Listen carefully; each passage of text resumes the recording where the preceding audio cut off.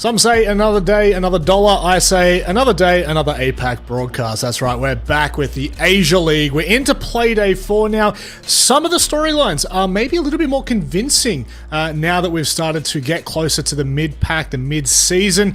Let's start to see how things will unfold for the remainder. Let's welcome in our two analysts, I want to say. Look, they know what they're talking about most times. It's Guzzler, it's Dev Martyr. Dev, how are you doing on this jolly good Thursday afternoon? I'm doing great. I'm just really hoping that everyone at home doesn't notice that there's a tiny little stain on my shirt right here, and so I'm just gonna play it cool. I'm gonna pretend there's nothing to see. But it's the demon of wearing white shirts. I put the shit on today. I was like, look, I really want to look good for this Asia broadcast. I'm going to put my favorite shirt. And then it all went downhill. So just don't tell anyone. That's between you and me. Okay, well, I really hope the viewers don't start to see how awfully I'm balding either, because it's just getting depressing. Speaking of depression, Michael Guzgari, welcome back to the broadcast. How are you, my friend? You've got all smiles today. We're in high spirits. That's a phenomenal segue from you, Rob. I don't know where you plucked that one from, but yeah, it's good to be back, and we have another good set of matches tonight, so it should be fun. That we do. Let's go ahead and start talking about how things have shaped up so far for the Asia League, because realistically, I think, you know, for much of it, the storylines have remained pretty similar, but Dev, really probably the biggest red flag, really the only red flag in this conversation is Fury with only 4 points after 3 playdays. Yeah, and look, Fury have had a tougher run than most so far. They've played No Cap and Bleed, which are where their 2 losses have come from, and at least they got 1 point out of those 2 games. We definitely expected more out of them against Bleed. Against No Cap, they just seem to have a bit of a mismatch against that team. They lost to them last stage. But in theory, Rob, we actually can see Fury do a home run here and end up at the same place that they ended in Stage 1, because they did lose to these 2 teams in Stage 1, right? The big win that they got was against Elevate, who is currently in 2nd. So there's still time for redemption from Fury, but we're definitely still waiting on that. We're a bit disappointed. Everybody knew that it was going to be Bleed, Fury, Elevate near the top of the standings. We weren't sure whether Elevate would be a serious contender for top 2, and then we were real unsure about this middle pack, and that I think we're still unsure about. We've seen some good things from No Cap, but again, there's still time to fumble it. And so with teams like Darwolves and Rival, which have had a lot of roster changes we're not really sure about, yeah, we just need a little bit more time. And sadly, the same can be said of Hasib and Knock Knock. At least for Hasib, I think for the best time, for the first time in a really long time, we're actually seeing flashes of greatness that we might actually call these guys a contender in the mid-pack. It could be a bit of fun. It could. I think Rival Esports has probably been the team for me that has stuck out the most. I think they've shown that they're here to play. You know, their first 3 opening play days, they haven't had like really an outstanding loss, and that's considering they played Elevate in their opening match. So I'm really impressed with how they're going. I want to keep our eyes firmly placed on where they will end up. I think obviously probably, you know, in that later stage of the ladder, that's where we will expect them. But I think that they've got some bite to them. Let's start having a look at today's matches more specifically. Guys, I think there's obviously there's the game of the night for me. I don't think anyone can dispute match 3 is easily going to be probably the creme de la crop of tonight, but there's still close matches either side you look. Yeah, honestly, this is probably, over the course of all of the regular play days, one of the most competitive. Match 1, certainly if rivals show up, I think they have potential, and there's some numbers that we'll tap into that I think we can make a strong case for them in the first match, and then looking across to the final match of the evening as well. It's the South Asia Showdown, and probably the winner of that is more than likely the only one of the 2 that can then compete for a spot in the top 6 for playoffs realistically. So some interesting storylines tonight, and then even match 2, if Direwolves catch Bleed on an off night, like at a stretch, they could maybe push that game. So every single one has something going for it this evening. Yeah, Direwolves probably, in fact, it's kind of funny going into maybe 2024. I would have thought Direwolves would be in the conversation for top 4, but it feels like they were kind of really left out of it coming into stage 2, maybe starting to claw their way back to the top. It's going to be a very, very long trek. That's really as nice as I can put it. Now, having a look at the predictions here, Dev, it looks like pretty much everyone is in agreement for how tonight should go. Yeah, I mean, a couple outliers here and there. Personally, I'm actually surprised that nobody went for Rival. I know they have had some red flags, but they have taken maps off of No Cap before, and so I wouldn't be surprised to see them provide an upset. It really depends if NoCap are up to scratch. I know that some tweets from players like Onigiri yesterday said that they weren't feeling great about how they played. Maybe Rival have a chance to dash in there.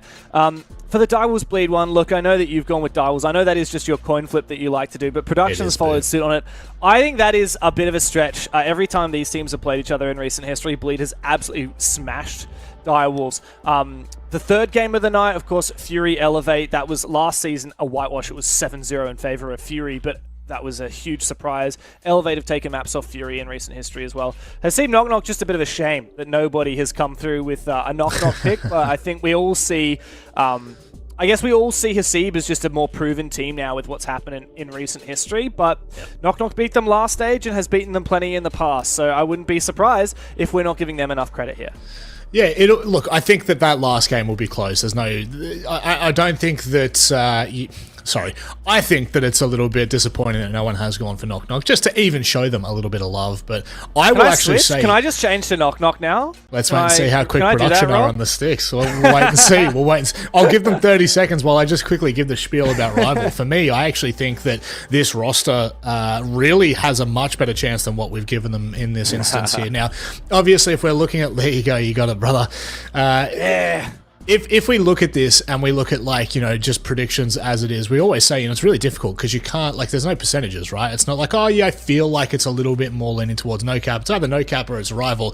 So it's very difficult. I've just heard Xenox tell me that it's 92% he's sure that they will win. That's about it, because he definitely doesn't have any other 92% on the board. Let's go ahead and start talking about the first matchup, which, ironically enough, is the game we were just alluding to. Rival Esports come into this game with high hopes. Now, unfortunately, there is a very big issue in the conversation to kickstart this, guys. We do not have their biggest gunner of all on the board, and I think that might start to hinder them. Azuki has unfortunately had to step out for Eclipse, who is their coach. Yeah, we saw that last night, or we saw Eclipse play last night, and the impact of that inside of the server. He did have a couple of standout moments, but also equally a couple of moments where I noted on the Monty, for instance, he didn't quite have the confidence that you sort of need on that particular operator in this matter. So it's not the biggest of hindrances, but in a matchup where they need every single thing to go their way against a quality opposition like NoCap, it is certainly going to increase the difficulty of their chances of being able to win this game. Now, I mentioned before a little bit in terms of, you know, key green flags for this roster. Their entry stat at the moment is insane. In fact, it's actually the best in the league. 74% is their entry percent at the moment. Wow. In winning that opening duel. Now, it hasn't always translated to the best of attack and defense win percentages, so it indicates that the late round is suffering. But if they can continue to apply pressure onto NoCap, whose entry only sits at 44%, heading into this particular play day, that could be a big difference maker for them. And that kind of, it's so funny, isn't it? Like when you start to build storylines at the start of a stage, you look at it and you think, like, at a team like this, Dev, they're young gunners. We expect them to be mechanically sharp, but then as the stage progresses, most of what the storyline ends up being is them being young gunners, and they don't have the experience to kind of tame that aggression and relax them in, let's just say, the late round portion, which is Guz is alluding to there, right? Great start of the round, and then it just kind of tapers off a little bit. So if they do want to have a shot tonight, they're going to have to tidy that up, especially as we turn our attention to NoCap, who, in my eyes, they do have a little bit to prove here, right? They got a really nice win over Fury in Playday 2. And then yesterday, we were left wanting at the end of the day, Dev. Yeah. Big disappointment from these guys. They have so much more potential than what we saw from them yesterday, failing to get any points out of that Elevate game. Of course, they did beat Fury, and we got really excited when we saw that happen. It was in overtime, and that does mirror what happened in Stage 1. But a big win over Rival here would be immense, considering that these teams have actually met a lot of times before, and Rival have taken maps off here or there. So for NoCap to really assert themselves and say, look, guys, we are just the better team straight up. We're not planning on losing any maps today. That would be a huge benefit to them. And I think, as you said, guys, losing, and Rob as well, losing Azuki is certainly a bit of a red flag, and this is really up to NoCap to just make sure that they do their due diligence and smash this game out. In particular, looking at Mr. Punch, like, he is the second best player in the league right now. The stats that I've got are slightly different to what's on screen, but the stats I've got show a 96% cost rating, which is by far and away the best in the league. And honestly unthinkable after playing 3 games that you have a 96% cost, considering he's lost one of those games. So yeah, I'm really looking at Mr. Punch. He was even called out by Speakeasy in the interview with Elevate yesterday saying going into that game, we knew that Mr. Punch was going to be a really solid player, so we actually targeted him. I think he even said that we picked the Deimos, we found what operator Mr. Punch was playing, and we just hunted him down, which is mad respect. Like, your player must be doing pretty well if you're being targeted that hard. Yeah, well, I mean, considering, like, it makes it even more interesting when you have a look at the fact that, like, a roster like Fury with Crit J, and yet we haven't really heard that kind of conversation come around yet. Like, you know, you're trying to shut down a player like that. But Mr. Punch, who, I mean, would it be fair to say, Dev, he's kind of having a bit of a life stage here? I mean, maybe is that diminishing his impact on this roster? I feel like this roster has always been a really good, well-rounded roster. And yeah, we have star moments like Onigiri or Scatman, but we've never said, oh, this is the star player of the roster that we expect to be top fragging every game. There's no Shaco on that team, right? And yet, Mr. Punch is maybe making a bit of a statement and say, actually, I could creep into that conversation, which is kind of nice to see, but I would be surprised if it becomes consistent for NoCap. Like, I think this is just the nature of having a really well-rounded team, really well-balanced roster. Every now and then, every stage, you might have one guy that goes nuts. Like, back in, I think it was 2022, Scatman, Sapper was just insane out of nowhere. There was a point where it was Onigiri always top fragging. It's just Mr. Punch's turn to hold the talking stick. I like it. I enjoy it. Why not? I like to spread the love a little bit, don't I, Michael? We love spreading love around here. Let's go ahead and have a look at the vetoes. And there's way too much love sometimes. In fact, it gets a little bit how you going. Even a kiss at the end of last night's broadcast. It's all love. It's all love around here. Guys, do you have any thoughts on the vetoes as we get through them? Yeah, well, we'll see it play out. The Lair's still standing, but taken out by a rival, so that will continue the trend of Lair not being played here in Asia. But we go back to the staple of Chalet, which was in fact the map that NoCap played last night against Elevate. It was a relatively competitive match, but had some struggles on attack, and, you know, as mentioned again in the interview by Speakeasy, Mr. Punch was taken out of the game largely. So we'll see if he is maybe targeted as hard in this particular matchup and what kind of impact that might have. Dev? Yeah, these guys actually played each other 19 days ago on this map in the qualifiers for this competition. Funnily enough, that was a BO3, and it was Lair and Chalet, which, of course, it was essentially the choice of rival of which one to go to, assuming that Skyscape would end up getting banned there by NoCap. I really like this. NoCap won that 2-0 quite convincingly, 7-4 Lair, 7-3 Chalet. But perhaps rival have now had an opportunity to say, look, we've gone back to that map, we've practiced it. They haven't actually played it since, so they haven't revealed it yet, and they have banned it a few times. So I wonder if it's something that they've been working on in the background, banning it out, keeping it in the back pocket. And for NoCap, of course, we saw them play it just yesterday, as you said, guys. It wasn't great. But, of course, the big red flag here for Rival. I would actually go for Rival here if they had their full 5 roster. But not having Azuki, it's just going to be really hard to bet on a team when they don't have the player that actually essentially carried them in their match yesterday. It really diminishes the conversation, unfortunately, for Rival Esports. They've got... Look, I think in this case, losing a player like Azuki, it does drop it dramatically. It probably drops it maybe even into like 25% range. You know, it's a tough conversation to have because I back them. I want to see them do well this stage, but also we cannot get past the homies at NoCap. That's a damn sure. We kickstart Playday 4 as we head to Chalet for our opening match. Thank you, Rob. Yeah, time to get back into some Chalet, back into the Asia League. Guz, what do you think about Rival holistically? Do you reckon they're actually a serious contender? Not just this match, but in terms of potentially making their way up the standings in the long term? I think so. Well, they've clearly shown, as mentioned, a lot of promise on entry, but late round has fallen apart. Unfortunately for us this week, we haven't actually seen them at full strength with the whole substitute situation going on. So I think it would be unfair to assess them as to how they may end up later on in the stage, but I think it's probably fair to say that a top 6 is very much on the cards.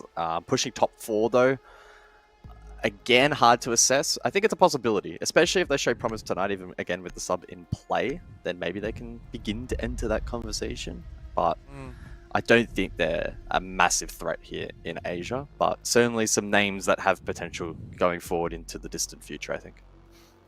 Yeah, so we'll keep our eye on Eclipse. It is a shame Azuki's not playing today. Well, apparently it was internet issues or something like that. Due to Rival Esports Azuki having internet issues, they will be using Eclipse for this match. Yeah, okay, that's the line that we got from the admin. Damn, internet issues, man. Like, I honestly think as much as I'm a simp for No Cap, I would probably have picked Rival if it was their full five lineup. Because they're going back to a map that they have played No Cap on recently, that No Cap have lost on recently, and Rival lost on it last time. It's actually a very similar story to what we had with Elevate and No Cap yesterday. Oh, sorry, no, it was Fury's match. Who did Fury play? Oh, sorry, Bleed Fury. The Bleed Fury game. Julio, Bleed's coach, said last time we played them on Clubhouse, they beat us, so we actually targeted this map. We knew we were going here. They wanted to play us on the other map that we beat them on. They wanted to work on that. And I think that Rival are likely taking the same mentality into this game. They're looking to target a map that No Cap's beat them on before. And I think maybe even with the substitute, they will have more than what meets the eye.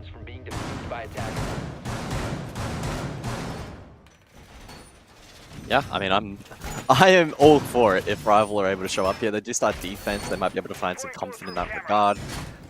They can stick with a comfort role. Again, he did have some actual standout moments last night, a couple of multi-kills across a few rounds. And when he wasn't necessarily forced to be the player to make first move or to show initiation, and he could instead play a more comfortable backline position, that's where I think he actually was able to thrive quite well as more of an anchor and supportive role. So we'll see how much of an impact it does have in this matchup. Quickly going over the bans, we do see a single shield off board. Blitz will make it through. And the Vigil target ban as well there from Rival onto No Cap, who will likely have wanted to exploit that defensively, but will no longer be available. On the topic of No Cap, they are bringing the Kali for this opening round for the basement ram as well for easy dirt through front door. See how they look to combine that detour. Last time I saw a Thai team bring Kali in Asia League, I was not happy, guys. Fury tried forcing it time and time again against Bleed yesterday, and it looked very pitiful. Thankfully, this is not Clubhouse, and it's not being used to clear rafters. Instead, it's just getting rid of some mute jammers and making a nice, easy breach here on Snowmobile. Yeah, not too many early issues here for No Cap, and that's now perceived pressure for the remainder of the round. They could elect to post up, maybe that Kali outside, but they need her services elsewhere. Scarlet over towards Games at the moment. Quite an aggressive position to hold. May elect to play for his life through backstore. Can sometimes be a difficult position to escape from though. You know what I just realized? So the Kali, obviously similar to the Ash, the gadget will drill through glass and crack the mirror windows. So perhaps that's part of the reason why they've gone for it here. Scatman's also able to find a big pick, opening the equation for No Cap against the team that tends to win their opening picks, Rival. So that's a bit of a poor start from the defense. Rome's still being employed though. The second floor occupied by Eclipse. Dining room also does have a presence. So No Cap do have to be disciplined here. I don't think they've fully cleared the map. And so that flank threat later on into the piece is something they need to be mindful of. Rival, of course, on the flip side, will need to ensure that they time these flanks correctly. And don't allow the side itself to be too overwhelmed. Eclipse really is going to have to be the star player for Rival in this round. Ironic when your substituting coach has got to be the star player. Scarlet's found one.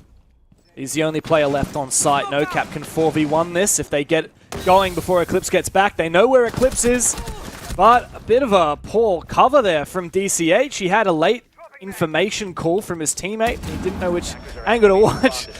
Vaulting over straight into a Claymore. Eclipse goes down, all up to Scarlet. Good coverage from Onigiri. What a big round from Onigiri, by the way. One with the Claymore, I believe two with the rifle. Solid work from the Ram, I believe he was on. And that's the round done and dusted. Yeah, that's the problem when you're versing No Cap, right? If it's not Mr. Punch having a good day, it's more than likely going to be, you know, the likes of an Onigiri, even Scatman, potentially as well. Onigiri is probably only going to continue to increase in power over the course of the stage, considering that he was quite literally over in Alaska and didn't touch the game for months. So his power has decreased over that period of time, and as he gets more comfortable in the comp environment once more and finds his feet again, he's such a dangerous threat. So It was very humbling on Twitter yesterday, because I saw him tweet after the game that they lost against Elevate.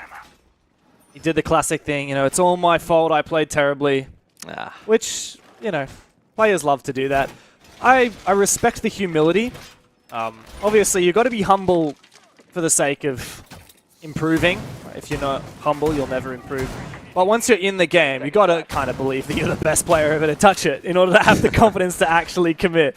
That's just the funny double-edged sword of confidence, right? It can be a blessing and a curse.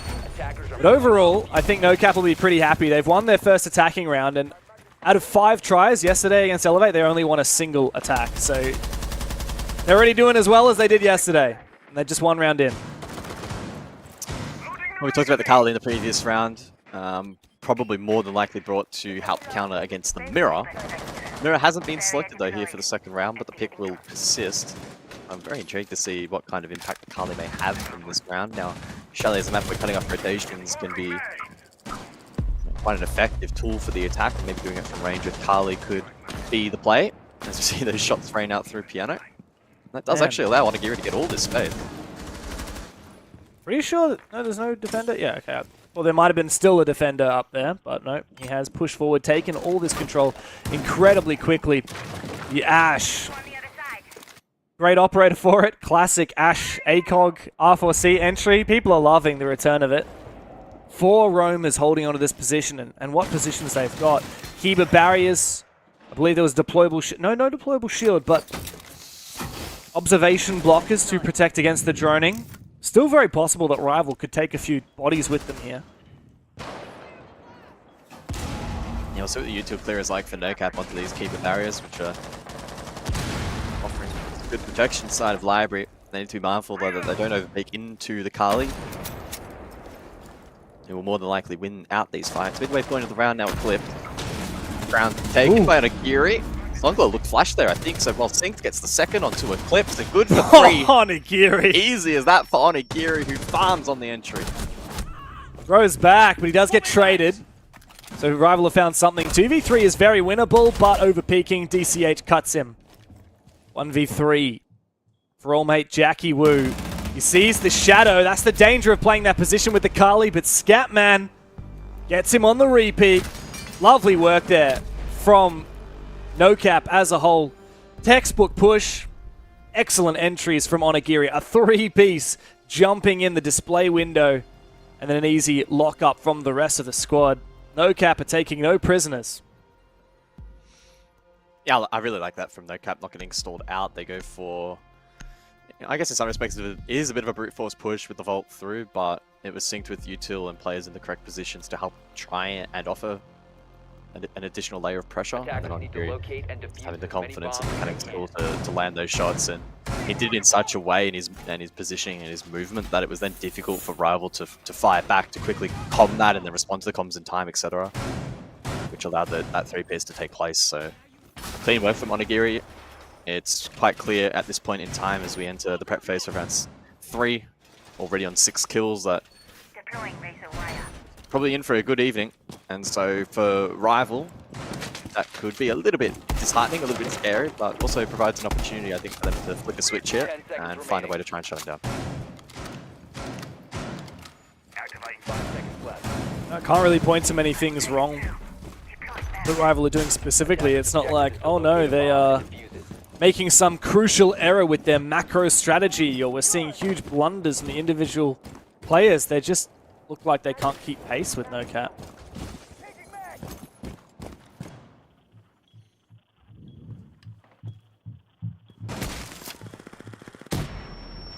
Oh, that's a good bait from Songler. Perfectly tricked.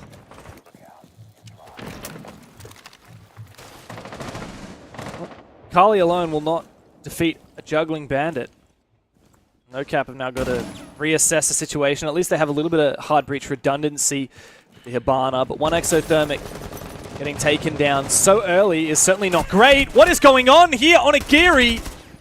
You haven't cleared the top floor. Why are you expecting to be able to jump in? There must have been some form of information for Onigiri, like why on earth would you jump in without it? Yeah, I don't know if that was on this bomb or what took place there, but maybe exuding a bit of overconfidence there. Yeah, it has worked for Onigiri in the last 2 rounds. Entering through windows, looking to take space, but that time it was occupied. And a good shutdown from Rival. who are still committing to the roam. Eclipse off-site in office. He's done well to stay alive on these roam positions. However, the timing on the flank back towards site previously was not ideal. So we'll see how he goes this time around. Not particularly confident in NoCap's ability to clear, though. I don't think they have a read on this.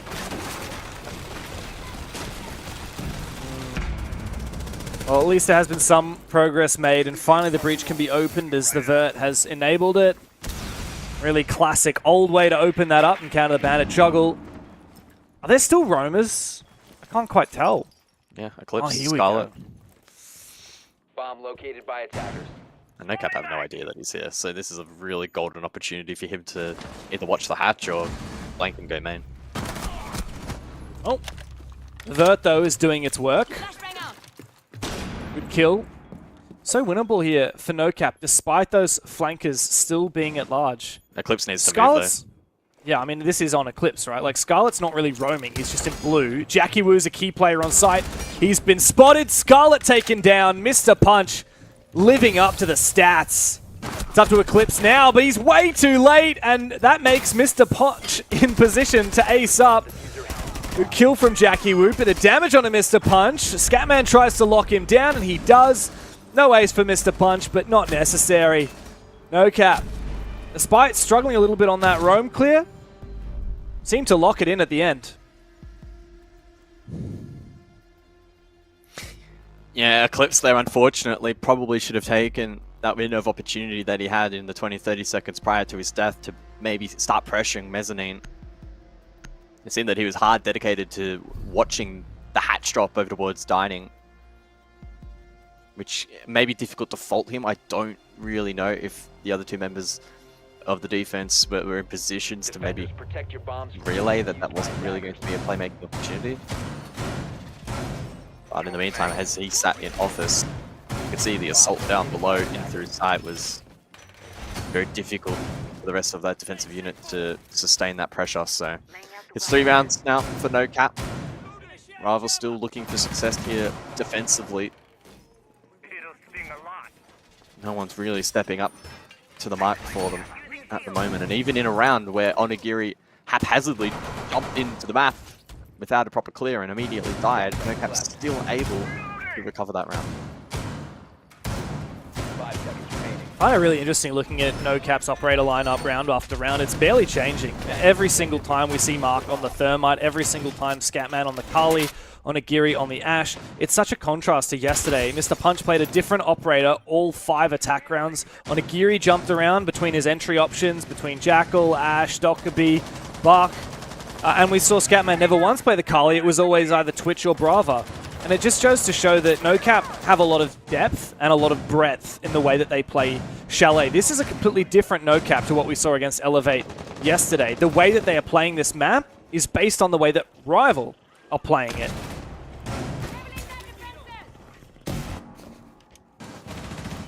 Well, Mr. Punch falls, so again, Rival back-to-back rounds now where the entry is successful. Really on into the piece.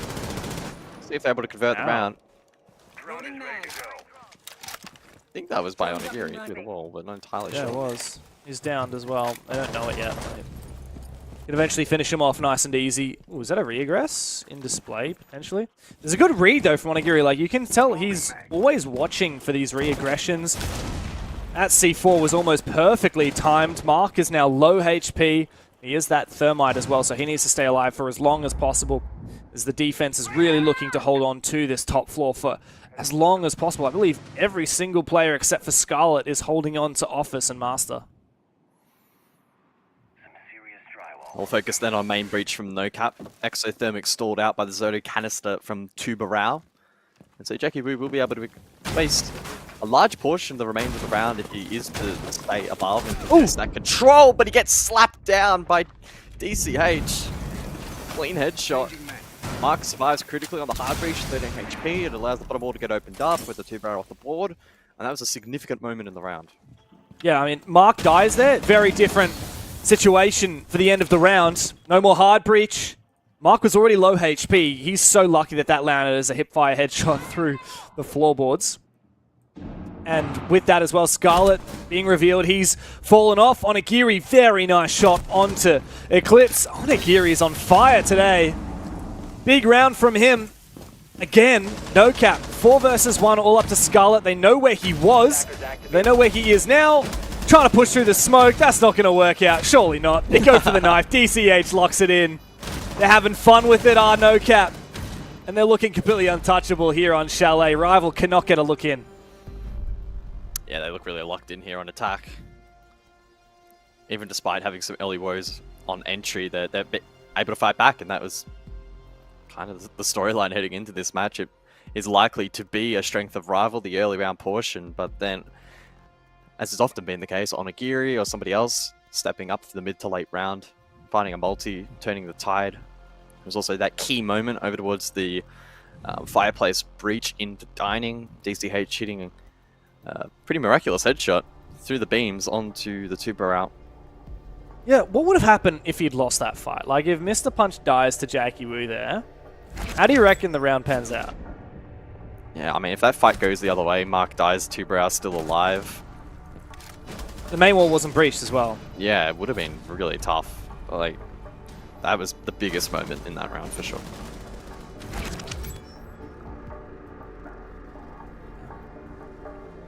And let's be honest, like, yeah, Mark played that well, but there was a lot of RNG involved in that. That was pretty much a hip fire. Like, he was still scoping in. It was through the bars as well. Jackie Wu actually landed 1 shot onto him. And Mark was already low HP, I think under 50, because of that early round C4 on the balcony. But, yeah, he still somehow only took 30 damage, so I think Jackie Wu must have shot him in the foot or something with that DMR. Jackie Wu is kicking himself for that one. Yeah, I wonder how Rival are feeling at the moment. Again, with the compromised roster over this play day, the previous play day. It does put an asterisk on their record. And I think, again, it will fully take them out of contention, even a demoralizing loss here for a top 6 finish. But it does keep the fight alive, really, for the 2 South Asia teams in 7th and 8th currently. They'll face off tonight. Winner of that, then more than likely to be the one flying the flag for that sub-region. And that could be a bit of a 2-horse race for 6th, potentially. I don't know who you would necessarily throw in the discussion for 5th in that instance. Maybe Direwolves as well, I suppose. But yeah, I don't know. It's hard to actually say what to expect differently from Stage 1. Because the Stage 1 standings, Bleed, so this is the round robin exclusively before we went to playoffs. Bleed first, Fury second, Elevate third, and then Jalita, so No Cap 4th, Direwolves 5th, Knock Knock 6th, Hasib 7th, Daystar 8th. The bottom 3 were all neck and neck with each other, and in fact only 1 point apart. Funnily enough, Direwolves was on 12 points in 5th, Knock Knock in 4 points in 6th. That just goes to show how much of a 5-3 split the league was in Stage 1. And I have a feeling we're likely to be in a similar position again. Of course, a lot of that does get dependent on the Knock Knock Hasib situation, because in Stage 1, the thing that really rocked the boat was that we had this kind of little rock, paper, scissors game going on between Knock Knock Hasib and Daystar, where each one beat one of them and then lost to the other one in this little love triangle. And I wouldn't be surprised if we see something kind of similar with Rival, Hasib and Knock Knock. But definitely the onus is on Hasib to break away from that, as they have already looked pretty solid, and I think that they could certainly upset Knock Knock today. 5 seconds left. Well, we're back into the action then, so apologies for the pause. Round 5. I wasn't apologizing to you, James. I was apologizing I felt to like you were. lovely viewers. I felt like you were apologizing. Oh, I'm sorry to you as well.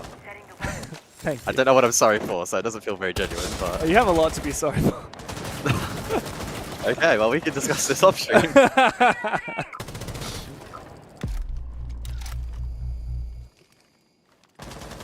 Round 5, though. Really critical round here for Rival to be able to breathe some life potentially back into the match. Onigiri, though, looking threatening, looking dangerous.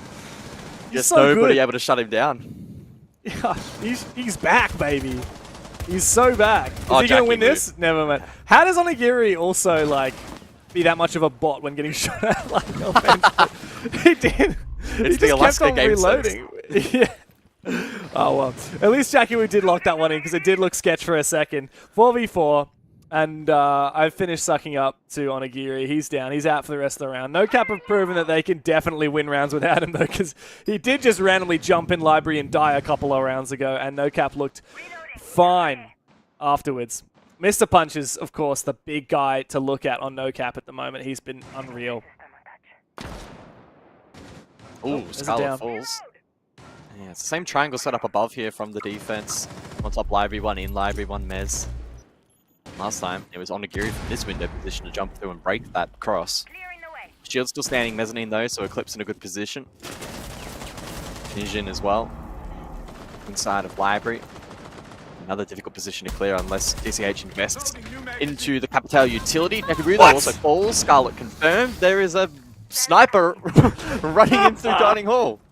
I didn't realize Scatman got picked up by FaZe. What year is it? This is some 2012 FaZe no-scope clips there from Scatman. He does get traded back. 2v3, 2v2. And no trade there from Mark. He was a little bit slow on it. Mr. Punch dropping the ball there. Giving that advantage away. This is a really nice job, though, from the Incendiary. Thankfully, for Eclipse, he gets saved by his Kiba barrier. DCH, though, in a solid position now, having removed that Kiba barrier. It's up to him and Mark to finish this one off. And Eclipse is the only player with any semblance of decent HP. Hyunjin is a hair's breadth from death. And have a look at this from Eclipse. He's taking the gamble. His teammate's making a ruckus, and he's gone for the flank upstairs. The super sub comes up big, but now he has to clutch up. DCH knows exactly where he is. 15 seconds to go. Must be nerves of steel from Eclipse now. DCH hunting for it. He knows where the diffuser is. He baits him out for a second. I think he's got the information. He needs to go for the kill, surely. Dancing around. DCH gets the flick. And No Cap are still unbroken. Yeah, certainly the messiest round we've seen from No Cap thus far. And unfortunately, that sub-diff from Rival again being highlighted in that round. Eclipse just panicking a little bit there in the late round. Really no fault of his own again, he is substituting in, but a round where typically we're 15 seconds on the clock, you have high ground advantage, diffuse it down, presumably maybe some info as well. A more experienced player should be having a clear advantage in that 1 versus 1. So a little bit unfortunate again for Rival.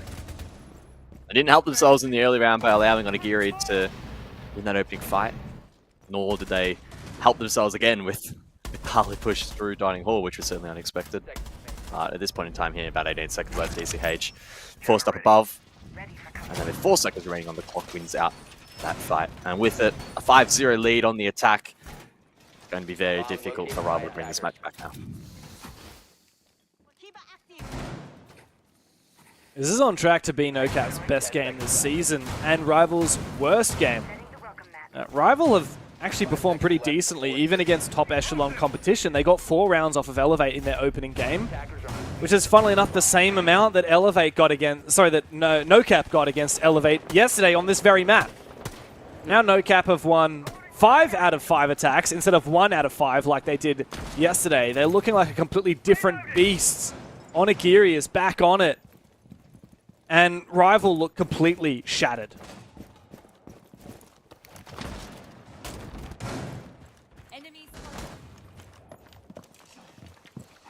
It's the Onigiri entry show again here for round 6. Being droned ahead by Mark currently, but gets his head taken off. Jackie Rouge sharp behind the keeper barrier. Elsewhere, DCH did find a kill for himself, so that Capital utility will persist. Although across the board, trading out Onigiri for a castle of Eclipse, the substitute coach, I'd say that's probably a decent win for Rival, and they can look to play off that. Yeah. Onigiri is looking very hungry. It would have been his 10th kill too. Maybe he's just really gunning for the double digits. I like to see the confidence from him. I like to see the confidence from No Cap. It's something that they have certainly lacked in the past. They were very slow against Elevate today, and they're much more pacey and brave in their match today, which is at least something. Now, it looks like the roam really has retreated. There's still some players residing on the top floor, but the ones that were contesting earlier have all dropped down to the basement and fallen back towards that side.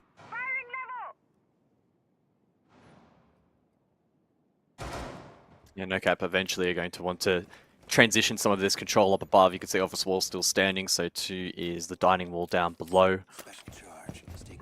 Mark this time around shouldn't have too many issues opening the top wall. No tube around in play, no mute jammer to be cleared, or at least if there was, it's already dealt with.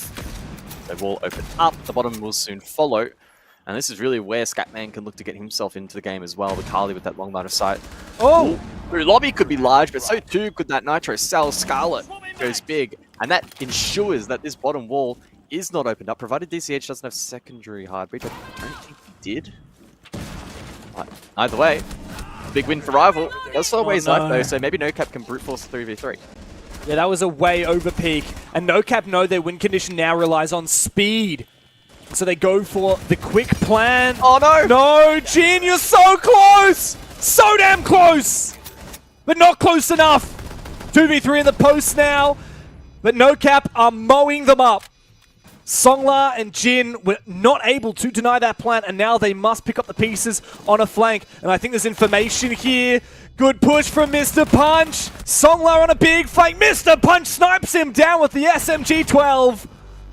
NoCap, 6 rounds of attack straight, are demolishing Rival. I expected a pretty comprehensive win from NoCap this evening, but certainly not a strong possibility of a 7-0 now transitioning to defense. This has been a dominant performance, and even in some of these instances where Rival are finding pretty good win cons, like that last round, right, denying breach, it's amazing how quickly that unraveled with the overpeak and then the flood sight, even the plant denial through the smoke, drawing outlines, that didn't land. It just really spiraled out of control there for Rival. Defenders, protect your bombs from And NoCap attackers. capitalizing on these errors. 6 rounds, so a perfect half. And we'll see if they can put the cherry on top of the 7th. Ready for company. Have we seen a 7-0 yet? I don't think we've seen a 7-0 yet this stage. Nah, the best we've seen was a 7-1, the very first game. For Yeah, this Fury stage Direwolves. with Fury Direwolves, yeah. I'm trying to remember last stage, because I remember one 7-0. We had more than one? We had Fury 7-0 Elevate, we had Elevate 7-0 Hasib, we had Bleed 7-0 Daystar, apparently, so we had 3 last stage. And I would be surprised if it's not a 7-0 here. Rival, sadly, are looking pretty defeated. NoCap have really found themselves. And that round was so telling, guys, because as you said, I mean, they should have lost it. As soon as that Thermite's dead, that should have been GG. An overpick from Scarlet, an overpeak from Scarlet, and then NoCap just having the wherewithal to know this is our moment. The way we win this round is we go and we go right now. And they did. Really just goes to show that even if things are not going to plan, NoCap, they can salvage rounds. And if anything, that's more important. Yeah, they've had quite a few of those in this matchup. Couple where maybe Onigiri's, struggled on an entry or been immediately traded, or whatever the case may be. They take any small advantage or opportunity that may have created and then really exploited that, which has been good to see. Round 7, and we actually see some blitz. We didn't see it at all from NoCap in the first half, which was a little bit surprising with how powerful he is at the moment. Yeah, but have you heard of Carly? Because this team apparently loves him. I've seen more Carly in the last 2 nights of Asian Siege than I would otherwise like to see, but yeah, 2 years maybe. I will say Scatman was farming with the Carly this time around. There's no way that nade catches the BPC. That catch the BPC? Damn, that was a nice up.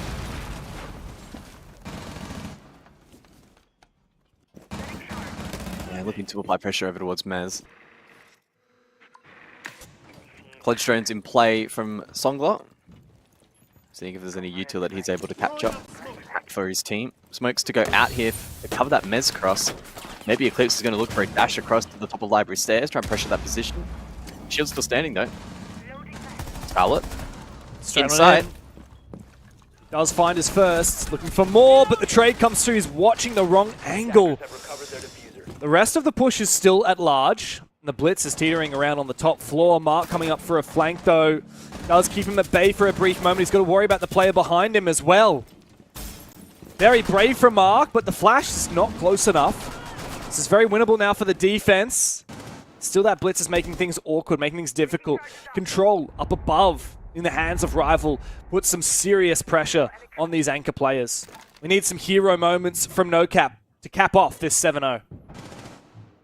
Yeah, I mean, they have good power positions. 30 seconds, though. The Blitz really should be the big difference maker in this round in flushing out these players, or at least getting a read so that the rest of Rival can clean up. Rival time's ticking away. Every second that goes by is another chance for NoCap to quickly put an end to this. There's so much indecision. There's so much uncertainty. Where do Rival commit? They need to make a move. 7 seconds left and ticking away. Mr. Punch has found something. Big double, but Jackie Wu comes back for the clutch. Sorely needed. Finally, Rival have their first round on the board. Yeah, there was just that period of 10 to 15 seconds where I think you described it well. The indecision from Rival was quite evident in their body language. A couple of re-rotations around, they finally then committed to a front push through lobby, which allowed Mark to line up the double, but eventually was traded out and Rival win the round. Jackie Wu to the hard right, flicks in time. Some good awareness from him, a player with a lot of experience. Attackers need to locate and defuse. Hasn't been on the receiving end of too many beatdowns from memory, but yeah, we'll see how much more fight him and the rest of the team have in this one.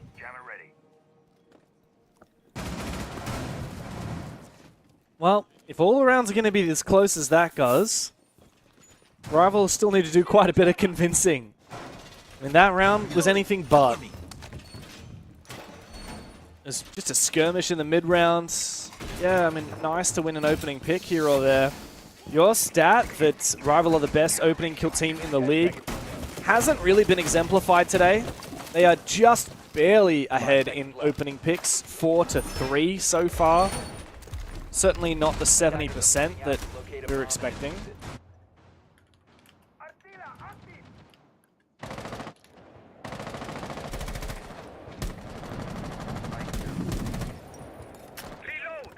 So the double down onto the Blitz then for round 8. We did see NoCap actually have a couple of issues dealing with the Blitz, even despite having at least a momentary crossfire up above in the previous round. Just such is the nature of dealing with the Blitz at the moment.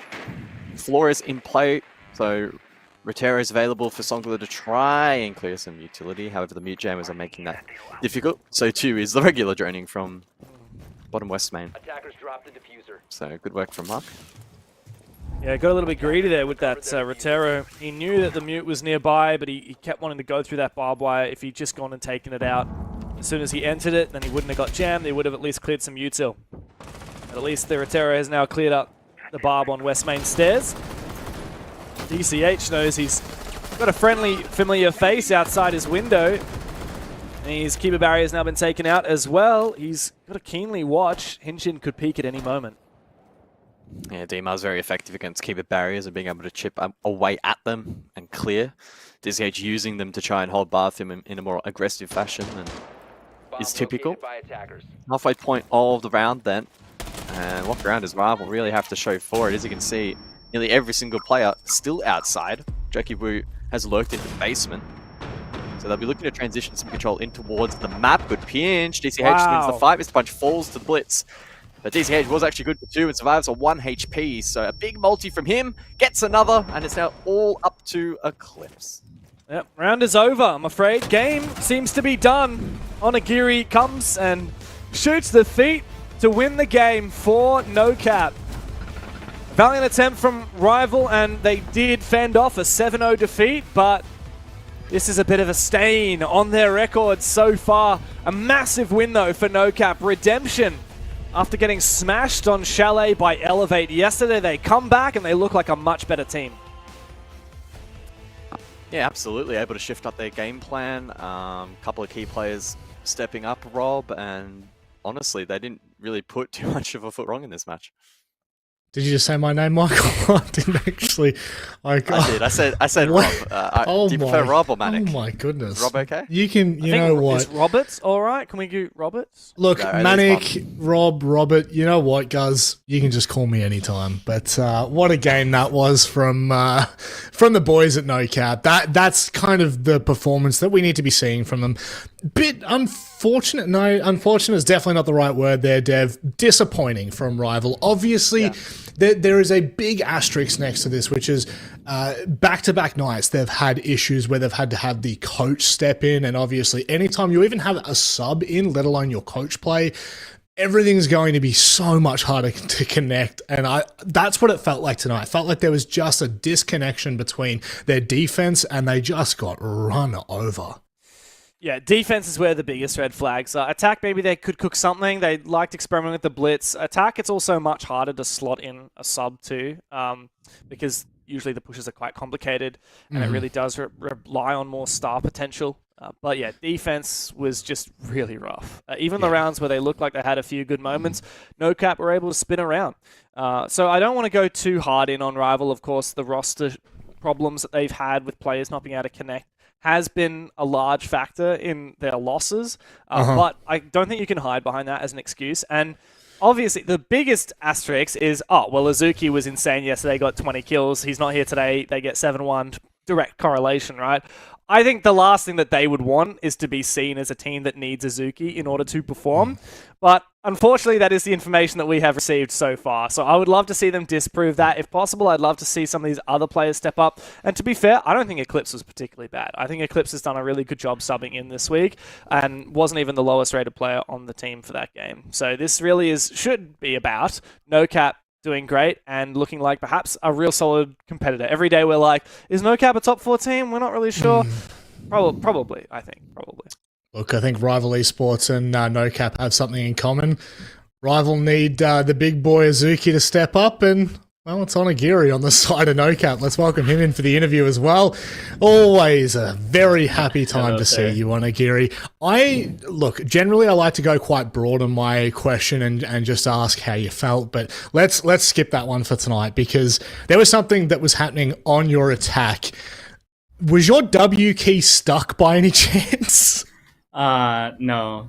So first off, that the reason that I changed my playstyle because yesterday we really had a bad map control, and that's supposed to be my role that take the map control and everything. So we had a deep talk with the team, what's the problem and everything. And yesterday loss is all on me. I take that blame on me. It's all my fault. I have to be honest. Oof. So so we have a talk, and then we say okay, just pick Ash and hold W and go into the building. Just take control of the map. That's it. We don't care if you're gonna die or not. Just take control of the map. That's it. That's grouse. Dev? Yeah, it was awesome to see. And sorry about the loss yesterday. I know we didn't get a chance to talk to you afterwards, but you guys really made up for it today. My question's a quick one. Do you always jump into library without droning and die straight away, or is that just a one-off thing? Yeah. I mean, I think I get in too fast that round. I mean, we all have a drone for me to entry, but yeah, I think that's the round where's my W key stuck. Keep holding. I won't hold it against you. You played phenomenally and you dropped more than 10 kills, so there's nothing to worry about for one round.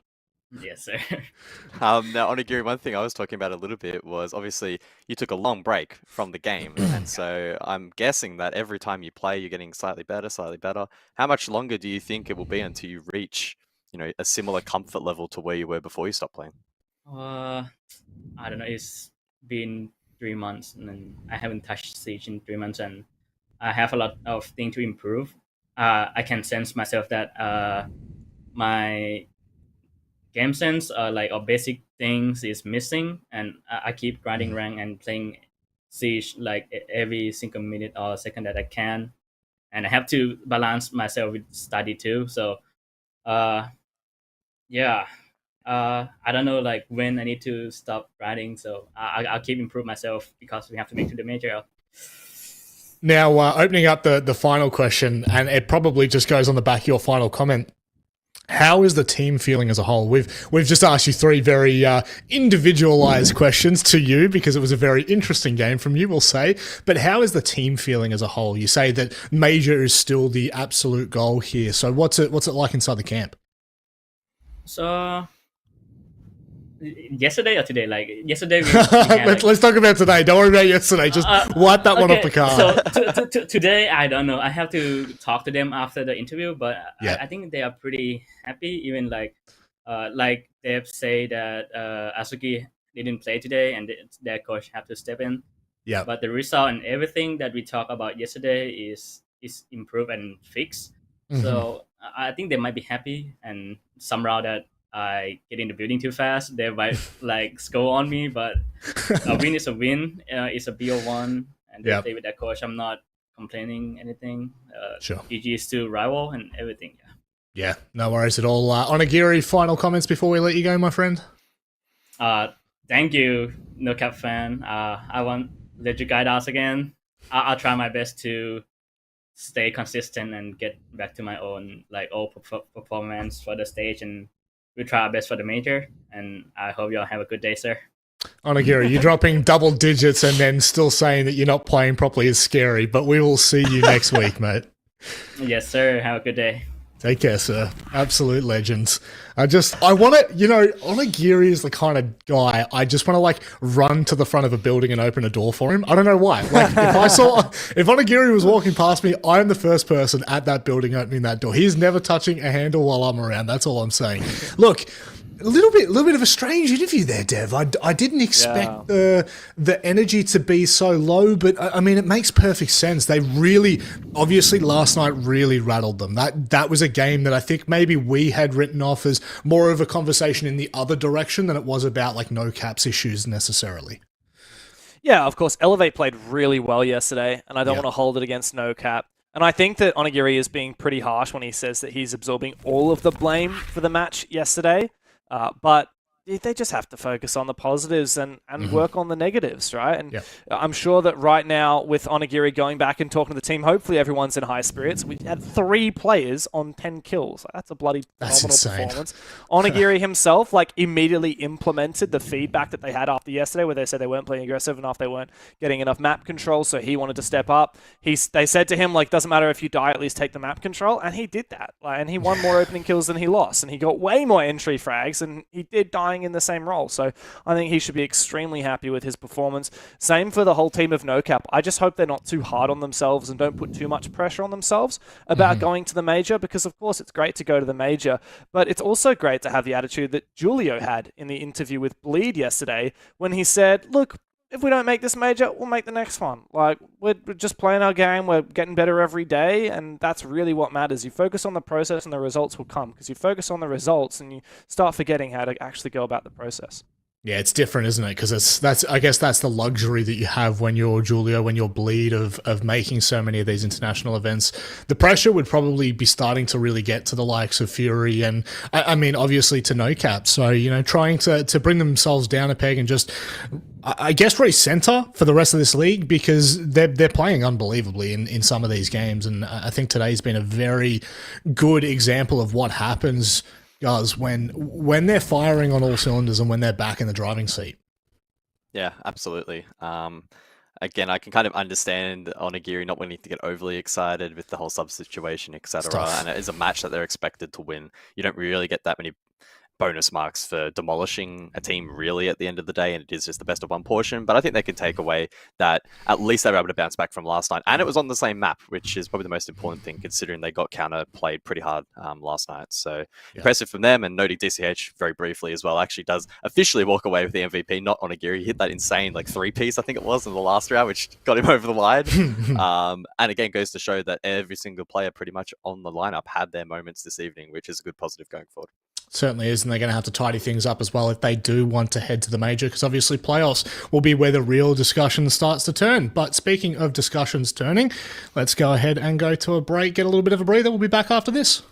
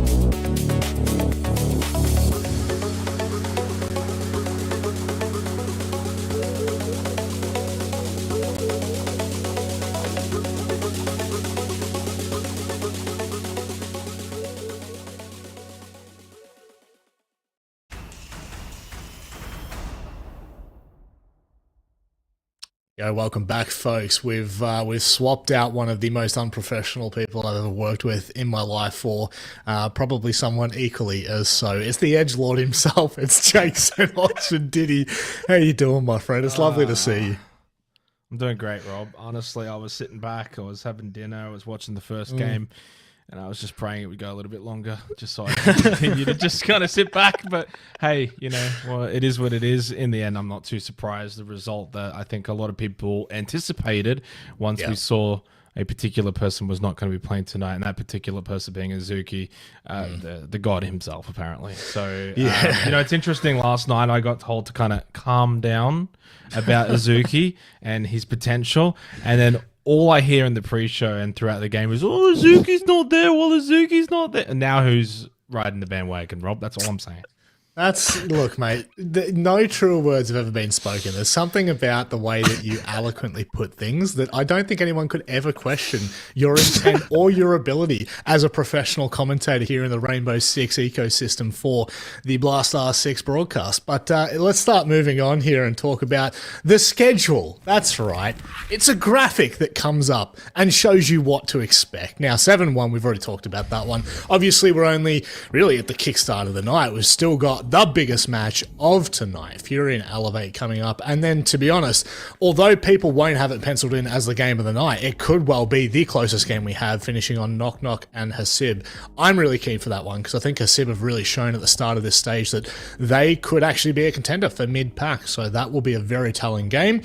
But it is time for us to turn our attention to our second matchup of the night. Direwolves and Bleed go head-to-head here. Now, Direwolves is currently sitting 4th overall in the league, but I don't really know where they sit, in my opinion, because we saw them get absolutely taken to town by Fury on their first play day, Guz. Yeah, I mean, that's putting it one way. I'm not sure I want to be that abrasive on the desk. I want to be fair and reasonable to all teams. Yeah, and all parties involved. You being fair. That's sorry, I forgot. No, I go into this game expecting a dominant win to Bleed. I think that's a very fair expectation to have. Direwolves have looked okay. However, this isn't the case of, when we maybe saw the introduction of Direwolves back in APAC South, where it was the expectation being they'll come in and sort of grow themselves into the league. The expectation needs to be for them to be in the top 4 discussion, and I just simply don't think they're really in that realm as of yet. And the biggest indicator, being that performance against Fury, a 1-7 loss. They did recover against Rival and critically got 3 points in a close match. Unfortunately, against Hasib, only the 2 as it went to overtime. So their performances have been a little bit up and down. And tonight, another good tester against one of the top 2 teams. Yeah, and if I'm not mistaken, Xenox, I actually think they were up 6-3 maybe against Hasib. So there are still a lot of question marks that need to be answered around this roster. No, you're not mistaken at all. And I was sitting there watching last night thinking, as I picked Direwolves and everyone else kind of went for Hasib, they're going to actually throw this. And when it went to overtime, I was convinced they were going to end up losing it. They did end up winning. 2 points, probably not enough in that kind of matchup. When you think about, a lot of the discussion this stage is about kind of catching up to the proverbial top 2. Of course, missing one of the teams in the top 2 at the moment anyway, in Fury. So for Direwolves, I've been a little bit disappointed in Bin Bin. I probably expected a little bit more when you bring in these young gunners. We saw what Azuki can kind of do. The expectation typically is you get the fragging license. You're the one that's going to be going in, getting those KD numbers. 2 and 4 on the entry, 53% cost. You're playing the Ash. Not the kind of numbers, but I will give him leeway considering it is first time at this pro league level. Fair enough. Harambe, I love him. Love his dance. It's going to sound really harsh, but this needs to be his last stage as a player. I think that actually Guz mentioned it on the Jake and Guz show, saying Harambe is coach, maybe juiciest player, but it comes down to the language barrier potentially on the roster. But I think now that would be a straight upgrade to just put Juicy into the team. That's actually, that's some really interesting points that I don't think anyone ever wants to listen to again. So just make sure you you block the Jake and Guz show for ever giving you any kind of information. We don't want any noties there. But look, I think overall, coming into this stage, it was something that, and I'll also give context to this conversation about Harambe. I had spoken to Harambe coming into this stage, and obviously, with all the changes that were made, I think two main from stage one obviously moved on, Jogor being probably the biggest name. That was a little bit disappointing, but Harambe has been very vocal, at least in conversations with me, about his kind of lack of confidence in playing again. And, it's been essentially a year and a half since we last saw him. So it's definitely been a very, very difficult transition for the roster. I think that this stage will just end up being one of those stages where they're just here to compete. They're making sure that they're getting the games on the board, they're getting the reps in, because quite frankly, they won't reach the heights that we want them to, right? They're not going to compete against you Furies. They're really, I don't see them competing against Bleed here. You can clip that, ship that, show us when they end up beating Bleed here. But the conversation overall has kind of turned, I guess, a little bit sour, and that's a little bit unfortunate for them. But focusing in on Bleed, a roster that very much has started to show their grit.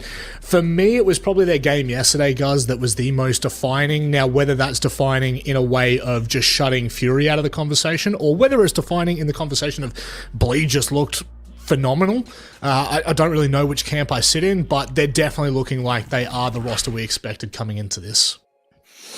Yeah, and obviously Hoven on screen now has been performing really well. But I would also say that the match last night probably indicates that Bleed have little weakness on this roster. Turd really stepped it up last night. He was the one with the biggest question mark hanging over him heading into that after a couple of poor performances, but he stepped up and played quite well. The rest of the team's been performing well and inside of their roles as well. Even the likes of like a Mentalist, for example, still posting up good numbers despite his position on the team. So yep. Bleed at the moment do look like the hardest team to take down. They've already bested Fury in a best of one, so for them it's more of just much the same. And at this point just continuing that grind towards the top 2 finish. Also, I'm just going to take the time here. We go to Clubhouse. I mean, I don't need to tell you that. You can see that Bleed are going to start on defense, even though it kind of looks like a popsicle with Bleed as like the ice cream at the top.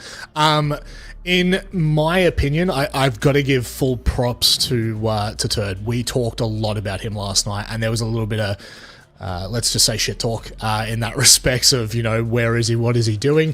And he turned up, he performed incredibly well. So now I want to see him do it again. I want to see him back it up here. I want to see that repeat performance as we head to Clubhouse. Xenox, I love it. I know you're usually the stat man of the league. Do you have anything for us?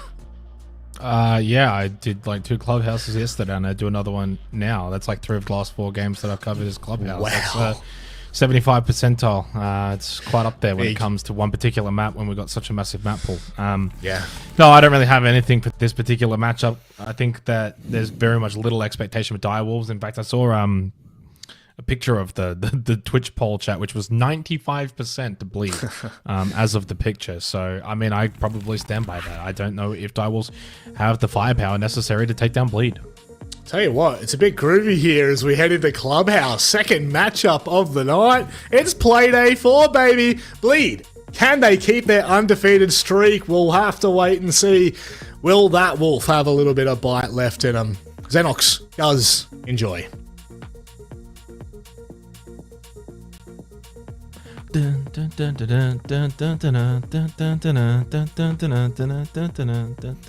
Come on, guys, to the strip club. I feel like I've loaded into the main menu of like a 90s rally game. It has that retro vibe about it.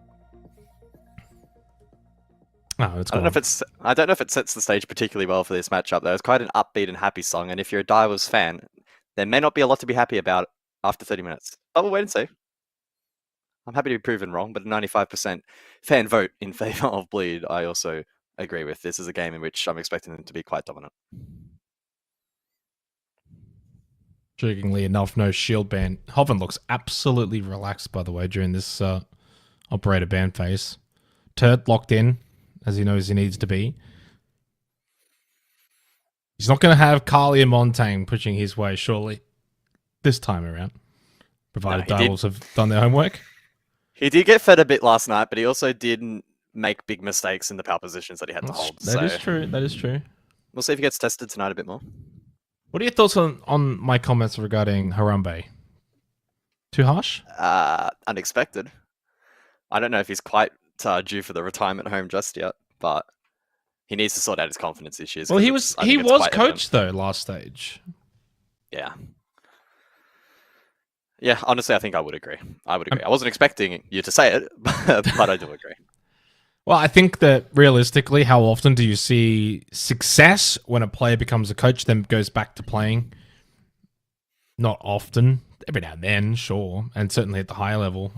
But in APAC, at least, it's certainly more of a rarity to find success in that approach. And I think Harambe is the kind of player where you want more so on the sidelines. And I think this is a roster that, you know, Bin can continue to find improvement, and you bring in some other young talent.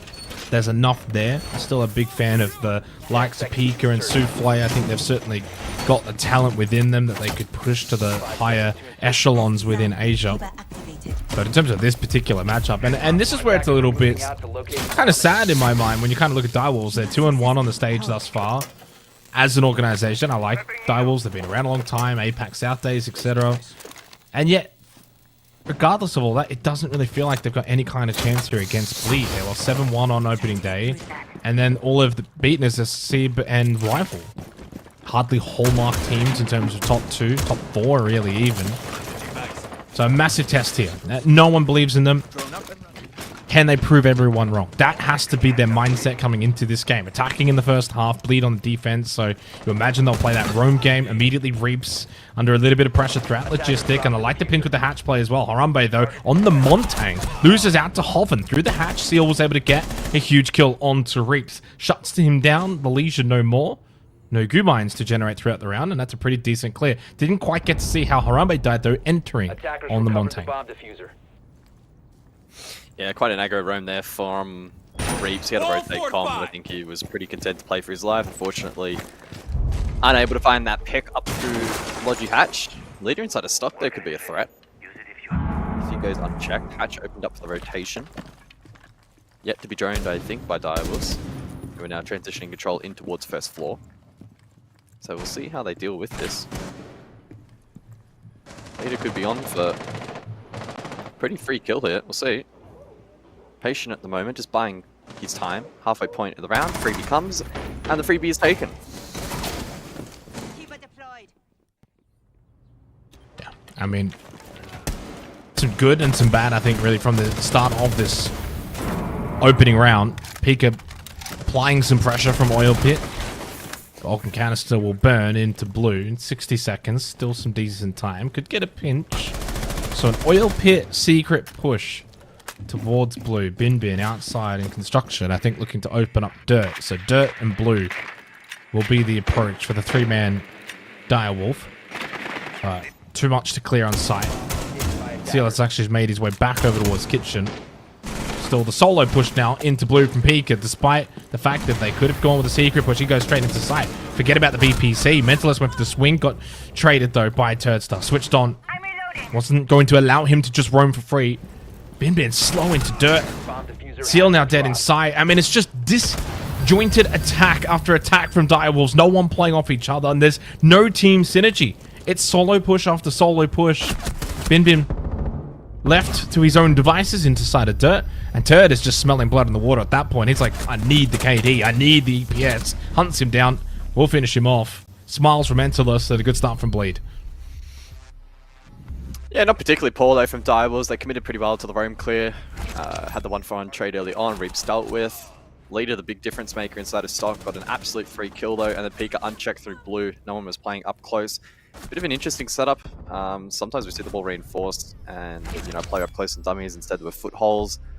Direwolves, unfortunately, you know, as much as they tried to exploit that, ultimately the remaining anchors on site from Bleed, who opted to play the backline, were able to stand up and do a good job in closing out that round, so credit to them.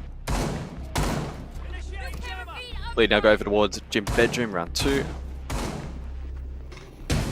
See if Direwolves would like to go maybe a little bit more direct, or if they again intend to map clear, re-pick off of the Monty onto Maverick, so Jacuzzi can be dealt with. Look onto IQ. I probably anticipated a little bit more Nook play post-patch. For those unaware, the knock ability now only drains while moving and doing other movement actions, so you can effectively activate the gadget, stand still, and wait for the rest of the team to flush out defenders on rotations. And sort of sit unmarked. Bomb located by attacker. We haven't really seen it be leaned into massively yet.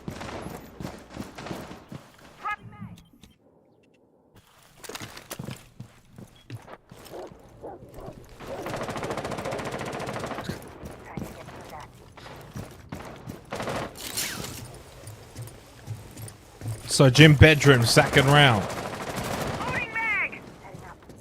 Not the start to the stage that Bin Bin and Harambe would like. Maybe an opportunity in this match to find some performance. This will be an easy jacuzzi to get opened up. No pressure, no presence. As Mentalist is playing the bandit, doesn't elect to defend the wall. We have already seen actually some issues opening up jacuzzi from a couple of teams in Asia throughout the stage thus far. For some reason, it really shouldn't be really all that difficult to open up. Now we turn our attention over towards CCTV for Direwolves. Easy does it for Harambe with the secondary hard breach. Heartstar actually will keep himself locked in towards rafters in garage. On the Azamian looks to be a nuisance and buy some time. Reap's top red. Notice there's maybe one down below. Pika in stock. Here's for the lurk. Oh!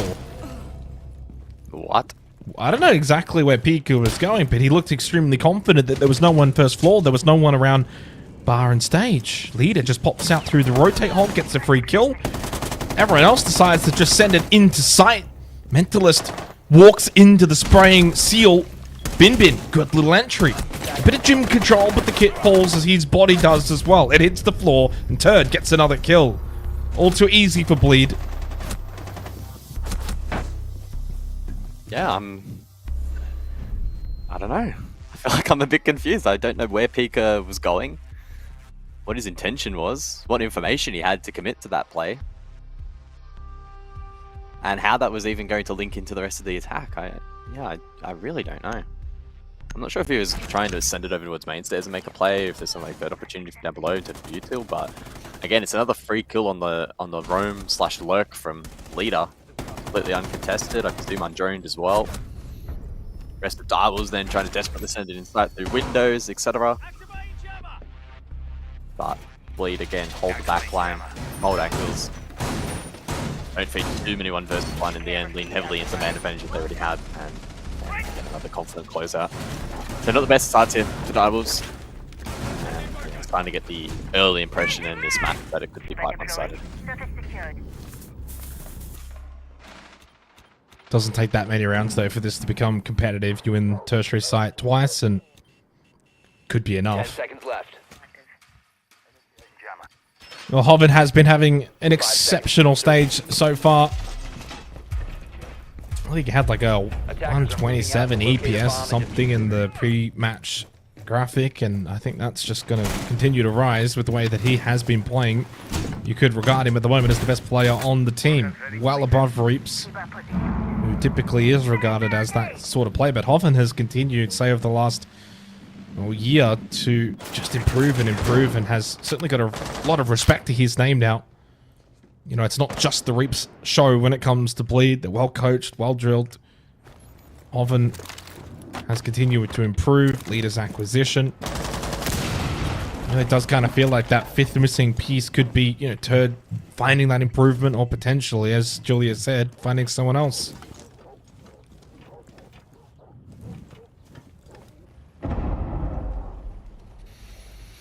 So that's Pika again on a lurk, this time through first floor. With a puzzling play in the previous round, but this time he'll be trying to find some value from down below. Leader is in basements. There's actually every world in which they encounter one another again. It's been a solid stage so far from Leader. Again, comes across with a lot of experience, and even in the words of Julio, they've been really impressed with what he's been able to provide for the team. I think he's probably going to try and play Oil Pit here, so provide support with a Nitro Cell rip. Hoven, who's actually playing Rafters as opposed to Turd. That's exactly what he does. So Bleed are playing this map exactly what they did last time. Or very similar, at least. Ted's lost his life. He wasn't the Rafters player, though. For some reason, Bleed have changed that up from last night. I'm not exactly sure why. Felt like actually Ted played that position really well yesterday. Remember, it should be switched on if they've done their homework, though. That leader does like to play that oil pit position with a Nitro Cell in hand. So no more Kiba barriers. Although with him not having played that position, always going to be a bit more tricky to get them anyway. Yellow ping information here. Bot Garage and Harambe keeps losing some damage, losing some health due to that damage. That was the Nitro Cell from leader. Alvin does get the kill onto Seal. They were aware of his position. He has dropped down though from Rafters. 45 seconds, sure, not a lot of time. Flames stopping the push through the doorway. Reaps easy kill onto Pika. Trying to make his way into Con. CCTV hold down for Reap. Successful, not a lot of time. They've really struggled in getting this garage controlling, kind of like yesterday with Fury. The Montang just seemingly unable to get the presence inside of garage that is required to win the round. Yes, Harambe does eventually get the kill onto Hoffen, but there's not a lot of time remaining. Chasing ghosts up red stairs is Souffle. Doesn't even go through lounge. They don't even have the diffuser, cuz as we know, this round is over. 10 seconds left. Yeah, an echo there for Denial, even if they were in a position to plant.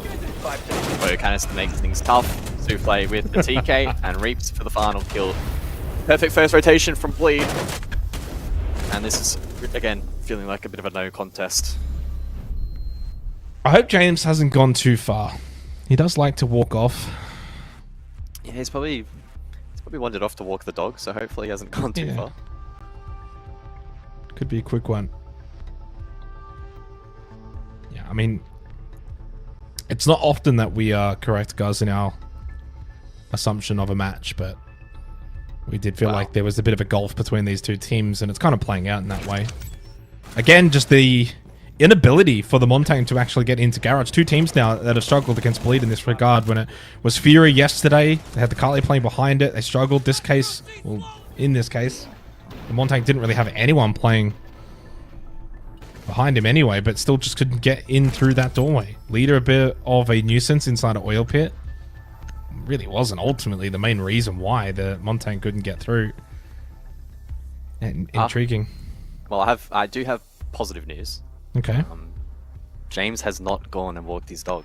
Is that positive news? He's better do it quickly. He's having a cup of tea, which does look quite weak. A bit too much milk in it for my liking, and then 2 slices of burnt toast. Yeah, that is very burnt. And I think that's peanut butter.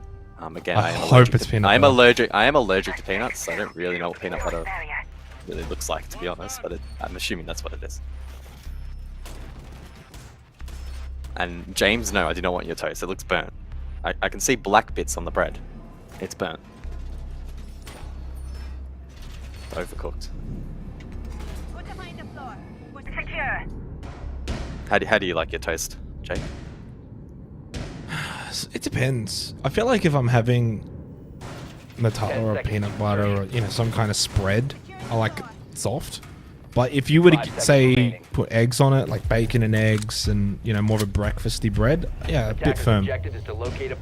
Nice little crunch to it. But it also depends on the bread style, though. Is it just like plain bread, oatmeal? Like, what is it? Like, not oatmeal. Yeah, like sourdough. Like a sourdough. It's like, what is it? Is there some kind of wheat?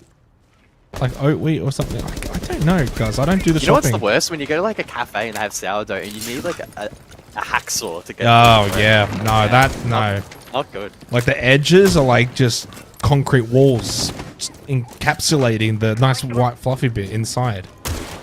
That's a very Melbourne complaint. Anyone from Melbourne would know that we're quite pretentious about our cafes. Yeah. Anyway. Yeah. Second half of the first half, off the back of the timeout from Dire Wolves. We'll see if it does change anything. Cheeky little position here from Reaps. Hoffen to play contact and fall down, then they don't expect Reaps to be here. Should work. Little double down play into secret. Don't see this too often, so it depends if they come through the secret window, and then if they do, Reaps could lose his life. He has actually already rotated, so they will not play that. High risk, high reward, but It's a Bleed. basement. It will be 5 on basement. which in some regards may actually aid Divers here. They don't have to worry about getting caught on the lurk threat. We've already seen that a couple of times. Peak has been struggling on the lurk. This time he could just focus on, nailing a particular entry point. They also have the Ying in play as well, so Candles are going to be great. They do have to be mindful of Reeks though. He is playing the Warden, so they have direct counter play available. Goyo also up, and so that means that Divers will need to be mindful of timing, so correctly and chipping away at that at that utility, as I almost choked to death. Don't do that. I'll try not to. We've already had to replace one caster in the stack. We don't want to do that again. Please don't. You'd be out of a job if you lost me. You'd be in a real strife. Well, if James can cast with the bald guy with the beard, I'm sure there's another bald guy with a beard hanging around that might want to work with me. Maybe you could get Fabian. Nah, he's too entrenched in the Talon workshop. Don't think I'd I be wonder able how to their get him game's away. going tonight. I think they're over on the main channel. They are actually. Yeah, they are on the main channel. You shouldn't really be watching it though over Asia, let's be honest. They are actually losing to Blossom right now. Oh, maybe you could get Fabian there. Entry into blue, unsuccessful for Pika and Bin Bin, both losing their lives in different positions. Seal will die bot main. This is about to be flawless. Yeah, I mean, a pretty lackluster round from Direwolves, right? When Bleed played 5 on site, we mentioned it like all of a minute and a half ago. And it is indeed going to be essentially flawless. The Souffle does stay alive, theoretically. The game doesn't know that it's flawless, but we know it is. Yeah, 5-stack basement. Direwolves couldn't break it down, couldn't get any kills, couldn't clear out positions, certainly couldn't formulate a plan of attack. And it is 4-zip. Speedrun territory in our opening 2 games tonight for Asia League Playday 4. And I don't even think this enters the realm of disappointing for Direwolves because the expectation really wasn't there for them in this match. Bleed are a very cutthroat team. I've said it before, but yeah, they don't muck around. I feel like Bleed's just the kind of team that just typically, like, if they're struggling, it's because the other team's playing well. They're not struggling because they get egotistical. If they get 6-0 up, they might play around where they're a bit silly, but that's about it. Like, the first 4 or 5 rounds, guys, they don't really mess around too much. No, as time has gone on, I think I've noted this before, maybe this stage or end of last stage. As time has gone on, the Bleed roster has done a much better job at minimizing trolling in games. I mean, that's just the least technical way to put it. They really ensure that one-sided matches are pretty well locked up. And maybe the asterisk on that would have been the SIP result last week, which ended in a win by a forfeit. I don't know if again they're really trolling in that game though, because they were probably just outmatching a few of those rounds and keeping it competitive.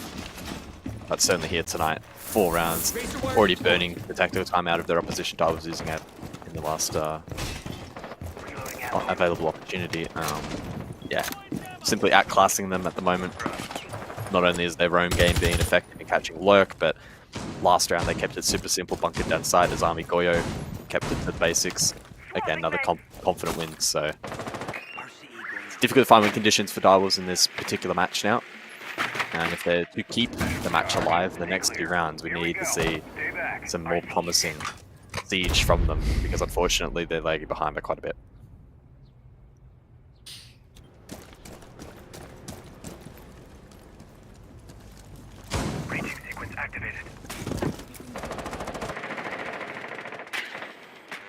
What are you giggling about? Just how wonderful James Attackers dropped the diffuser. didn't like the call I made earlier about the fact that Nick had a beard.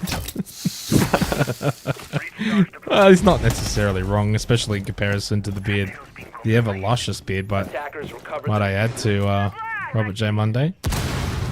Legal name? Full legal name, just about.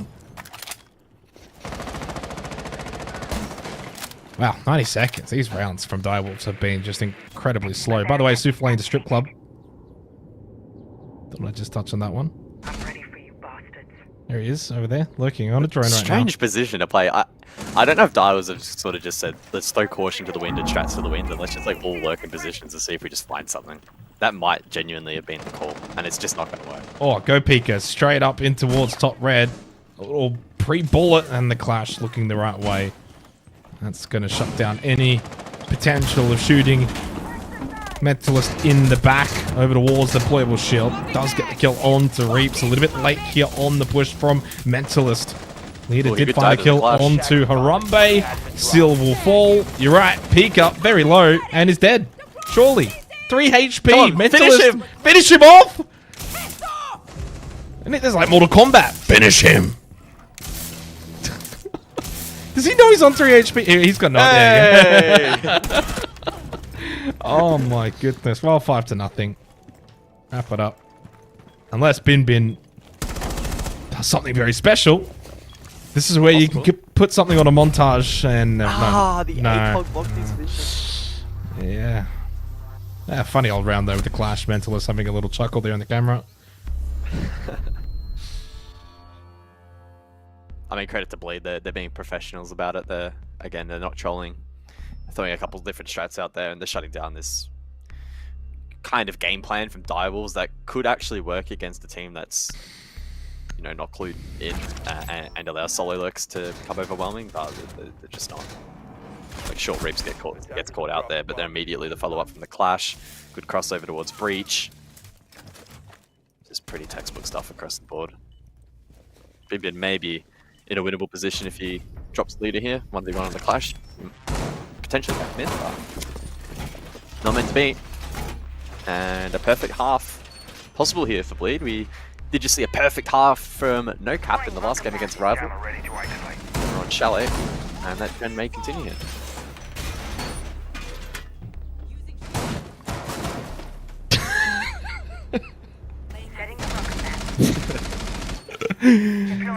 I don't think we can say that on broadcast. Oh, absolutely not. No. For context, I messaged Fabian because I was just curious. Struggling against Blossom in Korea, not great. His response was, they've just defaulted to playing Korea. Oh no, he's funny. 5-0 here, and Bleed, to their credit, they haven't really put a foot wrong, guys. You know, typically I think when you have these matchups, it's always a case of the higher quality team of the two has to probably make mistakes, be a little bit off, bring back that word egotistical as well, you know, start to peek, be a bit of a, you know, nuisance, try and spawn peek, run out, all of those kind of things. They've done none of it. They've been clean, precise, holding good positions. They don't over peek, they don't get over aggressive, they're not over roaming, they'll fall back to site. It's a little bit defaulty, but it's also very high quality default from Bleed. Another opening kill, Souffle dead. The Montang from Harambe has been completely ineffective, and actually, it's 2 teams in a row now, and there's something to it over the course of this week where shield play against Bleed has just been null and void. Like, I don't know if it's something that Bleed is doing or the people playing the shields, but we've seen it now from 2 different teams, 2 different players, just not have any impact, especially in this meta. Stay close to me. Yeah.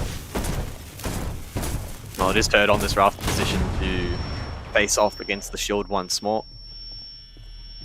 See if once again he's able to find value, but there needs to be follow-up pressure here from the rest of the attack, and unfortunately it's not coming through.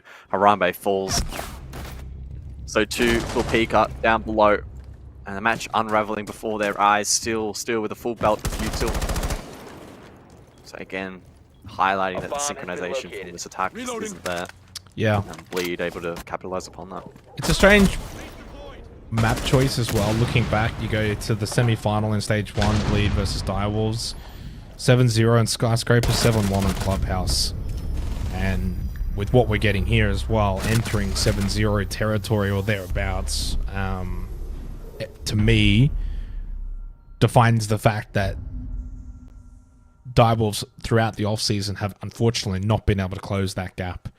The moves and the changes that they've made in terms of Harambe, Bin haven't done, you know, enough. Clearly, when you lose someone like Joe Gore, that is a huge downgrade in itself. And Fearlux never felt like he was someone that probably performed all that well. So you kind of got this core of Pika, Souffle, Seal as a trio. Can you find 2 others to really you know, play with that core.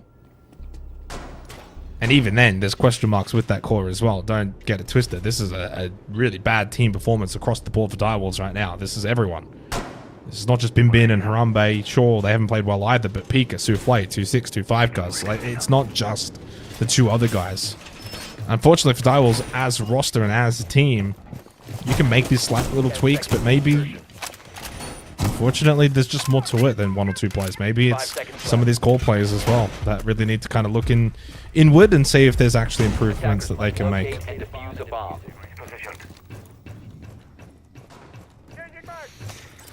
Hopefully then, can they complete the perfect match? Lock in a 7-0 win. Which will be first. The one and only 7-0 for the stage thus far. I think James said we had 3 in the previous stage. Yeah. No cap just fell short in the prior match with the 7-1 dub. Attacking into basements, so easier said than done. Early Nitro from Seal, leader able to dodge. Critically can stay alive, and those line scans up for the remainder of the round. A lot of droning being done currently by Bleed. 4 players on drones simultaneously, so getting a lot of information. Maybe trying to cap somebody off site. Currently Bin Bin the objective as Harambe falls back. But Divers double down, find 2 picks. It's pretty clean. Yeah, and this might be a case where I think, you know, 7-0s can be so difficult because of the fact that now Direwolves go on defense. They play basement. It's basically a lot of like 7-1s and 7-2s. Good double kill. Soft reach somewhat dealt with, especially with Mentalist over towards dirt. Right, so less pressure up above, kitchen, hallway. I've been wanting to play bot main. Of course, Dockerby changes, Scuzz, so logic bombs generate throughout the round. You start with none, and 45 seconds in, you get your first one, and second 45 seconds later. I don't hate it. I think it's actually one of the better ways to balance an operator, right? In terms of like, okay, we think it's too strong in this area, which is the early portion of the round. How is Hover not dead here? You gotta win that. That's bad. Didn't even have his gun up. It's also going to be a hack as well. Cameras, 60 seconds, bring it back to a 4v3, bit of secret control in towards blue. Suddenly, the round is now a little bit more alive here for Bleed. Yeah, especially with that Valk on the board as well. Could be some information fed BPCs as well. I can see them flicking. Reeves has one in Arsenal that he's watching at the moment, so don't count Bleed out from potentially being able to salvage this round with that information. Well, Turd has been performing a lot better this week. He could really make a mark here.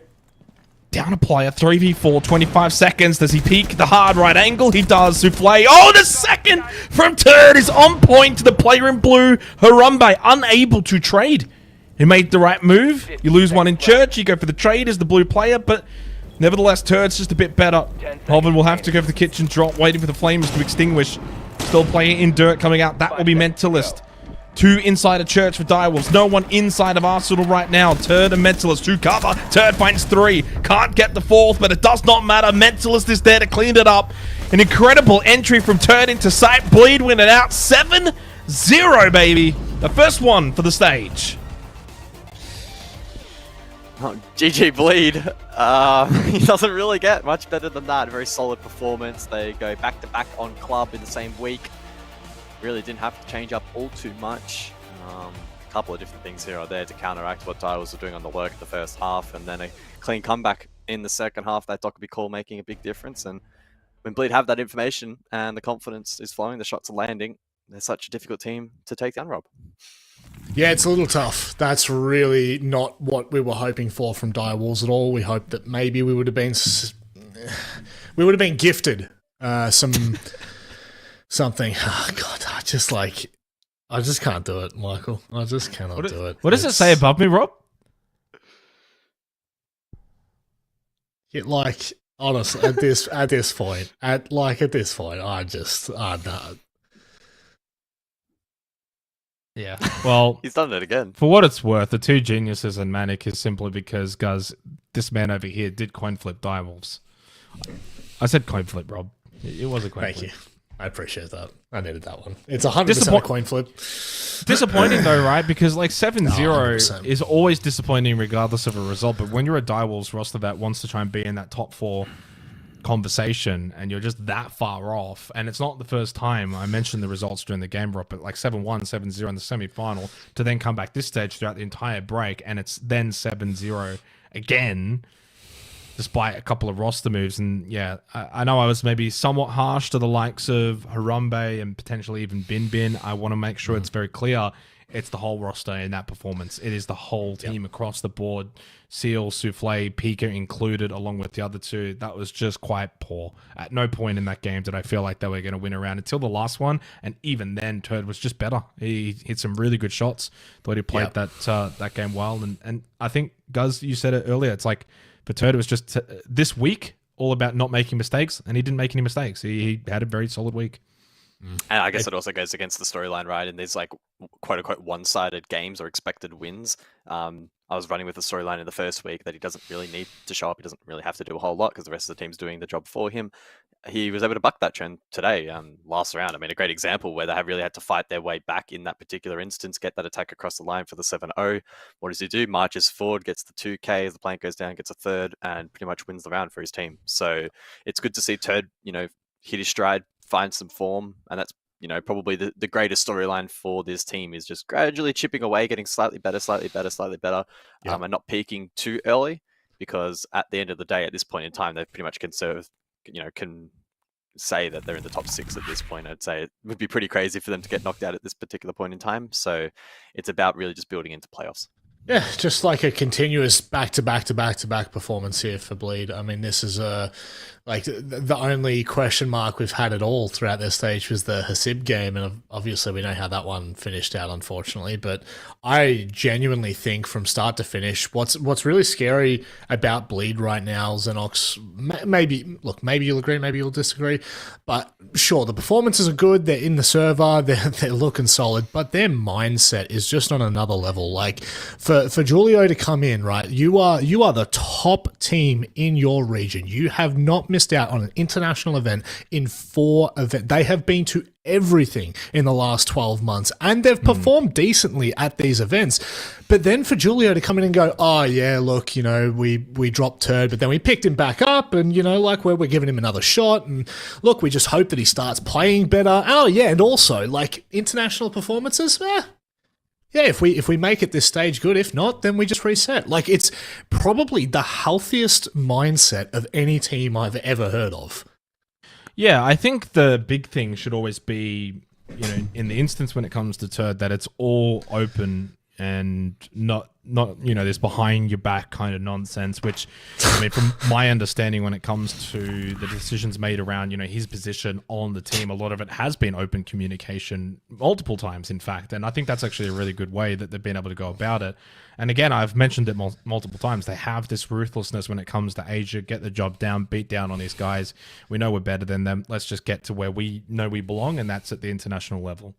Yep. Well, let's actually hear from Mentalist for the very first time this stage. We've heard from leader, we've heard from the coach, and now we get to hear from the big man himself. Mentalist, obviously a really solid start for the campaign for stage 2. One thing I want to ask, look, a 7-0 is a 7-0. I don't really know how much I'm going to go in on that. Maybe these boys will ask something, but I just want to know, like, from the outside, this probably looks like the most relaxed team at a tier 1 level right now. Would you agree with that sentiment? Yeah, in a way. We know there's nothing really on the line for us when it comes to actual league matches. All that matters is LC games, so we are pretty relaxed when it comes to that. But when it comes to practice and actually playing, we're as serious as it can be, We're trying our hardest to improve every day, and I think that at the end of the day, that's what that matters for us. I suppose following on from that and, talking improvement, as it always is the case in APAC, very difficult to improve with, scrim quality and conditions, etc. Even the officials now to an extent as well. What are you guys trying to improve on? How do you actually go about doing that? You obviously have Julio at the helm now, so it doesn't really get much better than that in Asia. Yeah. There's a lot to improve on. There's always a lot. Siege is all about information, and communicating that information to the team, and then make decisions based on that. And that is an everlasting process. Like, you never be too good at that. And for us, I think my main goal on attack is just to teach my players to spot this critical information and be able to convey them to me, to leader, to the decision makers, all make decisions by themselves to be able to like play against our opponent and play against them in the best way possible. And I think that's my focus as the IG, as the team captain, and my way of seeing and playing the game. Yeah, somewhat maybe a bit of a follow-on to that. Over the last 2 play days, so yesterday, today, very much noticing that you guys have a really good way in dealing against shield operators. You don't ban them, you just play against them in a meta where they're quite prevalent, they're quite strong. Do you put the work in behind the scenes? Is it just something that you guys are just naturally good at, or is it just a case of 2 games, small subsample? Because the 2 Montang players that we saw yesterday and now today, they just couldn't even enter the building. You guys were able to just keep them at bay. So if you could maybe, in a meta where they're quite strong, especially with the blitz as well, talk us through, your mindset and philosophy against those shield ops. So shield op are undoubtedly strong.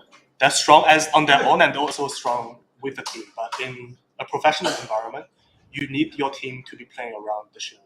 And for the past few play days, the shield players themselves, I'm not going to comment too much on their quality of play because I wasn't the one directly in contact with them, but they played really poorly around the shield. They won't applying pressure onto the player directly doing the shield, and they're not doing anything against the players that's contesting, that's playing around the shield either. So I think the most important part about playing shields is that you have to have a clear goal in mind, a clear end goal in mind. What do you want the shield to achieve? What do you want the shield to do? If you don't have that idea, you're just playing the shield for the sake of playing it, and none of your teammates know what to do, then it's just going to be a non-factor. You put a Guma in it, you put 2 guys against the shield, you shoot him on the side, and he's done. Even if he's running at you, like at high levels of play, you're not going to get away with anything. So yeah.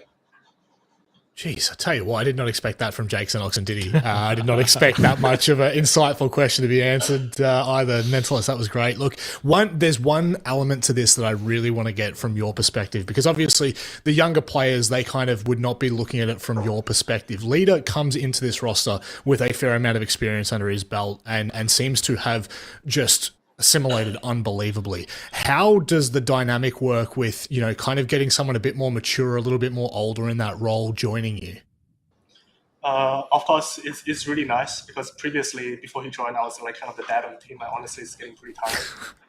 I have to constantly remind them, stuff. But with Leader joining, he's able to take care of them with me both in and out of the game. I think it's very nice, get some pressure off me and Julio. And also his experience, of course, give us like a lot more options when it comes to strategies as well. I'm be honest, like his experience comes from his experience in Europe, and it doesn't really work in APAC because he's assuming the opponent has a certain amount of game understanding and a certain amount of play style. But that's just not the case here. Like I'm honest. So like what he does is really good when it comes to better opponents, but when it comes to domestic league as well as the LCQ when it really matters, it will be a dogfight. And I think him and I we were able to like trade ideas, so we were able to like incorporate each other's ideas and communicate really well. At the end of the day, like combining both of our experiences to make the best of the team. I tell you what, this might actually be one of the best interviews we've ever had. Guz, Xenox, do you have any final questions for him? No, not really. I think we'll see you again every play day, I'm sure. So we'll save some of those. It's a hard to lose next week, right? It's good mentality. Yeah. And I'd ask you if there's any final things you want to say, Mentalist. You've been talking too long, mate. We're gonna get you off. We'll speak to you next week. Yeah, I see the white words behind the camera. They're telling me I guess I've been told to shamelessly plug like the Bleed R6 tweet. It's about the new operator and Lender possibly as the new operator. So take a look. It's pretty cool. That's great. That content was fantastic. I'm not going to lie. So beautiful. Thank you very much, Mentalist, and best of luck with the rest of the league. It's almost like I could hear the producer started playing like the Emmy music in the background. It started getting louder and louder. Wrap it up, mate.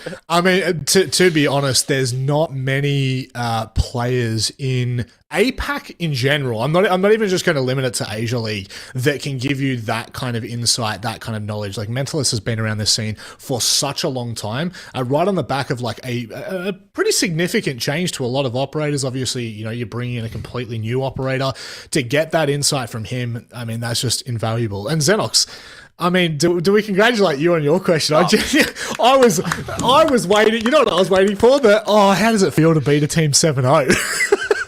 Oh, come on, Rob. Have a little bit more faith. No, look, it was, sometimes, clock is right twice a day, as I always like to say, even if it's broken. So, shield operators clearly have been the talk of the town in this particular meta at the moment throughout the stage. Yep. And they just seem to not have any issues with them. So I was just, genuinely curious. But Yeah, I love the fact that he was like, it's got nothing to do with us. They're just shit.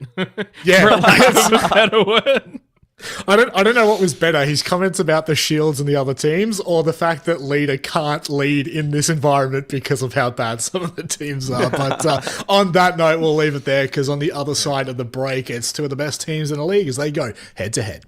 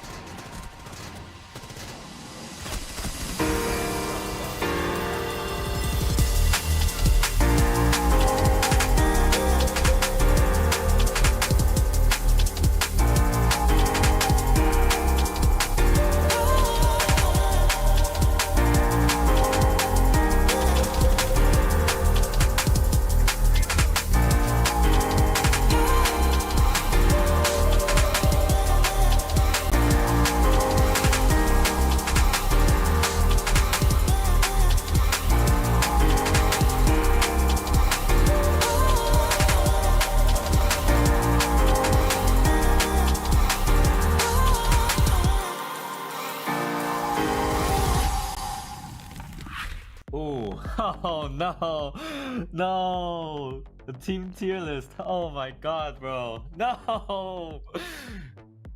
First is split. You know where that's going. It's in A, S tier. It's obviously S, the best team in Southeast Asia for the last 2 years in a row. I'll put them in S because they made like a lot international events.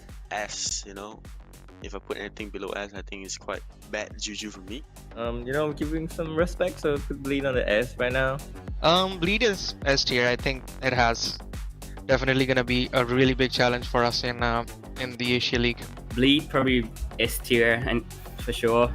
Alright, I'm gonna put Bleed on S tier. They're just the top one thing in Asia, like, not gonna lie. Direwolf. Ooh.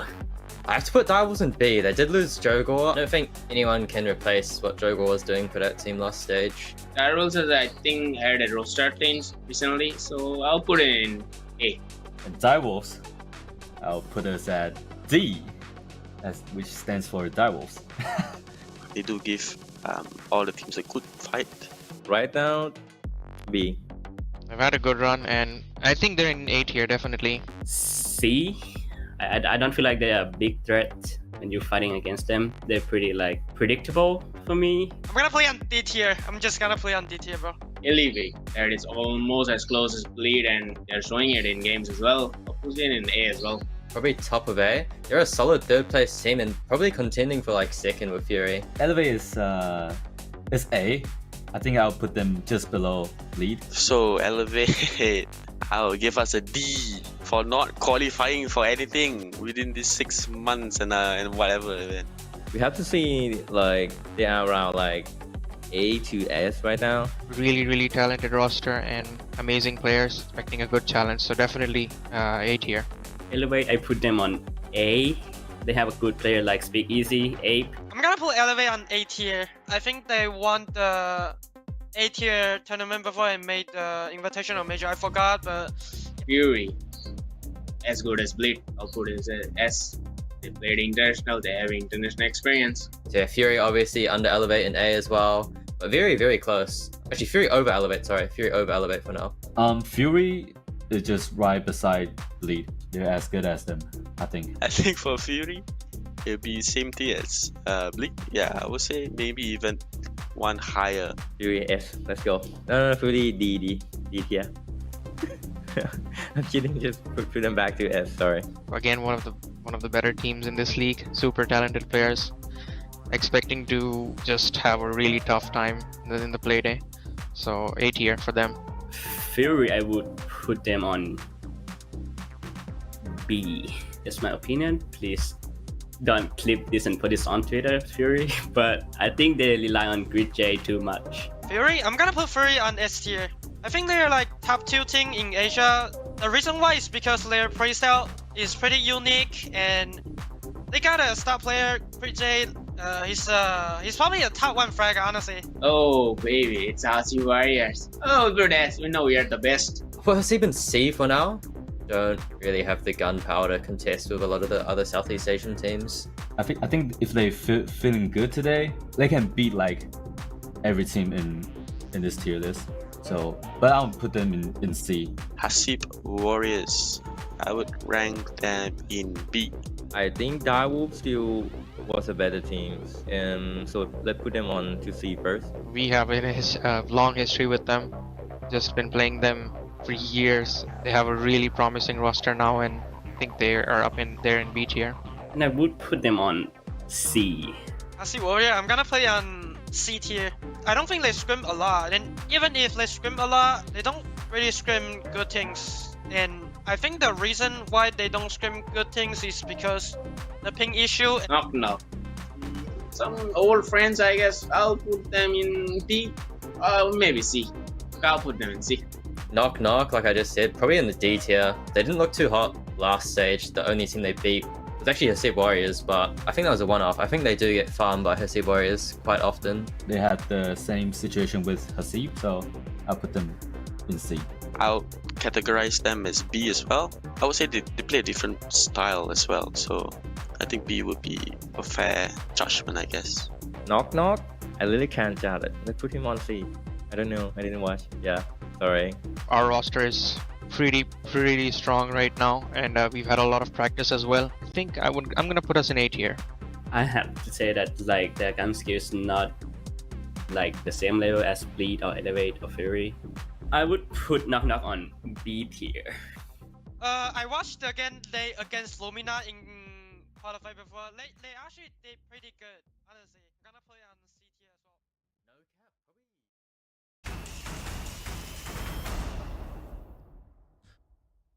As I said before the break, we now head into the most competitive game of the night. At least we hope so, because I can't get any less competitive, Dev. A 7-1 and then a 7-0. I don't think there's any way it gets less competitive than that. Oh, very true. Hey, no, the forfeit game was one of the most competitive we've had all season. That was a 3-3. A very competitive match. That is a Xenox fun fact presented by James. I will be extremely disappointed if this game is a 7-1. Fury and Elevate should give us, this is in theory 2 versus 3, or potentially 1 versus 2, or 1 versus 3. And so I'd be super disappointed if this isn't a full 12 rounds, maybe even overtime. Yeah, I truly believe that this goes overtime. I mean, it probably depends on the map and the conversation, but if you don't know what we're alluding to the third match of the night. No, that is correct. You heard that right. The third. We're only 2 hours in and we've got our third match of the night. What? I know. This is what happens around here in the Asia League. We either go for 17 hours or we're speed running in 3.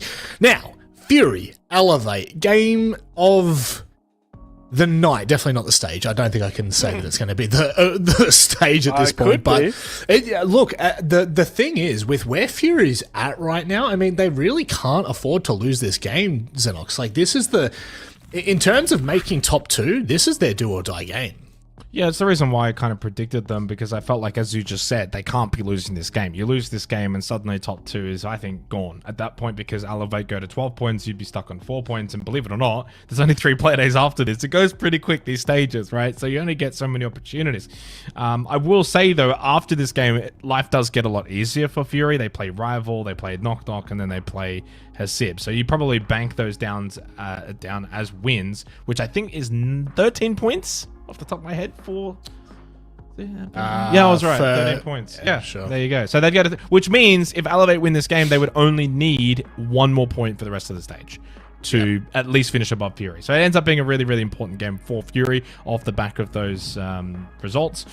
And they also probably just need it in terms of their own personal form. I think when you kind of look across the board in terms of EPS, the fact that their superstar, and trust me, he is, Crit J, the only one that is above triple-digit EPS. BG Man has gone ice cold this stage. He is typically a good fragger, like Colas, I9, Dark, none of them going positive at the moment. In fact, the only real positive aspect has been obviously Crit J, and then like Colas apparently on the entries at 4-1. Outside of that, it's pretty grim looking. Yeah, and just to kind of double down on the importance of Xenox's comment about like the triple EPS, maybe you don't understand like the importance around EPS. 100 is kind of like the base score. That's the score that you need to hit just like the 1-0 rating that you hear in most other terms. So it's really, this is actually really dire from the actual scoreboard. Like if you look at that, that is horrific. When you consider where Fury have come from, who they are as a team, and what their aspirations are, they're definitely not hitting that mark. And Dev, I mean, I don't have the stats on me, but 2 losses in a row from Fury, I feel like there's no way we've seen that in the last 2 years. It happened at the start of last stage. Yeah, you got to be trying to say, because my point was this is actually exactly how the last stage started, right? Oh, Their first game was way. against the now no-cap roster. They lost that in overtime. That's exactly what happened last week. Their second game was against Bleed. They lost that in regulation. That's exactly what happened yesterday. And their third game, Who did they guess what play? happened? They played Elevate. They beat them 7-0. So no shot. It could be history repeating itself here. So Fury had an unbelievably terrible start to last stage. They got 1 point out of their first 2 games, and they didn't lose a game from then on. They 7-0 Elevate, they 7-1 Daystar and Knock Knock, they 7-5 Direwolves, they 7-3 Hasid. They barely got pushed in their other matches, and they ended up in second place on the standings, and they ended up having a really good showing in the playoffs as well. So I don't know, like, it could be that history ends up repeating itself. Fury have beaten Elevate in all of the times that they've met recently, in the EWC qualifiers, in a 2-1 best of 3, in the playoffs in stage 1, the semi-finals in a 2-1 best of 3, and of course in the 7-0 when these guys met in the round robin of stage 1. So as much as these guys have been in dire straits, really, I don't think we can be worried about them until they lose this game. So if anything, that does put extra pressure on this game, because this was the redeeming factor in stage 1. If they can do it again, then it's no worries. If they stumble here, then maybe, yeah, it's a bit of a red flag. Yeah, apparently lightning does strike twice. That's just the way the cookie crumbles for Fury, and this is a very scary matchup as we head to their opponents, Elevate. For me, coming into this stage, this is the roster that I was looking at with really like a microscope. The reason being is their performance in stage 1 was what I was hoping to see, right? They beat the teams below them. They were competitive against the teams above them. They set a really good tone and a great way to kind of kickstart what would be a second half of this year. And now they've come in, first 3 play days, Elevate, like, realistically, they've looked quite good, Dev. And I think to double down on that, like, across the board, no one's really lacking that much. Yeah, no, these guys have been looking really, really good. And Cal has been an insane this stage, and we already knew that. Like, he is a very fresh rookie this year, and he's going up against not quite a rookie, but still a young player in Crit J. And Cal is coming out looking like the better player, at least in this head-to-head. He's looked really good recently as well. And Elevate in Stage 2, like, obviously they're going to be gunning for that major spot they failed to do in Stage 1. We saw Speakeasy say in some of the content during the break that he put himself in the D tier when he was doing his rankings for Elevate, and said that because we haven't made a major in over 6 months, well, they actually haven't made an international event since Copenhagen, which is over a year ago now, and I know that they are gunning for that spot in Montreal. Last stage they beat Bleed. They were the only team in the league to do so, and they ended up losing, funnily enough, to Fury and also to Direwolves really randomly on their final playday, which meant that they didn't make it into top 2.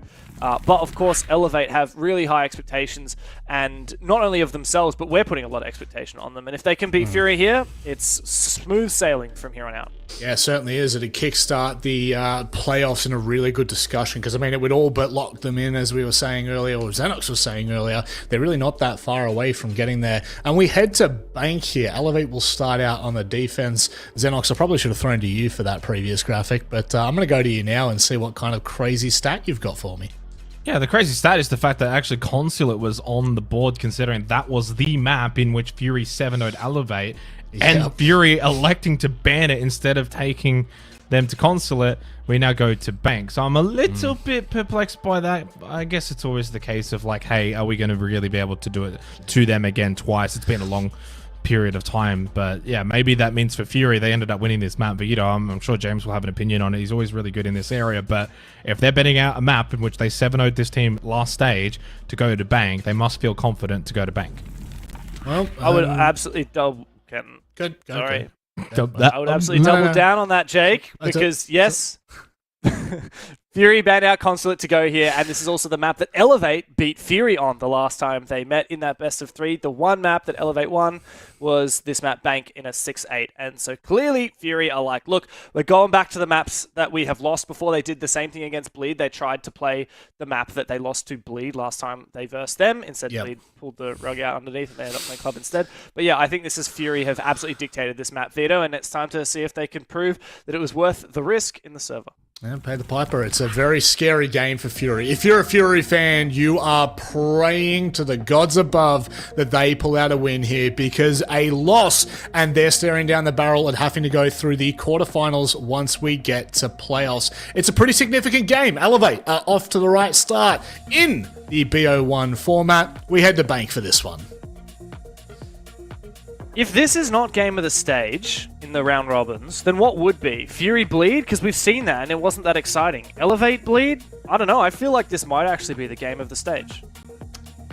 What about Knock Knock Hasib following after this game? Okay, James? no, that's fair. My bad. Every chance in which that could very well end up being game of the stage. At least, I guess, for the the group stage portion. But no, I agree. I think that we thought yesterday Bleed Fury would be that particular match to be him. It wasn't him. And even Elevate No Cap really couldn't probably rise to that occasion. We haven't really had that many, like, say, overtime matches yesterday.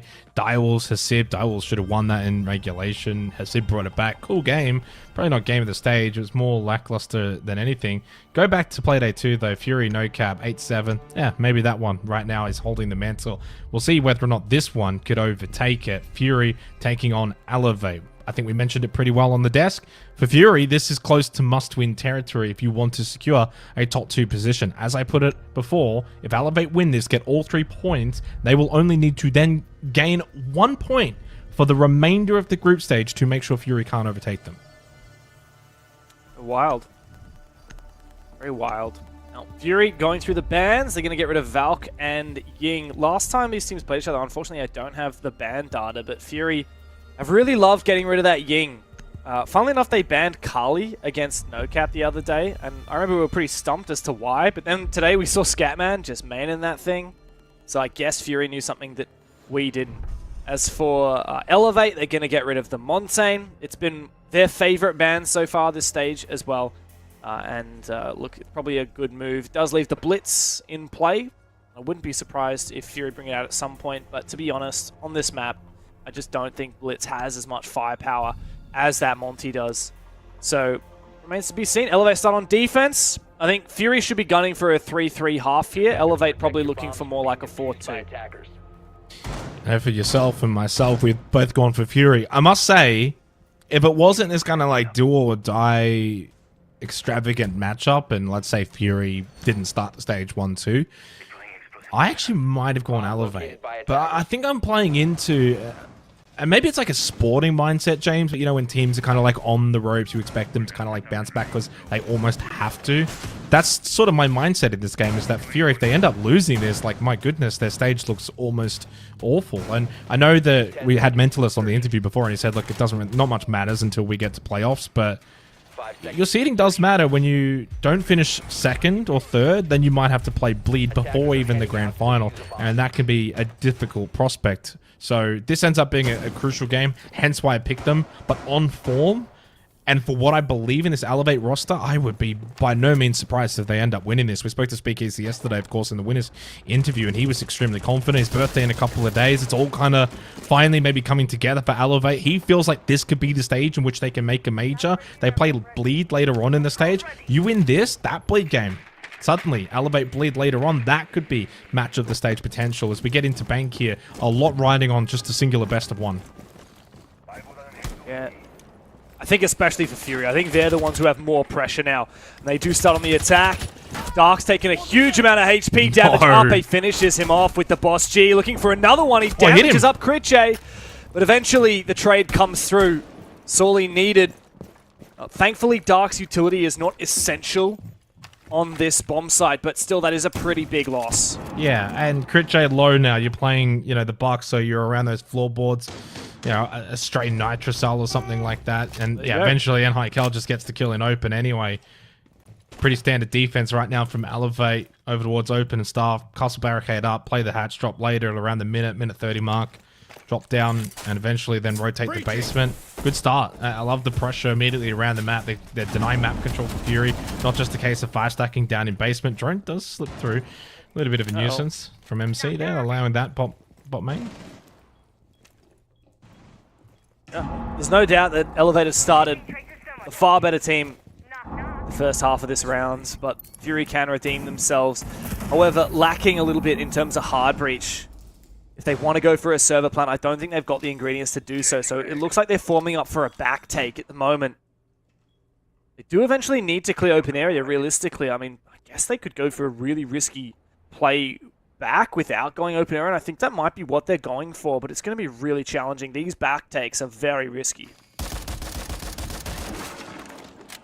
Still one logic bomb for BG Man. Used it early on. Of course, the new change in effect. That's a headshot around the corner. And Hykel, another one as well from Beepers. That's going to make this round just about impossible now. They're going to have to push and get this kill inside of App and make it a 2 versus 3. He's fighting back vigorously, though, expecting the second to be there. But I9 in Archives. This is the solo push from BG Man. No. The round is over. Yeah. There it is, and Hykel can get back to site safely as well. All up to I9 now. He hasn't even found his first yet. But he's desperate. He's got drops down elevator, and there's fire as well. They know exactly where he is. He might get a nice pre-fire here onto MC. He's got a ping. No, he's gassed out. This round is done. It has been for quite some time. Phenomenal start from Elevate. Yeah. I mean, that was absolutely crucial for Elevate to start, I think, in that manner. You really want to make sure Fury don't get off to a good start, build that momentum that they have so far throughout the stage been unable to find. And it puts the doubt into the opposition. You know, Bank's the kind of map I think you can do well on attack. Okay, maybe Basement's one that's, you know, locked down typically by defenders, but the top floor hold and control from Elevate, playing full map control, good early contact, goes their way. They have the numbers. Great control from Enhykel over towards open, then into admin. They couldn't clear him. He finds 3 kills. Just felt as if Fury weren't, again, playing as a succinct team, and that was the issue I had with them yesterday. In fact, against Bleed, they didn't look like a roster that was playing together, James. They looked disjointed. It looked like solo players pushing over here and there. And even in this instance, right, the round's not over at 2 versus 4. If I9 rotates over to open, helps out with BG Man, they pinch admin, 2v3, enough time, you still have kit, the round's a little bit more winnable. But instead, BG Man just plays the solo hero play to try and clear out Enhykel. He then dies, kit then is on the floor, I9 can't do anything, round is actually over. So it's even those little micro adjustments that Fury, over the last couple of days, weeks now even, just don't look like the Fury we are used to seeing. Yeah. And Elevate know that rounds are won and lost not necessarily in individual moments, but a lot of key moments that are strung together. For example, like Oppe was worth his weight in gold. He got 1 kill and 90-odd damage onto Critche last round, and then Enhykel held onto his position. Like, it wasn't any singular play. It's the fact that everyone from Elevate is taking part and helping out. This is potential for a very fast push here from I9. He's already in ATMs. Yeah, I do think that Fury just need to be cautious because I think Elevate have clearly got a very good read on how to play this. Their roam game is very deadly. Fury need to make sure to start punishing these roamers, and it comes down to timings. Yeah, this is a good drone from Lycolis. So over towards front desk, and you've got information you can play off. Information's key. We heard that from Mentalist in the interview. No Montang, banned out by Elevate, so that might be a little bit of a nuisance for Fury. We know that they're certainly privy to playing that particular shield operator. You can still bring the Blitz. Certainly still an incredibly powerful shield operator in the current meta and can be really well executed on this particular map.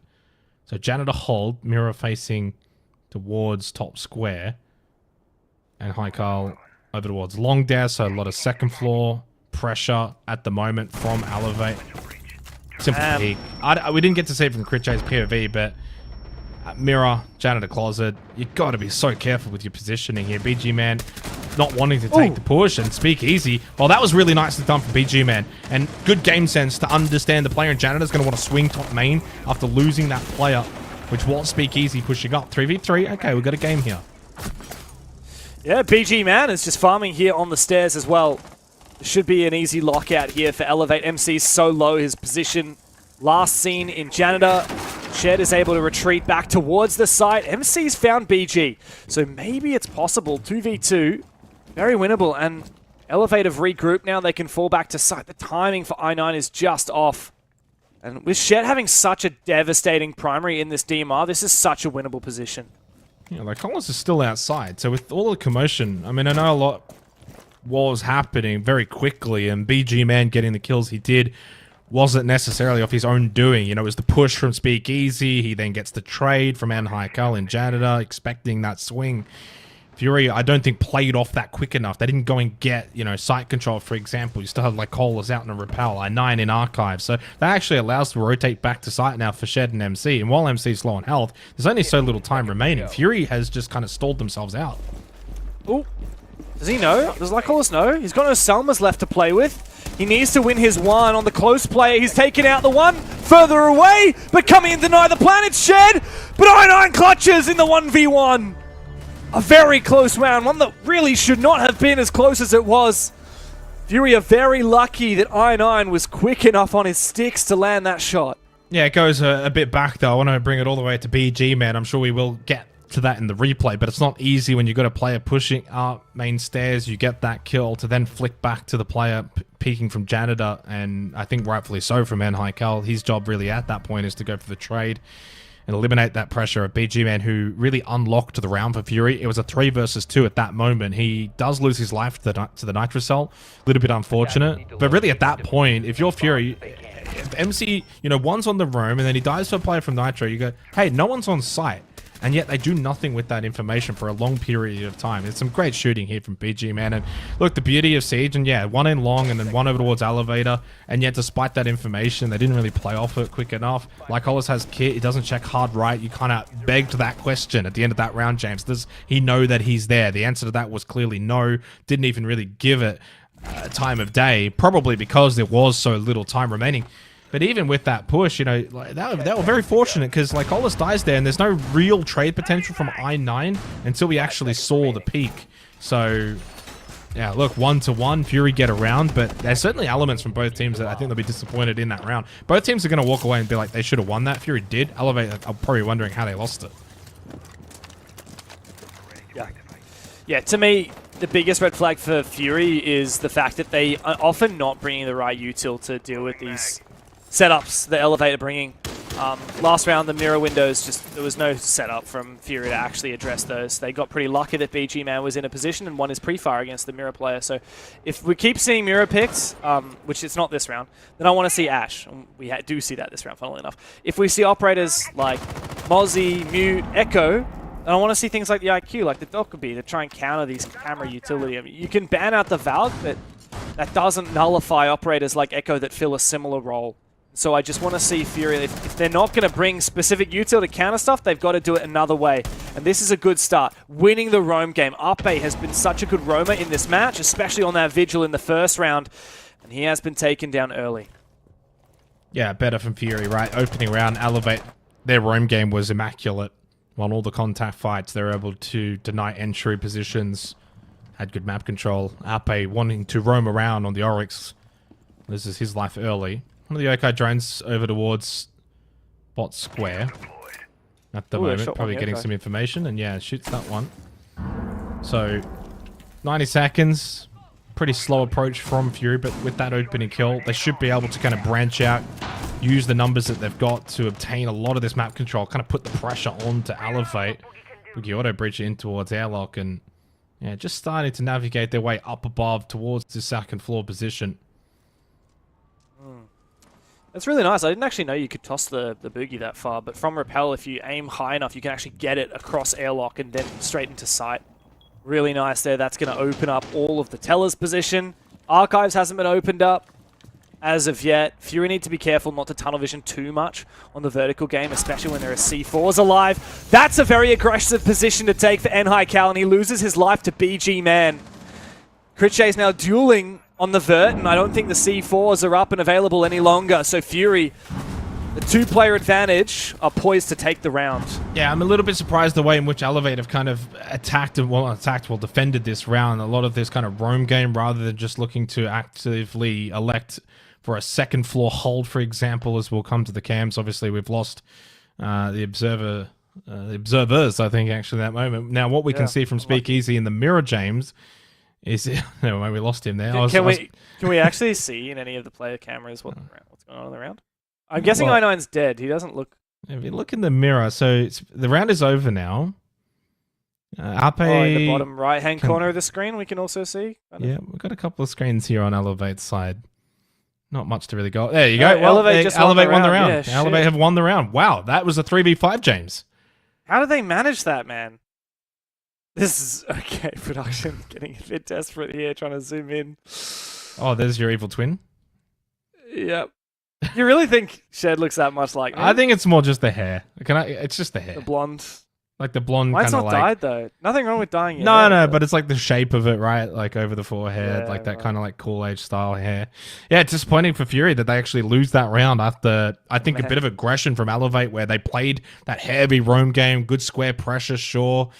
Denied, lost too early. Fury had, I think, about 60 seconds left when we lost the observers, and they had started to open up the floorboards up above, put pressure. To lose that position that they had, 5v3, good time. I'm a little bit perplexed how they've lost that round.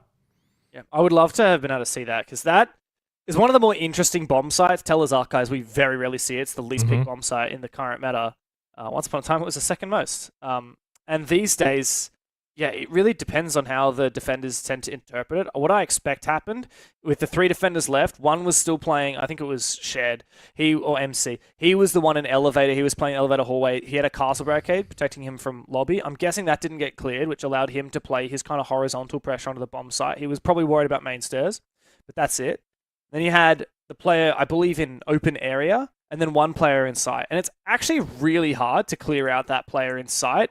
If you're playing just vertically and you lose the vert, maybe to a C4 or maybe just to a one-on-one contest, that can be really hard.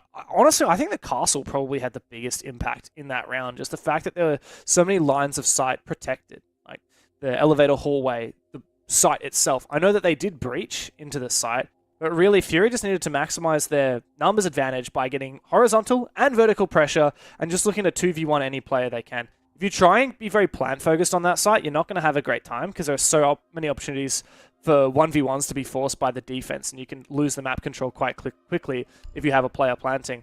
So I don't know if maybe they tried to go for kills, but they spent too much time searching for those players and ended up losing the time, losing the advantage because of that. But yeah, I'm still pretty perplexed because that should not be a round loss for Fury. I think if you also go back to the round prior, 3-2 advantage for Fury, and again, they stalled themselves out, didn't play the time game very well, so there's probably that element attached to it, and like you said, also with the castle barricades as well, delaying, and then poor time management, and then arguably poor on-site execution is then arguably, I think, the downfall for Fury in that round. While we didn't get to see it, you can probably get a good sense as to maybe what has actually gone wrong for them. So they do lose the third round. 2-1 now in favor of Elevate. Certainly early signs for Fury and Elevate right now, at least from the opening 3 rounds, is that this could very well end up being, I think, a pretty back and forth. You know, both teams will clutch up. Both teams are going to make mistakes as well. I don't think either of these two are impervious to that. I think they're actually both, you know, if we did the power rankings at the start of the week, James, I think next week's power rankings, people are going to have a bit more of a gap from Bleed to number 2. And I think that's evident as what we've seen from, you know, Fury being a little bit lackluster, Elevate while being an okay team and certainly joining the conversation, not quite maybe being at that Bleed level anyway. So, if anything, so far throughout the first couple of playdays for Asia League, I feel like Bleed have actually increased their gap. Remains to be seen. Of course, we're not into the BO3s yet as well, and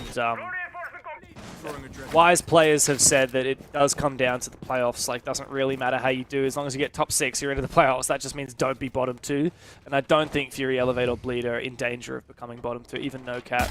Even Direwolves, honestly, probably not even in danger of being a bottom 2 team in this league at the moment. And then it'll come down to those BO3s. But confidence is key. I think both of these teams need the confidence, but especially Fury right now.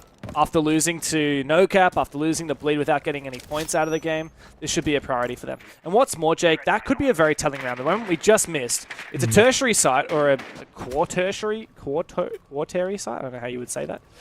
But what's more, Elevate won it on defense. They won it on time, by the way. And I think Fury really needed to win that. And it could be the moment where this all falls. If we get an interview with Elevate, I might ask them about it at the end of this.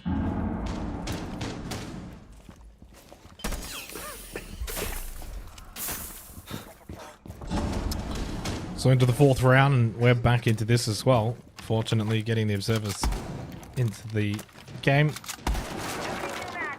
Elevate right now. They're back to basement off the back of winning the tertiary site. Again, for Fury, rather slow in their approach in terms of clearing. They've got the Nook, the Dockerbee, the Jackal. Certainly should be able to command a lot of respect up above in terms of clearing out potential roamers, of which there are none. Outside of MC playing Blue Stairs, he's the only one even remotely close to first floor, and even he isn't really going to go wandering. He'll hold this position as long as possible, take out any potential drones, keep his gas babes, he's got the Vulcan canister, and it's going to keep this kind of server side position under lock and key. Now the drone, barbed wire, dealt with. First gas babe thrown out. Again for Fury, time management just feels like this stage, they've been quite poor at it. Yeah, I think that's why Elevate have read into playing a really passive hold. However, I mean, if Dark's able to take that out, that could be pretty big. It's another one of the Fenrir FNATs. We've already seen one taken out. Yeah, I mean, MC's in a critical position, but it feels like Fury aren't actually going to hard clear him. They've got garage pressure from Lycolis on the knock here, with an operator that's recently been buffed, both in gadget and in weapon. Realistically, he should be winning this against N-Highcal. He's got the superior weapon, he's got the superior scope. N-Highcal doesn't need a peek, James. No, he doesn't, but he is going to anyway. It's N-Highcal, after all. No, he doesn't need a peek. Stay behind the truck. There's under 20 seconds left, mate. If I'm in the voice guns, I'm just saying don't peek. For the love of God, do not peek. Force the Nook. Force Lycolis in towards you to play through loading dock. 10 seconds left. Yeah, this is too separate, though. However, they found the kills. We need a position to plant. I9 is the man to do it. Speakeasy and MC, the last two up, but there are good positions now from the remaining attackers. However, Speakeasy's made this look very, very winnable. A 1v1 now, but I9 gets aggressive. He gets about it. He gets in the face of Elevate.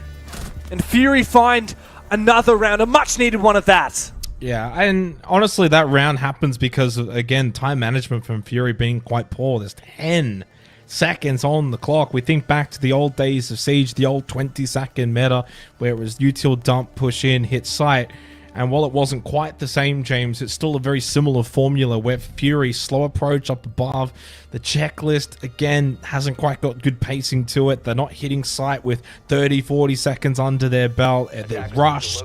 And in the end, maybe the rushed nature of that attack ended up aiding them because Elevate were a little bit flustered. You know, N-Highcal as well, kind of stuck behind the truck. He couldn't cross back to site, so he was on a bit of an island. He had to keep peeking, I guess, especially in the last 10 seconds, lost his life. That meant Fury got much better control in terms of the exterior of site coming in late, because Lycolis was able to win that 1v1 through Garage. That ended up being a little bit pivotal. This was actually the replays from the third round. Yeah, they go now into the fourth round. So even at that point, James, it's a 4v4 with 10 seconds left. If you were to replay that round, you know, 9 times out of 10, I feel like defense, for the most part, should always come up above. If N-High-Cal even just wins his solo, he ends up being probably in a position that can deny plant. Yeah. I actually think that the strat from Fury must have been... Like, I don't think this was disorganization. I think this was actually part of the plan. I think they intended to be chaotic, because they literally had 5 players coming from 5 different directions. You've got Garage, you've got Blue Stairs, you've got the Vault Drop, you've got Elevate Drop. I honestly couldn't tell you where the 5th one was, but nobody played together. And that was actually deliberate, and Fury did nail their timings. So even though Crit J dies to MC on Blue Stairs, doesn't matter. As long as one of those players wins their position, they're going to be good for more than 1 kill. And it happened to be whoever was on knock. I think it was Lycolis. He won his fight against... he won his fight against N-High-Cal, and then he pushed up, he denied MC, and he took Garage control. And that was what Fury were relying on. Same case for the Elevator player, same case for the Vault player. Really weird strategy, and really hard to read. I think that the chaotic nature of it is a good read from Fury. I think it's quite hard for Elevate to deal with that setup, but it is so risky, and it relies on gunfights, and I guess Fury are lucky that they're so good at them. Well, I mentioned the shield play for Fury in terms of the potential. That's a... The Rotero got mirror tricked. I've literally never seen that before. Yeah, that is... The mirror activating destroyed it even after it was indestructible. Yeah, that's insane. I was just talking about the fact that we're going to see the Blitz and the Ossa, and then the Rotero ties to the mirror window. Well, Crit J makes a very easy entry in towards stock as I9 gets Janitor control. So maybe the opposite, James. The speediness here in this 5th round brought by Fury, something we haven't seen a whole lot of. Up 5 versus 3. Surely they can't throw this one. And it's going to be an early plant as well, so they picked up the pace. The only way that you win this as defense is by denying that plant, but there's no C4s, there's no control below. This has been read to a T by Fury. They're abusing these shields. You can ban them onto you, it doesn't matter. But a retake might be on the cards here. Speakeasy has his mirror still active, and he's got a line of sight all the way to top square. Fury need to get back and get as safe as possible. The danger is that N-High-Cal is still alive, and he's the Azami. He is the one operator that has util to protect against these windows, but he doesn't have any keepers left. And that might mean it's the end of it. But RP can find something, looking for another one as well. Up to BG Man and Lycolis, but the nades are good for this, and time is ticking away. They have to get around it, they have to jump out. It's all up to RP, and there is no time left. A really valiant effort from Elevate on the retake, but Fury are simply too good. Yeah, I mean, I'm glad you kind of mentioned the keeper barriers there, because I thought like that as well. First instinct was there's a potential in which Elevate could maybe bring this round back if you can get, you know, a couple of keeper barriers to block those windows, get on it straight away, don't get off it. Maybe then someone else jumps out. So if someone jumps out, you play the keeper barriers, there's a chance for what is typically a site where that diffuser goes down, no chance usually, but yeah, that timing, my goodness, that is hilarious. You could literally, like, that is never gonna happen in Siege ever I again. don't know if I'll ever see that again. Yeah, and probably for good reason. But you know what was great about it, those Fury immediately off the back of it just hit the go button, and they were able to pick up the pace. Now I'm sitting here for the last couple of rounds saying, James, they're just so slow to get through and do what they need to do. To be fair, top floor bank, you know, if you're gonna bring something like a blitz, it's so easy to just navigate out from terrace into a hallway janitor and clear out that position with the blitz. What can you realistically do? Sure, some teams will have, like, say, stock hallway shield facing there to maybe try and deny that, but guess what? You already had free entry because Crit J made his way into stock, so you got stock control, then you get janitor control. From that point, it's very easy to then try and hit the site. Elevate just kind of got bullied in that round. That was actually maybe the most dominant round we have seen from Fury thus far in the opening half. I'd absolutely agree. Funnily enough, up until that round, the only attacks Fury had won were clutches, were 1v1s, both times from I9, funnily enough. And this time around, Fury gave us a really convincing round. And it does put this game into perspective a bit, right, Jake? Because remember that round on Teller's Archives that Elevate won? That was a 3 versus 5. Like, that's one that you shouldn't be winning. Yep. The only convincing round we've had from Elevate so far was the very first round with that roam game. Yep, and that was good. But you're right, it's the only one. So Yeah, Bank can certainly though. I always look at Bank as almost to the point of neutral. I think it's like 3-3, even if it's a 4-2, you can go 4-2. So that's why Bank's probably one of my favorite maps. I think it's a very kind of free-flowing map. Yes, certainly elements that play out pretty similar a lot of the times, and basement can be a bit claustrophobic, but anything kind of above basement, I think, is always pretty fun to watch. You can usually win as defense, or you can usually win as attack. It's also got a lot of these little win cons when you look at like CEO exec. If the diffuser does go down, well then attack ends up being very likely to win. But if it doesn't go down, then well, defense is very likely to win. So there's these little elements of mini games that get one out. Basement though, lockers and CCTV, this ends up being better for the defense usually. As we saw last time out, Fury with a 10-second site execution. As you mentioned, 5 different angles of attack. Elevate need to play the roam game, I think, if they want to try and deny the ability to accomplish that. Why does it kind of stop that from happening? Well, if you're allowing them to get 5 different entry methods, it means you haven't got map control. So play the roam game, get that map control, deny open area positions, deny up above, clear out. The Jackal, of course, there to counter it. You got the Dockerby as well. But once again, for Elevate, they will just play 5 in sight. Well, they are teetering around this roam a little bit, but they're playing fall off for main stairs, which it looks like they are going to commit to now. Definitely the right call. Don't want to roam against the Jackal and the Dokkaebi. Even the Zero and the Buck can be great anti-roam. The Zero for cutting off flanks, and the Buck for tearing up the floor from CEO. And you can kill anybody in Archives and Tellers, which is one of the few viable roaming places. This is another one. If you count this as a roam, this is more of a hard stuck position. MC, the smoke in blue stairs, very hard position to flush out. We've also got a Warden on the board as well, which is another operator that's very hard to take out. I think that Fury need to make a bit of a quicker decision about where they're going to push, or they can just do the push everywhere thing again, which I hate. But I'm not a gambling man, and that is very much a gambling strategy. They got more time this time. No, 60 seconds. Finally got all of the hatches opened up. So it's all about decision making. You said it somewhat. If you want to go for that 5 split attack, go for it. Ooh, this is very aggressive from the Azami. Shed's lucky to get away with his life there. Now, it looks like they are going to try and clear this player. But the smokes are going to make this much more difficult. MC unfortunately misplaces that smoke. It's not going to be quite as aggressive. It will deny an entry. The flash might actually work out. Beautiful from I9 elsewhere. Who's actually dropped into sight. This is beautiful. This is perfect. Exactly what Fury need. The element of surprise. And now I9's in a bit of an awkward position as MC's trying to make his way back into sight, but he doesn't know where I9's got to. He does win his fight though, and that could be pivotal. Yeah, I think I9's panicked there because of the pressure from Red behind him. He's thinking that with that wall opened up, if he stands up, he's going to die. MC was actually really, really good in this round because he didn't just rush into sight. No time really for BG, man, with 2 seconds on the clock. As soon as he drops, there's players, there's pressure. But as good as that push into sight was for I9, it is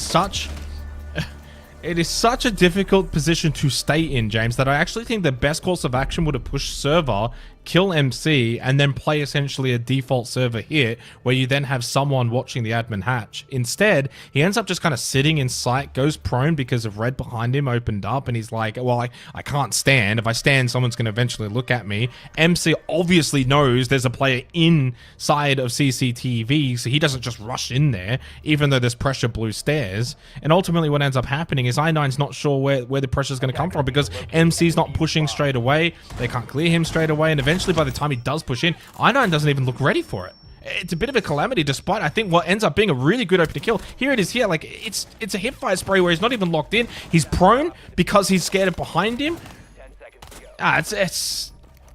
There's good and there's bad elements to that round from Fury. But in the end, well played from MC. I think he actually was really cool, calm, and collected in that position.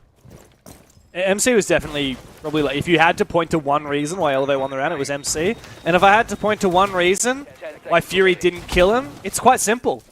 Why was that server hatch close? Why did they not open server hatch? Like, there was no Kaid on the board.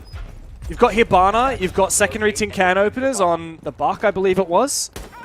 Why is that hatch staying closed? That's a huge red flag. It would have been so easy to actually push in and kill MC. The Dokkaebi had literally just flashed MC, which was why MC ran away from the blue stairs. This should have been a free kill. Speaking of free kills, BG Man takes down in High Cal very early. I mean, High Cal just getting way too aggressive. He thought he had a gap, he didn't. But yeah, I'm just going to cap it off and say, Fury, I don't know why that server hatch wasn't open, but there was also no one on the red hatch. Someone on either of those hatches, and MC is a dead man. Well, as soon as He I9 pushes never gets into that kill on site, time. James, they need to rush blue. Like, as soon as he's in the site, that's your cause for alarm to get going. Either way, we move into the second half. 3-3 is probably the best way we could summarize that first half. Neither of the two teams able to separate. First logic bomb goes out, and Shed will get a freebie. He's going to get 2, in fact. Oh my goodness. What is that from Fury, man? What are they doing? They're just standing out in the hallway on their phones. Like, lack of awareness. What do you think? They're like, it's just a logic bomb, but everyone's on the exterior. People are pushing into the map. You saw the early player Dirt die and High Cal. If anything, should be alarm bells. So it's like, hey, they want to kind of go fast. They're not, they're not messing around. That logic bomb is basically ringing around the map, saying, okay, they're hunting us down, and you're just standing out in the hallway like that. That's crazy. I don't know why they thought there would be no one in open area, but they seem to think so now. Open area has been retaken, and like Collis has gotten aggressive for Ape as well. 2v2, so bloody winnable for Fury. Good retake. Good retake up above. And maybe in that moment, Elevate also thinking themselves that, Fury would just, well, what was remaining of Fury were going to kind of just sit sight. So Speakeasy and MC. MC towards admin, going to open up the hatch. Speakeasy does have a drone that he can throw out. There's still 60 seconds, right? This is where teams need to kind of just slow down, talk it over to 2v2, play it as such, but also play it as normal as you can. Open up the wall. Vulcan canister gets popped, so it delays a bit of time. So far, I think both sets of duos are actually playing this as well as you can for the situation they find themselves in. There are a lot of Bs left, and Speakeasy's going to use his last tin can opener, open up the red hallway hatch. That does really change the positions available for Lycolis. Critchay's in power position now, going for the drop. Lycolis wins the critical fight. And the second, what a round from Lycolis with the Vector. Is looking locked in. Fury are back into it. But still, this game is neck and neck. No, it is. It is. I said it before that, it's not much separating these two teams, which honestly I think is a good thing for Elevate. James, we mentioned in the pre-show for this game last time out 7-0 kind of territory in the regular portion. We know it was of course a lot closer when it came to the playoffs, but I think there's not a lot separating these teams, and that's probably where, if you go back to stage 1 and then you even go back to kind of like stage 2 last year, that's where Elevate really were trying to get to, be in contention. They beat Bleed stage 1. They're now kind of neck and neck with Fury. They're in that conversation to try and turn Asia League from a top 2 to a top 3, but yeah, BG Man and I9, they would love to have their time again, but credit to Lycolis and Crit J. No surprise, really, with those two still alive. Good decisions made. The way they're able to kind of retake up above, get some pressure into Elevate, that kind of counterpunch that I love to see, then fall back, play site, key areas being held. They couldn't push bot main. That was being watched. They essentially said, we'll give you the hatch. Drop down. We dare you. They did. Easy kills from Lycolis. He's now 8-5, leading the way. So 4-3, defense bank for Fury. I think they're starting to just find they're in the driver's seat of this game. If they can continue to just make good decisions, Elevate might just start to succumb here unless they can, keep this ball rolling in terms of the back and forth. Again, not much separating these two teams, and it does kind of show to me early on when we see the Samaru, we got the Blitz, the Grim, what we saw in the last round as well with the Dirt push, etc. Elevate's pacing here is a lot quicker than what we saw from Fury on the attack. With the exception of that one rush we did see. But you are right. I mean, Elevator looking for lurks, and I don't blame him. With Shed getting that easy 2k on his lurk last round, which could be cool, I think that they've realized Fury sometimes can be a little bit asleep, a little bit unaware of potential map control that has been taken. And so Fury actually playing a lot more collected as a result. They don't want to let that same thing happen again. The thing that always amazes me about Fury is their mid-round decisions seem so often to be good. Like, they're so good at bringing themselves back from deficits, like we saw last round. Whereas Elevate, much more of a team that really prides themselves on their macro, on their strats coming into the game, their prep. Which we see with a lot of the setups they had on their defense. Look at this from I9. Very cheeky. He doesn't get punished for it too.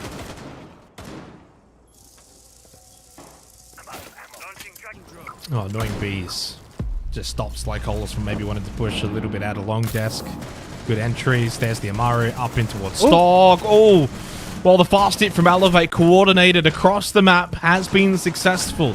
Everyone all at once, in sync as they hit key areas.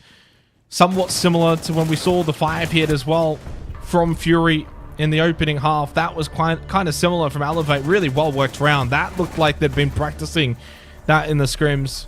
Fury just get completely overwhelmed in the span of about 10 to 15 seconds. The round is over. Well, one round from Elevate. Yeah. Yeah, I mean, I don't know what to say about that round. It was funny because Elevate did kind of quickly lurk into the building with that Amaru. And when you see an Amaru on the board, you know that there's some kind of set piece coming for the most part. People don't just pick Amaru for the hell of it. And then the Blitz. I didn't actually see where the Blitz entered. Maybe unfortunately, we just didn't get eyes on it. I assume, yeah, it looks like it was Janitor.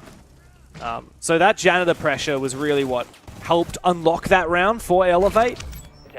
On top of the fact that the Amaru just timed it really well, killed the player loitering outside of stock. A nice little set piece from Elevate. Fury not seemingly ready for it. I wish I could analyze it a bit deeper, but unfortunately I just didn't see exactly how that panned out. The kill feed just became real orange real quick. Yeah. But the game neck and neck. Like, I'm actually so glad. I was really not expecting a 7-0 like last stage. I think that was a one and done situation between these teams. I think Fury had a real fire beneath them, and Elevate were in a very different place back then. Very different story now. This is essentially the battle for second place. Everybody expects Bleed to end up at the very top of the standings in the regular season, and whoever wins this match is likely to be joining them with that bye. Yeah, potentially. Don't forget, of course, it's round differential that does separate when it comes to tiebreakers as well, James, over head-to-head. So in terms of, you know, typically being a case of like, oh, well, they've beaten them, so they got the head-to-head. Round differential does matter a lot more. And considering this game is quite close, you know, that beatdown not going to be there. Does keep, you know, Elevate in a really good position, who've already won 3 games. So even if Fury do win this, it's not as if they're going to be a guaranteed second, but puts them in a much better position. And as we've already evidently spoken about, if they do lose this game, though, Fury, second place is essentially just done. They will not be able to get it. Elevate only need to pick up 1 more point, and they actually play Hasib Warriors next week. You would imagine that should be at least 1 point. Either way, into the 9th round, all tied up. Both teams certainly have proven throughout this game they're capable.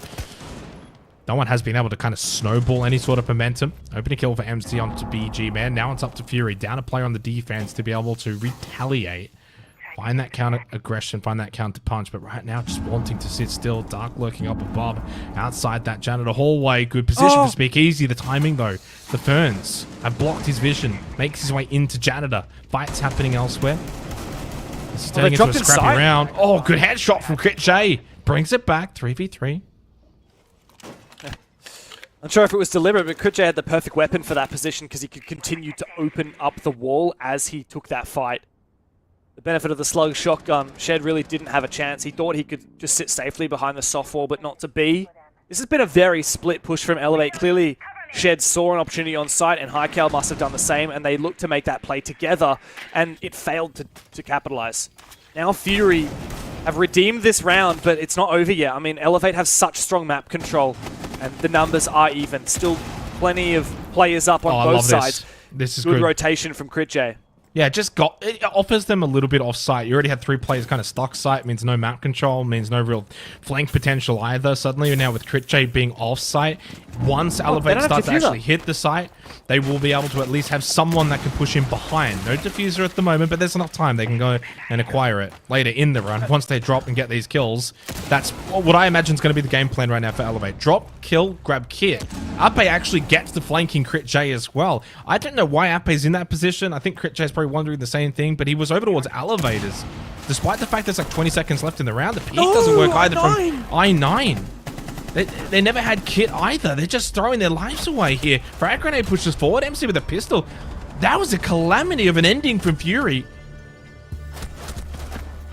Yeah. Wow. I mean, they had so much in that round for Fury. I want to emphasize that diffuser being down in that position in Printer actually is really significant. Because ideally, what Elevate want to go for is they want to drop the hatch from stock, and they just want to plant directly under that hatch, because you're safe from the desks. You have one player dropping and taking fights, you have the other player planting. That's a very common strategy, and very common as well to have someone creep in from where, I believe it was Cal on the Nook ended up creeping in from, with the elevator hallway. Like, that is, I think, how most teams would say, yeah, the default way to execute in this 3 versus 3. And you can't do that because the diffuser got dropped by Shed just there. I9, look, man, never take a fight with the Bailiff, bro. Like, I don't care how much faith you have in that thing. It will not treat you well. And so that meant that he lost his aggressive position. Unfortunate for Critj, I don't know how he lost his fight against the lurking Nook, but yeah, that also really I think he just got timed. I think he must have. I mean, there's like 18 seconds left, James, and you're pushing up, you know, main stairs. No, he didn't, because they hadn't hit sight yet. But I think his assumption was that they'd gotten stock control. They're about to play the drop. I'm going to get into a position, say beepers, looking for said drop. I think that's a right call in terms of like, oh, well, I'm in terms of positioning, watching the drop. But this is the timing of it. There still was that Nook looking to push beepers. Yeah. It is very common to have people lurking from beepers last minute. So I think Critj was probably at least cautious of it. I doubt he got caught with his gun down. He probably just lost a 50-50 fight. And at the end of the day, some of these rounds just come down to teams winning 50-50 fights. We saw that on Fury's attacks, and it seems to be the case here for Elevate on some of their attacks as well.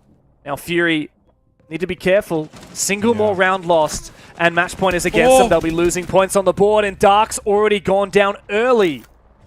Someone shot an Cal as well. Someone shot at him. So how is Dark just so lackadaisical pushing down the hallway like that? Gotta remember as well, this is basement and you're roaming up above. You need to be the one in control. You need to understand where these attackers are. And then Cal getting shot at, and you're still just kind of not seeming to be ready for that contact is bizarre to me. A second found up above now. I mean, this is all too easy for Elevate. Fury on the roam game have just been torn to shreds. Critj wanting to peek blue stairs because you're at that point now, James, where you've lost 2 players. Yeah, okay, maybe helping out line 9 to just get back down. But now this is usually where players kind of look at it and go like, okay, I need to do something because if we just sit still, we're going to get overwhelmed. This round is lost if Fury don't make a play, but Elevate is smart enough to be, and they have enough time, that they know they can just sit there and look to make a play. So yeah, it looks like BG Man got aggressive on the rear stairs and he died for it. Now, and Cal actually suffers the same fate. So a good move from Lycolis, he just wins his one. And sadly, as much as this sounds like lazy analysis, a lot of this round will be determined if Fury are able to win it based on good 1v1s. They need to win their 50-50s in this situation. If they kill them all, James, they're going to win the round. It's true. It's true. No, I think that was actually poor from Cal, though. At that point, you probably don't need a solo push bot main, and credit to Lycolis, locks down a key position, not allowing them to just get in towards side for free. 40 seconds, default server side push now from Elevate. They're still up a player. They're still going to be able to play the hatch. Most importantly, James, as well, because they're only down to 3 players to Fury, less potential to get someone to, say, push up main and look for a flank from behind. Well, the Vulcan canister have been destroyed now. There's no time burn util on the defensive side. And I don't know if Lycolis has a C4, but he is in no position to use it. In fact, there's a defender all the way back in Elevator who's now having to get aggressive. I9 may be caught out. Speakeasy planting through the fire. Shed does cover onto Critj. That's the main play that needs to be denying this. Here comes a C4. It'll find 1 kill, but it's not going to be enough. Now a 1v3 is called upon, but Elevate collapse. Calamity for Fury and match point for Elevate. Yeah, I mean, honestly, a lot of that comes to the early portion of the round, James. You can kind of dissect the end of it, but at the end of the day, you're in that position because of the early portion of that round. The way that you're losing these players, top floor roaming, where you just seemingly have little to no information. The communication clearly not there because Dark just looked like he saw a ghost as he's getting pushed at when someone else was shooting at Cal. Cal then gets 2 kills up above, job done. He does throw his life away, which mitigates it a little bit, right? So instead of a 3v5 site execute, it's a 3v4, but they still have the numbers. And they just couldn't really do anything. But like look at that from Dark. Like Cal just got tagged. And he just doesn't look ready for it, doesn't look aware. It's disappointing. And by the way, the Nitrosol was there available, so you got to try and get yourself in a better position to utilize that. You were the win con at that final hurdle that if you deny the plant, there's every chance maybe time even elapses, for example, if no one's in a close enough position and he's just too far back. He couldn't even get it over the soft wall. Yeah. I mean, that there was a positioning error at the end of the round where Lycolis, as you said, the only player with the C4 on the mirror, he was in garage instead of in red, where you really need to switch positions with, I believe it was the, I don't remember who it was, the other operator that was in red. You just need to switch. Unfortunately, it can be very hard to do, and it might not have been possible, but that just needed to be fixed. The start of the round was really where it was lost, though. It's funny because we see a one-to-one comparison with how Elevate did those basement roams with up A, upstairs, and a fall-off able hard hold of open area, which is, by the way, default, and we don't see that from Fury at all. At all. We don't see these open area holds with the hatch open to drop and fall off. That's meta. That's what everyone in the world is doing right now. Elevate do it. Fury don't. It's really strange. And I'm okay with bucking the trend and doing something off meta if it works, but solo roaming Mozzie on the top floor, like, come on. This is not 2019 anymore. And if you're going to solo roam, pick a better operator. Like, you're not using that C4 for anything useful on the top floor. Use the boss G. Like, I'd rather see you on Vigil than on That can't be a Mozzie. formulated plan, James, for me. That can't be like something that you look at and you go into the round and you're sitting there as a team saying, let's do this. Let's do X, Y, Z. I think he was just like, okay, you go roam. What operator you want? He's like, yeah, I'm going to pick Mozzie because I like the gun and I can protect myself a little bit from drones. But realistically, the Mozzie pests aren't doing shit against drones on a map as big as this, with doorways and not when as big you're as getting this. roam cleared by the whole team. And there's a Deimos. Like, I'd rather see the Vigil, and at least if you hit someone and they don't die, then you've done like 90 damage. So, 2 pivotal rounds now for Fury. I've been saying it. I would imagine you're in agreement. You lose one of these 2 rounds, that's top 2 done. It's going to be mathematically, well, not impossible, but very unlikely with Elevate playing Hasib next week. Again, only needing 1 point from that game to secure themselves a position above Fury, which goes without saying is likely top 2, isn't it, with Bleed. So for Fury, it would be, well, I mean, we'd probably have to go back a while. When was the last time they didn't finish top 2 in Asia League? One Hive Launcher early on here on the other side of Airlock, and Ape gets the open to kill onto I9. This has been another dismal performance for Fury, and in some ways I feel a little bit disappointed in myself, James, for not backing in Elevate after yesterday's performance. We spoke to Speakeasy. He was confident. It's his birthday week. I felt like today was a do or die for Fury. Well, it looks like it's not going to be do, it's going to be die. Still time to redeem themselves. Elevate looks so organized. It was a gamble from Fury to even come to bank. The last map that Elevate beat them on, but they did it anyway. Upace found another one, but Lycolis has had a stellar performance today, especially when this Vector has been in his hands. Aggressive now for Dark, but Speakeasy will finish Lycolis off. What a shot there from BG. He's at a quiet stage after a phenomenal stage 1. He needs to back it up in the 2v3. Yeah, and right now for Elevate, you don't have to probably play the conventional way. You've got the numbers, so you can get off the rappel, try and go in a normal route. I don't know exactly where Ape's died there, maybe top square, but nice little move there from BG, man. Instead of just holding, he's on the move. MC by himself towards Terra, so they're split. And Haikal, MC are both split right now, although so is Dark, BG, stock, front desk. So right now, it's 25 seconds. It's going to be a bunch of 1v1s, unless you can play together. And Haikal still on the exterior. I think maybe he's grabbing kit. He's got to get the kit. So that's the biggest thing. See, he's just going to have to go straight in. There's no time to just sit on this. Get your bees out and rappel in. Yeah, this is all on MC, and he's not got a great gun to try and cover. Where's Dark? When he's got 2 opponents. He's walking straight through barbed wire. It's all on Dark and BG to try and deny this plant. No but way. MC can cover 1. Is the plant deniable here? No! What? Fury! How do you lose that? Elevate have thieved the round! I mean, absolutely well done to Elevate. They're here. They have, and look at Enhaikal. He's like, what are they doing? What are they doing? They have overtaken Fury. I'm saying it now. They are now the second best team in the region. I'm happy for that to be clipped, shipped, and reposted later on. This right here is the number 2 team on my power rankings going into next week, because Fury look absolutely abysmal this stage. They are making mistake after mistake. The EPS scores are all below 000. Elevate, just the better team in this matchup and deserve the win. Rob, we'll get you back in. You've got no hair to pull out, so I'll have to pull mine out instead. But that was just a calamity of a finish.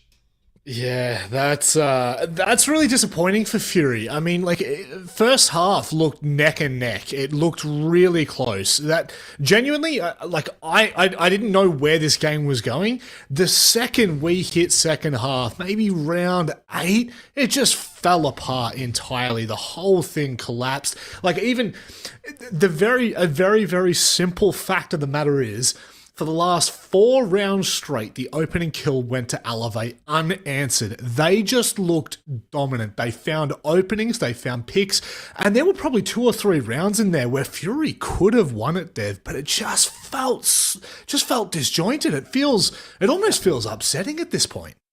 Yeah, it is. And I don't want to take anything away from Elevate. They played great today. And Absolutely. They're probably looking like the best Elevate we've ever seen. But this is far from the best Fury we've ever seen. Far from it. They're not playing terribly. They're just making a lot of unforced errors. And they don't have conviction. They don't have confidence. So clearly, it's not that Fury is a bad team or they don't know what they're doing. There has been some serious confidence issues with this team. You can see it in the way that they played that 2v2 at the end. Yeah. They should have had a better read on what was going on. They should have known where that Kali, or they 100% knew where that Kali was. You can hear that. You could have heard that Kali shooting top square from Clubhouse. You're on a different map, you still know where that Kali is. They know it's a 2 versus 1 then. They need to know, okay, it's 0-0 more or less. Where are they planting? They should be focusing on that planter. And the fact that we didn't see Dark make a move on that planter until he'd already planted into the red for about 7 seconds, there is seriously some like massive communication, confidence, and mental issues going on in the Fury camp right now. And as much as this is a fantastic win for Elevate and they're looking great, that's a huge red flag for Fury. And they've only got 3 play days to fix that as well before they hit playoffs. So the time is incredibly crunched. But it is time to welcome in Speak Easy once again. Hello. That's got to be all smiles. One thing I want to say to kickstart this, right? Like, obviously you guys are looking good. You're looking confident right now. But that last round, I think I saw everyone yelling and screaming. Like, what are the comms like at the last second of those rounds? It was more like woo-wee! Not like we managed to not throw the last round. So it's more of not like we're happy that we don't throw rather than we're happy that we're winning, you know. We just don't want to throw any more rounds. It's brutal honesty from you, Speakeasy. Look, today it didn't feel as though Nhaikel and yourself were needed as much. It felt like the whole team had kind of stood up. It feels like right now this might be one of the best iterations we've ever seen of any Elevate roster. Is it feeling as together as what, say, us 3 on the desk are looking like? Wait, can you say that again? Sorry, I said, no, that's okay. Does it feel as good? Because on the outside, it looks like this roster is firing on all cylinders. It looks like things are coming together quite nicely. Is that the sentiment on the roster right now? I think there is still some work to be improved, some work to be made. Of course, I think nothing's perfect yet. Hopefully, we can come close to it at least. But yeah, I think MC is very jealous that Heikel popped off yesterday, so he wants to pop off today. So yeah, everyone's got a show, you know. Yeah, I wanted to ask you about not one of the games you've already played, but a game that you're yet to play. In Stage 1, you were the only team to beat Bleed. Now you've taken down Fury, who 7-0'd you last time around. How do you feel going into taking on the best team in this region? I think if you do what we do in scrims again, like I said before in Stage 1, if you do what we do in scrims, it will show in game day. And I think going to Bleed, any map that they want to bring us is I would say 50-50, I guess. Dulare, you wouldn't do that. Even Nighthaven Labs, bro. No one wants to touch Bleed on Nighthaven Labs. They've beaten 3 international teams on it. If you go and you play Bleed on Nighthaven Labs and then beat them, then I'll believe you. What do I get? What do I get for that? If you ban Labs, then I can't believe you. You probably get a major at that point. Okay. Well, we'll just see on the next 2 playdays. Yeah. We'll see. Speakeasy. Yesterday, I was the only one on the desk that predicted you guys to win. Okay. Today I didn't. Today I didn't predict, and I want to apologize personally I felt like coming into this game for Fury was must win because the gap now is huge between you and them, which now means there's a bit of pressure, I think, going into the remainder of the stage from here until the end of playoffs on your roster, in the sense that, you know, you've beaten Fury. It is looking likely. I know that you probably don't look at the, you know, standings and stuff, but it's looking likely top 2 finish, which is great. I think that's going to be one of the highest finish we've seen from your roster for Elevate. And now there is that pressure. There is going to be teams, or there's going to be outside noise. What do you guys do as a team now, rather than being kind of the underdog that's looking to get into the top 2, now looking to keep your place in the top 2, fight for that spot at the major? Do you look at that added pressure as like added belief that you can go all the way? Or do you guys, you know, kind of talk about the way that you're going to manage that sort of pressure moving forward? I think right now our mentality is that it doesn't matter where we finish. We could even finish in 6th and we still can make a run for the playoff, you know. It's just how prep are we for the best of 3s in playoff. I think that's what matters most. Yeah, I mean, even if you lose to Bleed, you can always rematch them on the finals. So yeah, it doesn't matter. Oh god, I would love to see an Elevate Bleed Grand Final. That's all I got to say. So you're going to make it happen. But I'm just going to leave you on one note. Bleed have called out every team in the region they want to play Lair. So all I'm saying is speak easy. I'm not putting words in your mouth. Surely you go to Bleed. Are you guys prepared for it? Well, it's tough to say. I mean, playing Lair in rank is very, very traumatizing and very boring. So we'll see. Oh, we love that. Very quickly, what are you doing for your birthday? Speak easy, 4 days time. What are we doing? What are you doing? I think we're going for a buffet, guys, on my birthday, yeah? Buffet? Yeah, I think the rest yeah. Top 2, birthday. It's going to be a great week. Doesn't get much better, does it? It doesn't get much better. Speak easy, anything you'd like to say before we let you go? I think one of you owe me a birthday wish or like a song, right? Yeah, I think Dev's the performer. Dev, you got something for us? What am I wish you the best. Happy birthday. Thank you. Happy birthday, and best of luck for the rest of the stage. Everyone in Singapore and all the fans around the world. Thank you, guys. Bye. Bye. Bye-bye. Beautiful, man. Sweetheart. Dev, I was really hoping you'd break into song there, mate. I wasn't going to do that because I know you would give me shit for it for the next 5 years. As if you wouldn't, though. You're the kind of guy that would break out into song for Speakeasy, surely. I was playing my guitar during my game off before as well, and I was a bit worried that production would like unmute me or something. So I muted myself on VMix as well. But look, maybe one day. Maybe.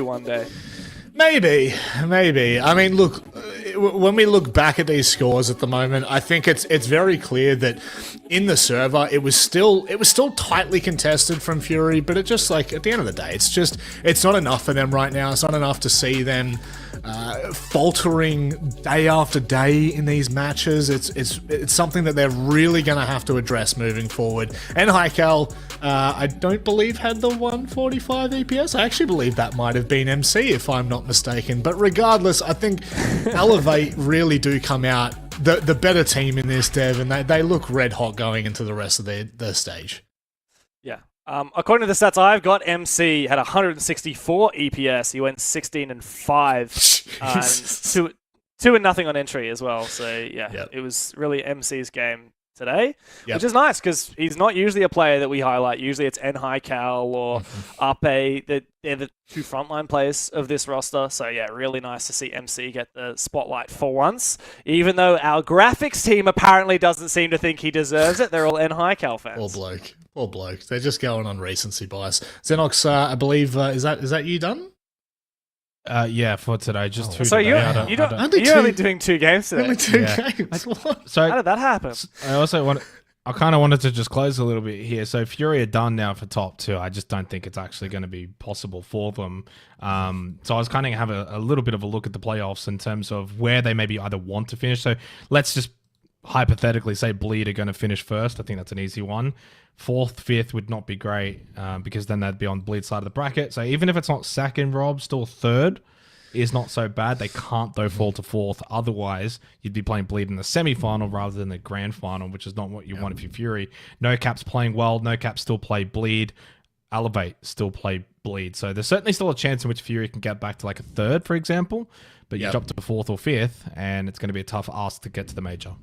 Dev, yeah, Tuscan. Can I- What's going on? Can I play devil's advocate there? It's like it's single elimination and only one team goes to the major. Doesn't matter when you play Bleed. If it's in quarterfinals, if it's in semifinals, you still got to beat Bleed at some point, right? Get out of the way early. Let's play them in quarters or Mate, semis, I guess. You're assuming that Knock Knock don't make it in and beat Bleed, and then Honestly, they're meeting Beaten. I'm putting my life savings on Hasib Warriors to the major. Yeah, I could. You know what? I'm All I'm seeing $10. Hasib through. And on that note, we've got Hasib Warriors and Knock Knock coming up after the break. We'll see you then.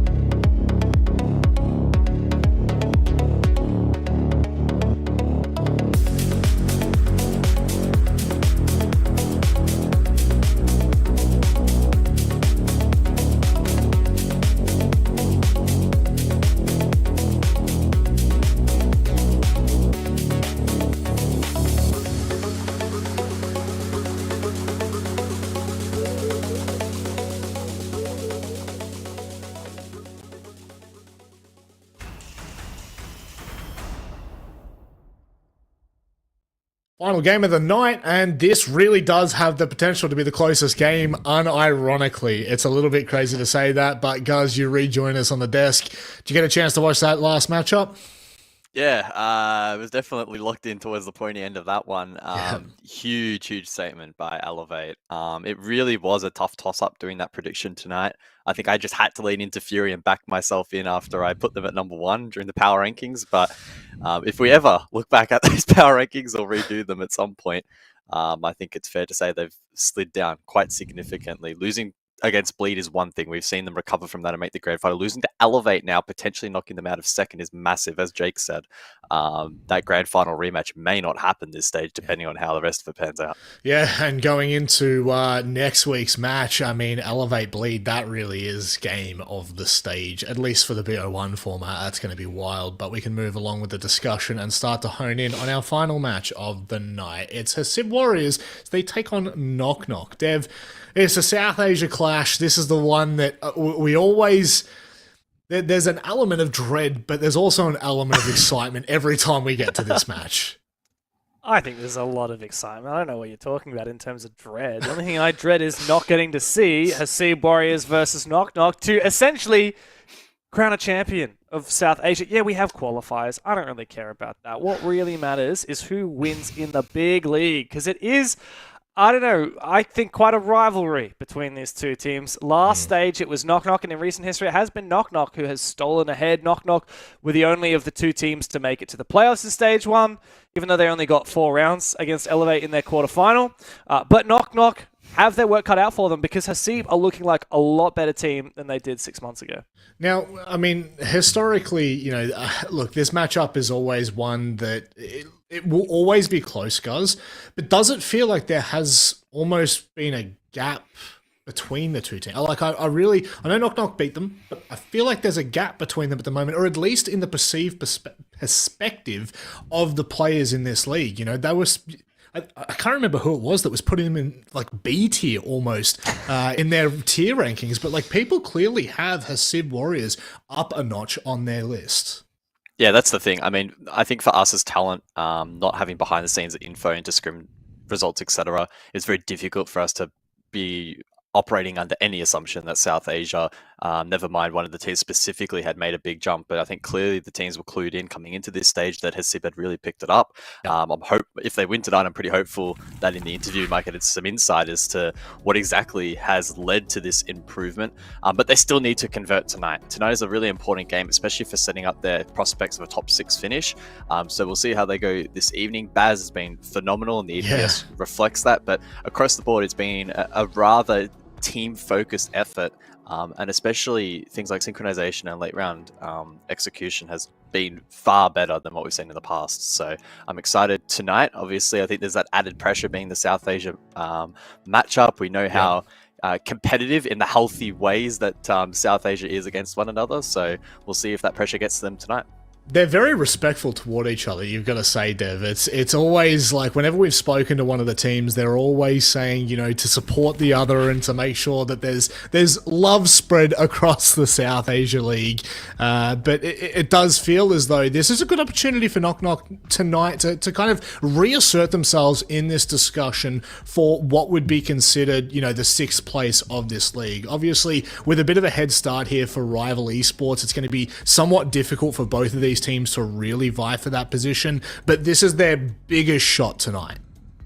Yeah, I think it's super doable for either of these teams to make top 6. I know that Rival have looked pretty good, but obviously Knock Knock snuck through ahead of Daystar and made playoffs in stage 1, and even Hasib snuck ahead of Daystar in stage 1 as well, even though Daystar did get a win. So wouldn't be surprised to see a bit of a plot twist here from these teams. But yeah, it remains to be seen which one it's going to be, because historically Knock Knock have looked like the better team in all of the head-to-head matchups. In terms of map history, it's actually a head-to-head of 3 map wins for Hasib and 5 map wins for Knock Knock in the last 6 months. So that does really spell a story for Knock Knock, and in terms of series wins, Knock Knock are ahead also. But of course, it does come down to what map we end up on. Yeah, certainly will. I would love to see something a little more open, like border. I think that might open up the discussion and potentially keep people interested a little longer. Unfortunately, that's not going to be the case. Clubhouse gone as well. We head to Nighthaven Labs. Guz, what do you make of this one? Yeah, we've seen a bit of labs from these particular teams. I'm just looking back at some of the history. Die was Hasib most recently, and that was an 8-6. That was the OT where Hasib actually, pushed them right to their limit. Yeah. Unfortunately, did struggle in overtime though. And then we look back at Knock Knock on the flip side. They also took down or attempted to take down rather Bleed on Nighthaven Labs, which is a little bit more of a questionable decision. As Dev always loves to point out, Bleed are incredibly dominant even against international teams on Nighthaven Labs. But I suppose looking at it from a half glass full perspective, perhaps Knock Knock over the course of that match and reviewing the VOD have been able to take some important learnings from that particular matchup that they can implement tonight. Well, this is a pretty important game for both of these two teams. These are generally where they find those points. This is where they start to... Sorry, this music... Bro... Oh, I feel like... Where are we going with this music? Where is this music taking us? Dude, I thought for a Turn second the lights down low, guys. Put on It's getting pretty late. It is getting pretty late. That's all I'm saying. Maybe Guz will come slip across there, mate. You're only 30-40 minutes from me, mate. We could vibe to this. Something more comfortable. Anyway, it's Nighthaven Labs. It's a very important game, bringing it back to this one. This is must-win territory for both teams. Just enjoying the music. Jeez, at least take me out to dinner first, James. Bloody hell. Nah, you're coming straight over to my place. I'm chucking this music on. This is Oh, great. damn.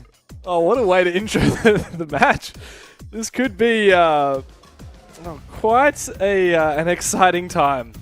Hopefully the music sets the tone for what will be as saucy a match as this music puts you in the mood for.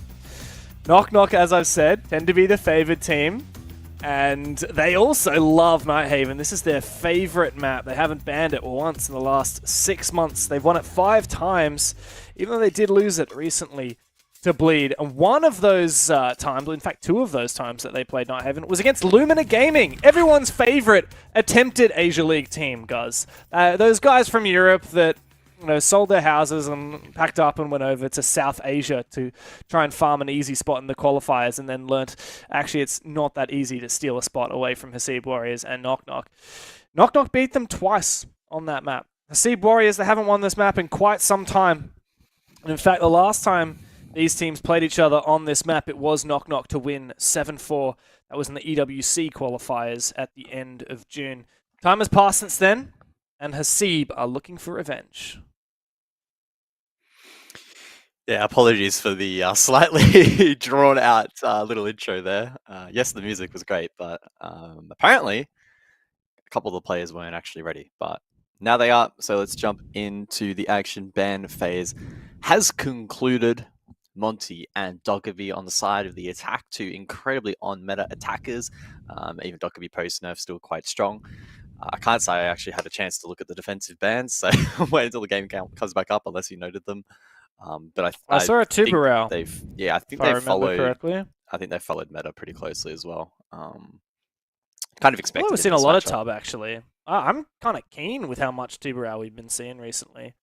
I feel like he went quiet there for a minute. Everyone was like, "Oh my god, this guy's insanely OP," and then he got 1 or 2 nerfs, and everyone's like, "Yeah, who really cares? We don't really want to deny hard breach anymore. We want to pick operators like Solus and Fenrir instead." And now he's making a resurgence. I guess with Solus falling off, right, it probably opens that slot back up for the 2-brow. A bit more of a focus on the mid-round and the hard breach as opposed to late rounds on Arm. Mirror also banned out, and so that is going to limit a couple of playmaking opportunities for the defense, most notably top floor and basement, but certainly something that these teams have contended with before. Attackers need to locate and this was probably one of our bigger fears in this matchup. South Asia are quite known for the odd rehost here or there. Do you reckon Envy is just holding his his monitor constantly? He's just really still. Got his hands on the monitor. We're actually having people disconnect as well. The round 0. The round 0 rehost. Yeah. Anything you've seen so far that you want to analyze there, Gus? Well, we've already broken down the operator ban phase. I mean, you technically only really broke down 2 per hour. I feel like you could give Mira a bit. Like, give me your Mira analysis. What do you think? Mirror. Well, I will say in terms of the mirror play, counterplay on offer, outside of banning her outright from the lobby, we've seen the Kali implemented a little bit recently, not just for clearing Azami barricades on garage rafters at Fury, but we've seen it used for the mirror as well, which has been quite intriguing to watch. But unfortunately, it does sound like this delay is going to be a little bit extended. So we'll throw you guys to a break, get these guys back into the lobby. Don't go too far. We'll be back in just a moment.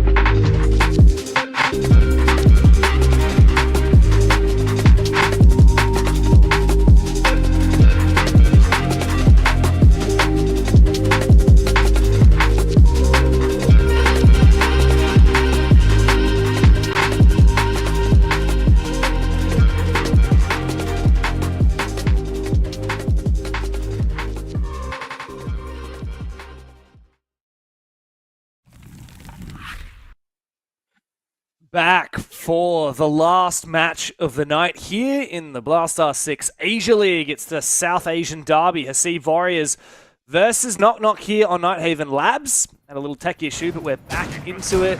0-0 is the score. We've seen the op bans, and time to dig in. This is not just for bragging rights, guys. This is essentially the winner keeping alive their chances of going into the playoffs. Yeah, I feel like we've been teased quite a lot getting into this game, James. The music, Teased the word that you would use?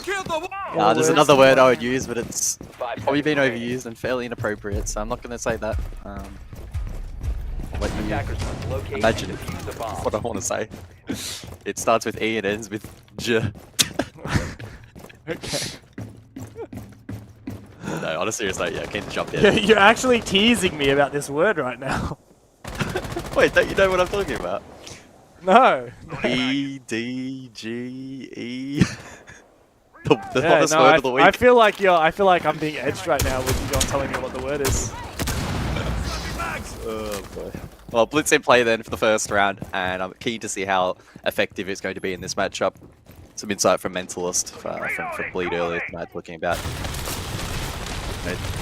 they don't feel the need to ban out shield operators. They feel like they have the systems in place to be able to deal with them, and teams aren't particularly effective with them in hand. So, see how it goes tonight. Sandy aggressing through con though. Oh, surely he dies. This is very ballsy for him to make a move so far. No! No! No way. There's no way that misdroned him. It could be huge here. I think he still dies. Sneaking for it. He's about to be met by the glass. The drone came back for him. Hasib takes him down. That was a little bit scary for a second, but on lock is Knock Knock. Attackers have dropped the bomb diffuser.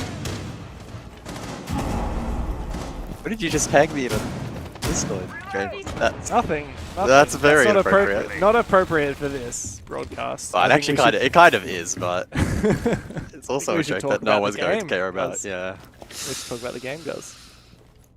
Well, will there be a game? That's the big question. Knock Knock are the ones with the pressure to perform in this one, I feel. Or at least to remain competitive. They don't go in as the favourites. The Sib Warriors have garnered the respect of a lot of the Asia region to begin the early stage. The team's tipping them to be a potential fighter for the mid-pack, and I think they've proven that's a possibility in the early stages of competition. Xenox on the roam also gets taken down by the shield, and I think that very much answers my question as to how effective the Blitz may be in this match. The answer so far is very. The Zeb Warriors used Blitz. It was extremely effective. Knock Knock used Banned Monty. It was pretty damn useless because you can still play Blitz. Bomb located by attacker. Yeah, I mean, this is a flawless start. Not just in name, but in actuality. No, never mind. A consolation frag because the Blitz got a little bit greedy at the aim down sights, but no questions about how that round went down. Zeb Warriors looking fire. Yeah, Knock Knock can't be reliant on solo lurk roams. It's not going to work against the Blitz. You need to roam in a pack, or you can consolidate on site and lean into, you know, area denial ops like a Legion, Goyo combo. Nitro Self from down below to protect against plays like that. Simply being picked off site, even with the likes of the Legion in play, not being particularly effective is something that, yeah, we'll have to see adjusted. Now, top floor is a little bit different. The dynamic changes quite a bit defensively as the roam game isn't quite as prevalent. Back at the last round, yeah, Sandy gets picked off. Zedox soon to follow. Inside of Panchi, they had that rotation over towards the bending staircase, but yeah, it couldn't be used. But maybe an element of the fall-off roam as well, not quite being timed correctly. Maybe they could have just fallen back and tried to consolidate, but Amanda's Avenger would have been tough, so... Knock Knock not off to the best of starts. We'll see how they go here for the second round. The Blitz is going to be what seems to be a mainstay here for the team, so we'll see how they go back counter. I would say keep using that Blitz until it don't work no more. It's certainly working right now. At what point are we going to start seeing Knock Knock really lean into some Blitz counters like Capcan, Legion? I guess we have Malusi, we might have some barbed wire on some of these other ops. I wouldn't really count the Chunker as much of a counter, to be honest. A little bit of a roam downstairs now from Zdux. trying to protect the position underneath. That's usually where you'll see the attack. Put some pressure on underneath this IT wall. Kill the Bandit Juggler. Bandit is in position, and I don't see anyone at the window down below from the attacking side. Zdux is there to protect against it. Sandy is pretty much protected right now. We need something more than just, I mean, it looks like they are just going to go for... Double hard breach. Yeah, double hard breach and EMP, which is not going to be enough. Bang. Oh no. Yeah, I mean, that was really well played. We'll see the Bandit. Okay, the smoke isn't going to do anything. You don't need to be able to see the Bandit Juggle. Just a good Bandit Juggler doesn't. As soon as he sees the blue glow of that EMP start to go down, he'll put his first battery and then he goes straight onto the second one. He'll be able to trick both walls. No worries. Oh. No math ban, by the way. Attackers drop the diffuser. Yes, no math ban. Sophia's still up for vert possibility. You don't even really necessarily need to send the play down below and pressure it from that position. You can do it from the safety of outside. I know Zdux was contesting, but even then, it shouldn't be that hard to play against. Either way, though, it's not necessarily round over. Maybe if Baz can find an entry over towards Garage, you could ease some of this pressure, and he does. Timing onto Jitter, you almost get to stack him, but good trade. They're still waiting for this wall. Okay, finally, wall's open. And perhaps the round as well. Taha wants to go for a jump in here in electrical. Attackers recovered the A lot of time still to be done. I don't think they've actually fully cleared. Okay, so they have breach con. I'm a little bit behind on the times. This isn't so bad here for Hasib. However, unfortunately, losing a player is always a bit of a red flag. Numbers have waned. They still have any... Oh, they don't have secondary hard breach left. I don't think they have any exothermics left either, so the site wall is going to stay intact. 30 seconds to play. They're going to need to leverage this blitz as Taha seems to make his way forward. He's got to worry about that Banshee. He's also got to worry once he gets inside about Kiba barriers, about advanced positions. Hasib has made his way forward, found the opener. This looks very doable now as the blitz gets aggressive, but ADSing is never going to be a sure fight. Straight into a crossfire. Hasib goes down. Very convincing round for Knock Knock.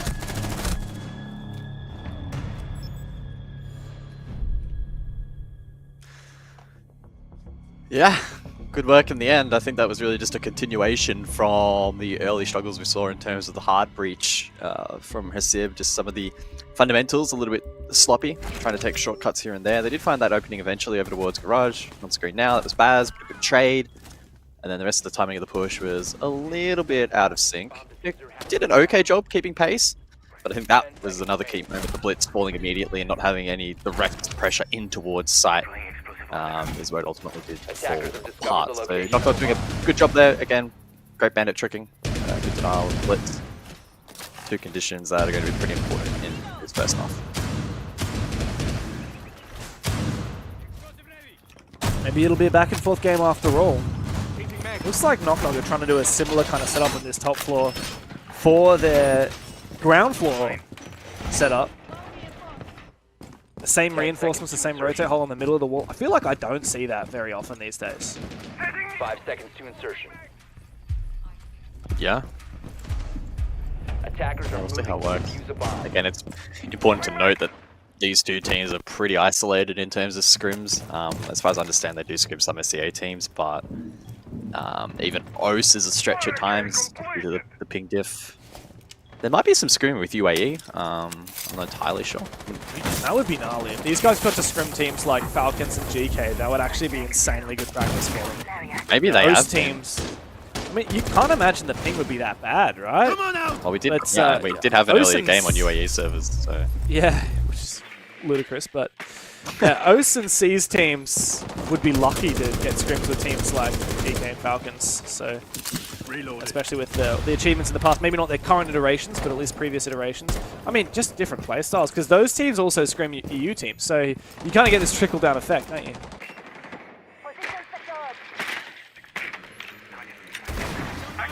let's see if they have troubles again over towards the main breach. It is being bandit tricked once more. First some were dealt with, but Sandy unable to get the second, so at least line of sight established, and that will now be a breach that can be entered. Taha prepping over towards electrical to help push through on the blitz. spot forward for Info Deep on this extension above. Up close to Sandy, tricking the wall. This should be a free swing. Why is this ADSing so normalized for Taha? Yeah. Like, the point of playing Blitz is not to go and take fights. Like, if you think you're going to win that fight, pick a real operator. Don't try and do that with Blitz because you got a pistol. That's such a disappointment.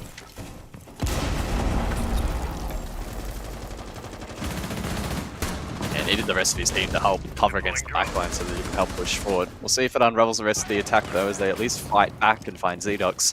Pretty keen to hold on to control. Top warehouse, minute to go on the clock. Sandy as well, still in command. They're able to break this down. It could flip the tide for the attack, but unfortunately Din does fall. And this should probably be the cue for Jittery to get out. Oh, he's not able to do so though. Good cutoff from Fatah. Despite the Kiba barrier almost protecting Jittery, that was a nice attempt. You can't really fault him there. And plenty of time has been wasted. So Hasib, they're in a solid position, but still time for them to mess this up. Time for Knock Knock to just really hang on. All they got to do is bide their time. They don't have a rotate between sites, which is a little bit awkward, but it looks like they're going to be trying to deny from below.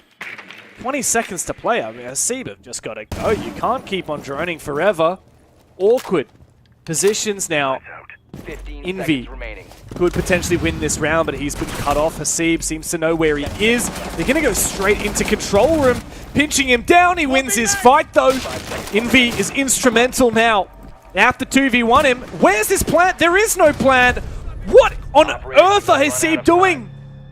They're wasting so much time. Knock Knock don't have to do a damn thing. Yeah, I mean, pretty good fall off there in the end from Knock Knock. It looks like there's maybe some frustration coming through at the moment for Hasib. Taha getting a little bit animated on the cams, maybe questioning where the support from his team was earlier, but as you alluded to as well, ADS with the Blitz straight up into that fight. Especially after the initial hesitation was not the play. He also whiffed his shots. He still had the opportunity to win it out. Fatah did a good job in catching Jittery on that fall off. 5 seconds to go, 2 versus 2, unable to connect the pieces together on the attack. And so Knock Knock putting their best foot forward in this match to kick things off.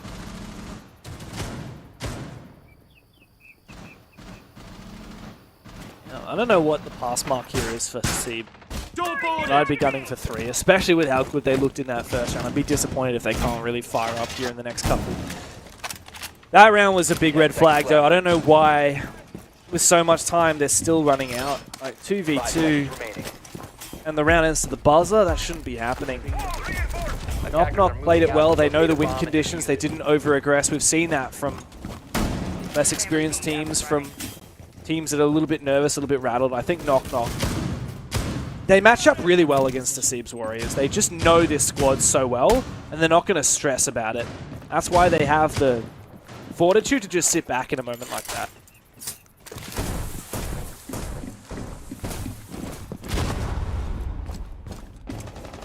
I like this comp from Hasib. The Ying Grim Blitz combo can be really powerful and overwhelming the defense on the site. See if it hinders them at all in terms of roam clear at all, and there are multiple players off site. Furthest away being Sandy's second floor server. Maybe an opportunity to pressure a little bit more directly, try and force those defenders back towards the site. And in fact, that is directly going to be the play with an aggressive push. I like this. Get direct about it. Taha, you need to use this blitz well. Don't go for an aim down sight push. Rumsabuk has a C4. That could be a win con here for Knock Knock. The flash is really good though. But a C4 does come through. He doesn't need vision in order to go and nail that C4. What a vertical angle though for Jittery. This is beautiful. And the push is faltered now for Hasib Warriors. Knock Knock are so aware of this. And they dominate a flawless round. They found their form 3 on the trot. Yeah, look, I'm just going to be blunt. That is disrespectful towards Knock Knock going for that kind of play, thinking that that was going to work. It was pretty clear they had pressure off site. As you can see, they had that vertical line of sight. They go for a turtle plant on Blitz again, so misplaying the shield when in my eyes, that's the situation where you just flood deep, use the blitz, get vision forward. You have the Ying to flash anyone out as well if need be. Force the defense back on a retake. Try and plant in some kind of off-meta position, especially when protected from Vert, if possible. This was just such an oversimplified play, and it didn't seem that they had a read on the Vert. Why did they go for the replant here from Din? Yeah. Oh, disrespectful is a good word, guys. Maybe naive is also applicable here. I feel like Hasid thought that was going to work for some reason, and it just wasn't. That works when it's so unexpected, but these teams know each other so well. Knock Knock had that read from the get-go. Like, even while full flash, Rhymes with Buck is still able to land that C4. And even though the plant was quick, the Roamer is still in position to be on that vert line of sight. I think Hasid Warrior is now probably going to get a little bit stressed out. They've tried again and again to make this blitz work, and Taha's going to stick it for the 5th round in a row now. It looked so good at roam clearing in the first round, but in terms of executing, it has been lackluster. Yeah, crunch time for Hasid needing to prove themselves a little bit more in this matchup. Goes without saying, though, that maybe when the sides flip, Knock Knock could have their own teething issues on attack as well, and so... I mean, on that note, having a look historically, both these teams have played quite a bit in Nighthaven. Knock Knock's played 7 times the last 6 months. 44% win rate on the attack, 67 on defense, so they prefer defense. Finally, opposite story for Hasid. They played this 3 times the last 6 months, 57% attack, only 29 on defense. So both of the teams right now are actually on their favored side. And Hasid, I mean, they really need to pick it up on defense. 29% is not good enough. They need to make sure that they get a few more attacks to go with it. And it comes down to this bandit juggle. Yep.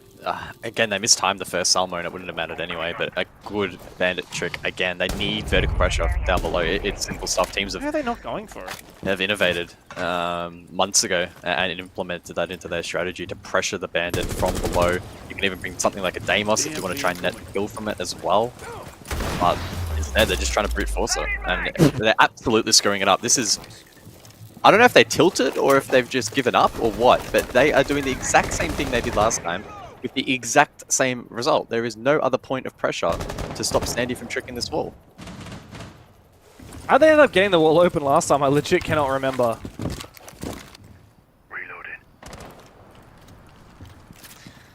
I'm not too sure. My feed is broken though, so... Oh, okay, nice. Well, in that case, I'll continue talking through this. Sandy has once again locked down the bandit juggle. Ooh! Baz is about to find a player. He does win it. Lucky with the last bullet in his magazine, he gets the down. The flip now from Hasid could work. The blitz. Another aim down sights opportunity. That's better. 40 seconds then on the clock and an opportunity for Sib to double their scoreline. Rhymes it back low. Maha gets no value again from the blitz, but at least this time almost traded. I was going to say was. But it's just the player prone behind the desk. Rhymes with Buck still survives, but finally taken down. Sandy over towards Pillar 1v4. Surely won't be able to make this work though. Man, solo bandit juggles the whole wall, but still has to 1v4 to win the round. That's rough for poor Sandy. Well, big round for Hasid. Despite failing on that win condition, they flipped the switch. They found an opening elsewhere. They forced top blue. I like that from them. They've brought themselves back into this game. It's been a hell of a while since they found a round on the board. Now they've shown that they can do it on the top floor and on the bottom floor. For the final round of the half, Knock Knock are going back to control room storage. Now this was also a winnable one for Hasid. Guys, their roam clear was pretty solid. They were just really slow in the late round. And unfortunately, we've lost a gangster. We literally just lost a gangster. He just left the squad. Why don't you hate it when one of your gangsters just leaves the squad? Yeah, I've never lost a gangster before, but... My squad is so full of gangsters. Me and the homies rolling up for Samosa ranked at 3 AM.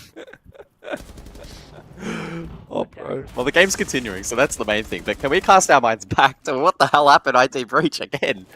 Sandy is just absolutely farming bandit tricks on the wall because there is zero pressure down below. As you've also said, there is no Maverick ban. So, just two of the big basic fundamentals that Sib are overlooking. Yeah. Also, in the end there, we actually just got to see all those fights that went on out. I feel like Knock Knock was just way over peaking there. Instead of playing the crossfires, the player at the desk inside can just not peek and wait for the guys to walk up that hallway. And then he's got a crossfire with his teammate who's playing on the bomb and his teammates on the other side. Instead, just giving 1v1s. Knock Knock, also the Irizarmy player at Rafters, died early, over peaking. Yeah. Fortunate for Knock Knock that they let that one slip, because this could be quite a dominant game. No way, what is this, Gus? This is innovation. Have we ever seen this before? This is innovation. Wait, what's he doing to the wall? Do my eyes deceive me? Wait, how do you... Wait, can he open the wall by doing that, James? I don't think I've ever seen this. I think what happens is if you use the torch is really, really hot. And because the wall gets nervous seeing such a hot torch, it's like, oh my god, I'm melting. And then it just melts. That might... Oh!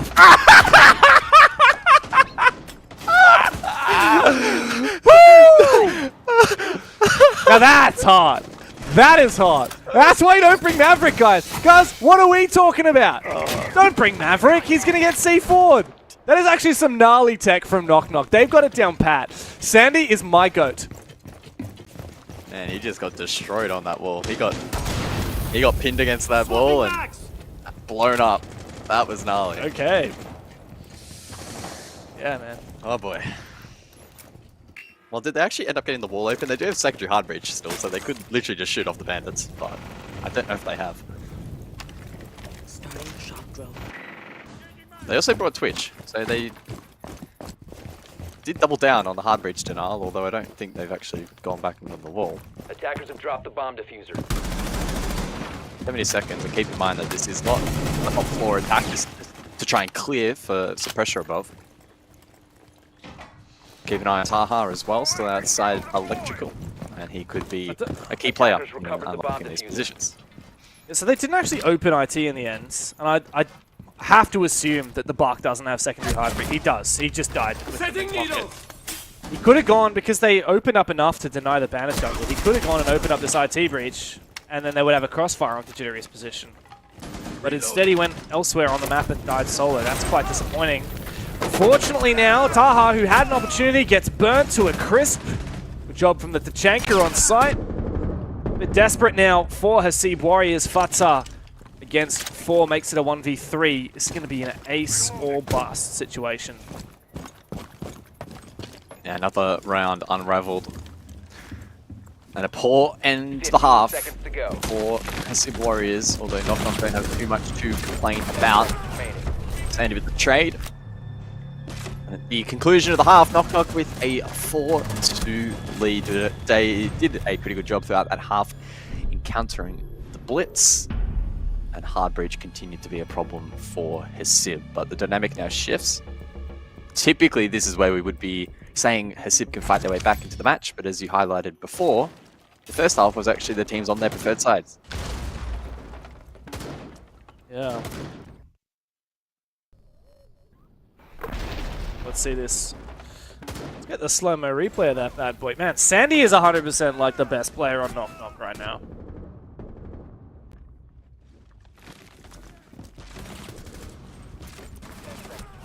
I think they should have just banned Bandit. I think they should have just banned Sandy. Can they, like, unplug his internet or something? We get another rehost after you said that. Give it Sandy DCs. I will be very mad. I will be starting an inquisition. A royal commission. A royal commission. Alright. Well, it's the flip of the switch. The flip of the sides. Gonna turn the tide for Hasib. I actually am kind of kicking myself. I really should have gone with Knock Knock. I think, like, I should have looked historically at these results and said that I think Knock Knock have the better matchup, but perhaps just the recency bias. Like, Hasib have been pretty good this stage. They could have beaten or taken points off Bleed in that Cafe game. They're probably the team that's looked the best against Bleed so far, to be honest. And I think that colored my opinion of this match a little bit too much. I should have gone with my guns, like I did in the Knock Knock Fury game, which is another sub-regional rivalry with the Thai teams.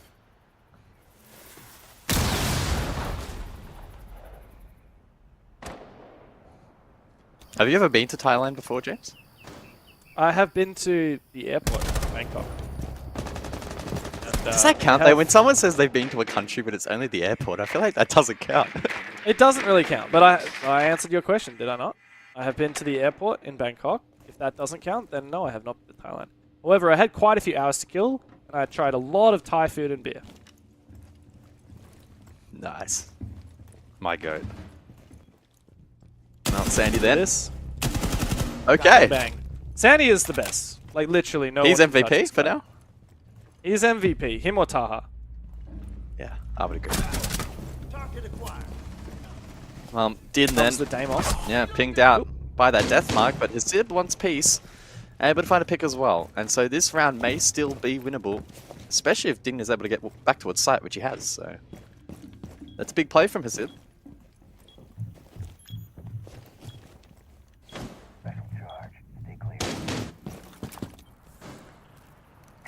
Mute Jam is providing a little bit of problem, but there we go. Taken out. 3v2, really the priority here for Knock Knock has to be just finding where these last two players are and then formulating a way to act on that information quickly with a nice execute. Ooh, I like this drone inside a tank from Invit.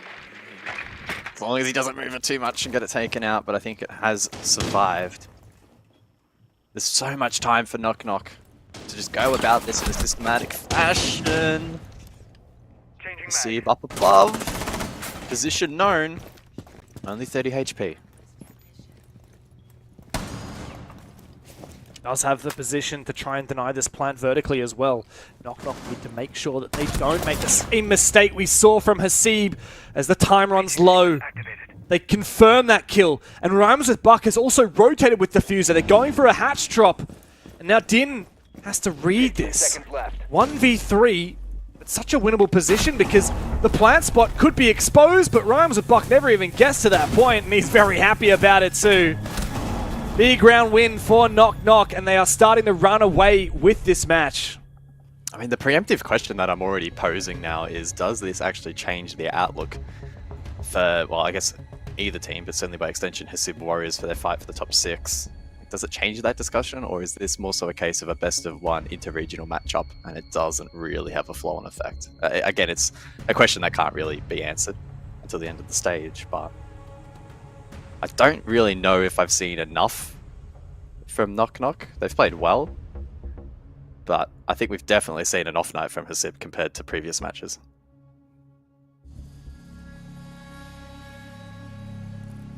As much as it sounds like lazy Oh, it's a cat! Man, look at that cat! That's a very furry cat. I wanna pet it. I bet you do. I bet you do.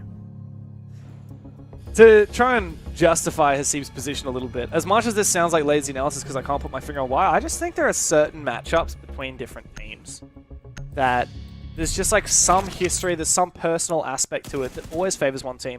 Same with No Cap and Fury. Like the two Thai teams, they know each other so well, they've had this rivalry for such a long time.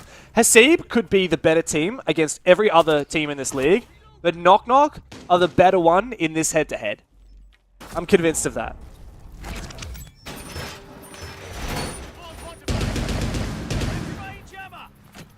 Okay. I believe you. I can hear the conviction in your voice. I see another Mav though, James, and you know what? You know where we are. We're top floor, so there's going to be action over towards IT Breach. Fatar is playing the Bandit, but hopefully we see a bit more of a clinical clear of the wall here from the attack. 5 seconds remaining. Attacker's objective is to locate a bomb and defuse it. Is this where Knock Knock find match point? I wonder. We haven't really seen how they deal when it comes to complicated high-break situations. Let's see if Fatar can live up to the standard that was set by Sandy in the first half.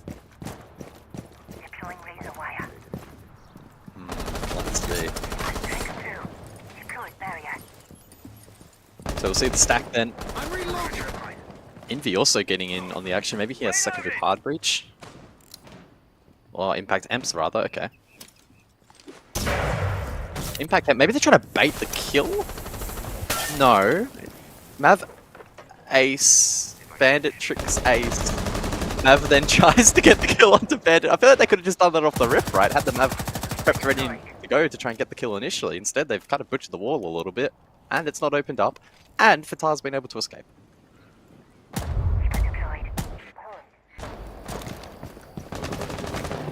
Are they going to actually get a proper breach on? I think they're a little bit scared. Thermite is the one here, back in position now. They're confident the Bandit can't get into position. There's no Tubarao, of course, because it's banned. There's no Kaid trick. Oh my god! There was no more EMPs! It's literally just a Bandit battery! It's literally just a Bandit battery! He's going to go for the trick on the wall, and then I guess the Grim can destroy the rest, but man, like, Jittery could have just used one little bit of the Maverick at the bottom to shoot off the battery. And finally he's made the wall soft, and now they can open it up with a shotgun, but that's so unfortunate. It looks sloppy, but even more importantly, it just wastes so much time. Just Mav trick it off the rip, maybe try and get the kill initially. It seemed like they just didn't really synchronize on a single plan. It was just really messy. Either way, though, a minute to go, and all 5 attackers still up. There's no 2 or 5 defenders, so Hasib have been able to fortify their position on the objective. They still have the Azami to play around on site as well, which should offer some really good protection. Fenrir up 2, and so provided Dean is able to rotate that utility correctly, this could be a tough push for the attack. Conwell still open, or pardon me, still hard yet to be opened up. But this is what we should have seen on the main breach. The Mav in combination with Sandy. Nedox gets the kill, and 5 versus 4, but a trade back. Winnable. Oh, big C4. This makes it awkward now for Knock Knock. Try and grasp onto that match point. 20 seconds to play. They have flashes to enable these entries. I'm not sure they do. Rhymes with Bark has been good on that flank. Here comes the oh-so-important breach into the site. There are still good positions from Hasib. That C4 is way too early. Good flash. Still biding his time is Hasib, and he waits as he peeks the corner. Sandy, though, the shining light in this game, completely unaddressed is Hasib. Sandy's got to clutch up, but there's no time. Hasib, they've saved themselves from match point, but the game is not done, and there is a long way to go to make this competitive again. Yeah, this is some Rainbow Six, that's for sure. Got very messy towards the late round there between the two teams. A continuation on from the kerfuffle over towards the breach initially from Knock Knock. Time became an issue. It meant that less mistakes could be made, and I think it compounded with the utility that laid before them. Attackers need to locate an entry in and towards defuse site. bombs as they can. So Hasib can swipe the sweat off their brow after that particular round, and now focus up for the tertiary. This is what is probably going to more than likely make or break their campaign here tonight.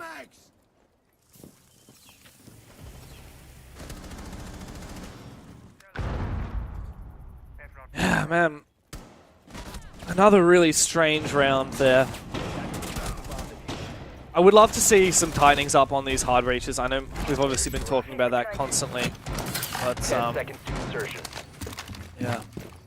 This tertiary site, though, is the most exciting one for me. This one just has the most ability to do different things. Make it about map control, don't make it about tunnel visioning on one wall. Locate a bomb and defuse it. Oh, mate. I tell you what, I'm calling it now, that Frostmat wins the round.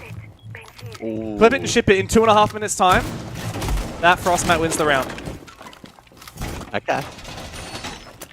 What are you thinking? Like a 1v1 and the attacker jumps in it or something? I'm thinking Knights versus Direwolves for a spot at the Berlin Major. now that's an obscure reference. On Chalet. APAC South fans, there's a callback for you. Ross can definitely determine round results, that's for sure, if it goes unchecked.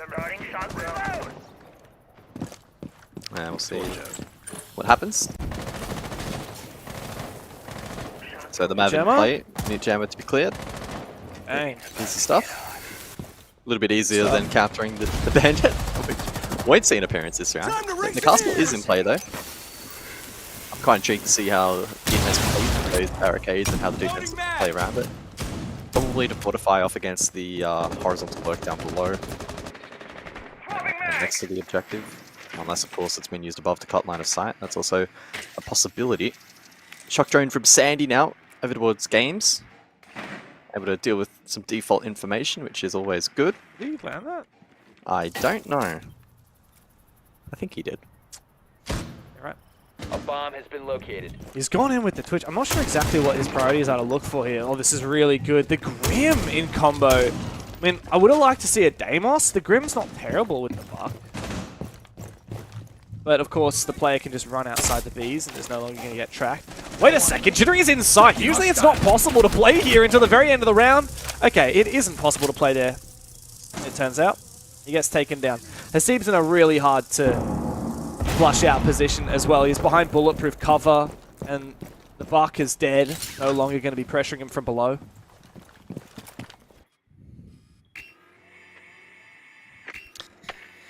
Yeah, the tertiary site here doesn't look great for Knock Knock, unfortunately. Unable to clear above, then looking to be far more direct, and that approach was always very high risk, and they got little reward for that. Envy and Rhymes with Buck now in the 2 versus 5. Envy will push forward. Position now known, and those critical shots don't land. Likely to be taken out from Burt from up above, and that is the case. A 1-for-1 trade. And Paz able to clean up top floor. Important round there for the defense on the tertiary site. They convert. Very pivotal round. Such a needed one as well for Hasib. And we're one step closer to tying this up. Knock Knock struggling on their attack when it comes to those loosey-goosey, map control-y, flush out key positions, formulate and execute kind of plans. I just don't think that Knock Knock have quite what it takes there. I think that their strengths tend to rely on those really specific bits of tech. Like, they were great when it came to countering the Thermite, the Ace, the hard breach charges with the Bandit. They were great at countering the Maverick with the C4 as well. That probably should have been a kill for Envy. He did end up trading himself directly. It could have been a different round. But Knock Knock just a little bit disjointed on that execute onto site. Like, we had a guy, I think it was Jittery, in sight so early on. And unfortunately, he's not in a safe position. He's not planting either. And he's not really playing aggressive. He ends up dying to a play he didn't know was there. Very strange way for the round to play out.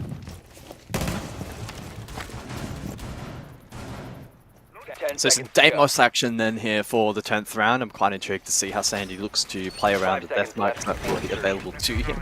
Up to 11 kills already in this match. Doing a good job at leading the charge here in the lobby. Could be used to try and target these players off-site. Bomb diffuser has been dropped. For instance, Taha over towards servers to kick things off. Recovered their diffuser. On that Valkyrie. He'll be doing his best to try and protect that information, keeping an eye on that. Jittery is on the IQ, so hunting down those cameras should be a priority for him throughout the round.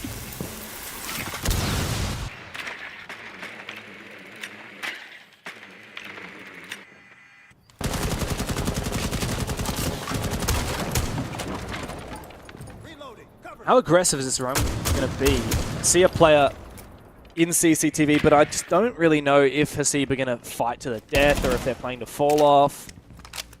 Taha does have his hatch open at least. He shot 2 drones. He's almost ready to fall off now. Like, play a contact fight here.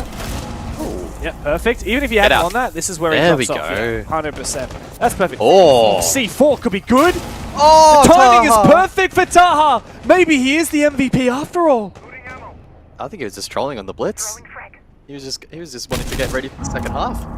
Dang, nah, Sandy's back. Sandy's my GOAT. My MVP. My GOAT. I actually hadn't been taking note of his kills. Obviously with the new overlay now it's shown less frequently, but... Yeah, it's an interesting change that. 12 kills they now. did that. Your guess is as good as mine. But yeah, 12 kills. I mean, just outside of even the util game that he was playing earlier. It's very impressive. Oh. This should be a freebie. This is so close. Ooh. Yeah, unfortunately the bars go the other way, so he's not going to win that fight. Or not going to blind that pre-fire.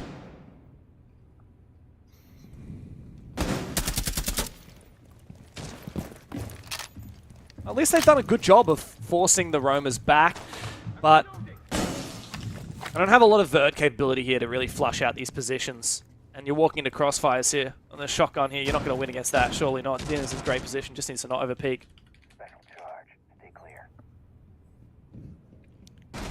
45 seconds then. Key fight over towards Exo. Jittery looking a little bit afraid to take this contact fight. locked in. Shotgun up close, 30 seconds on the clock. It's not looking great for Knock Knock, but Sandy, the salvation in this round that perhaps they needed. Sandy, 3K.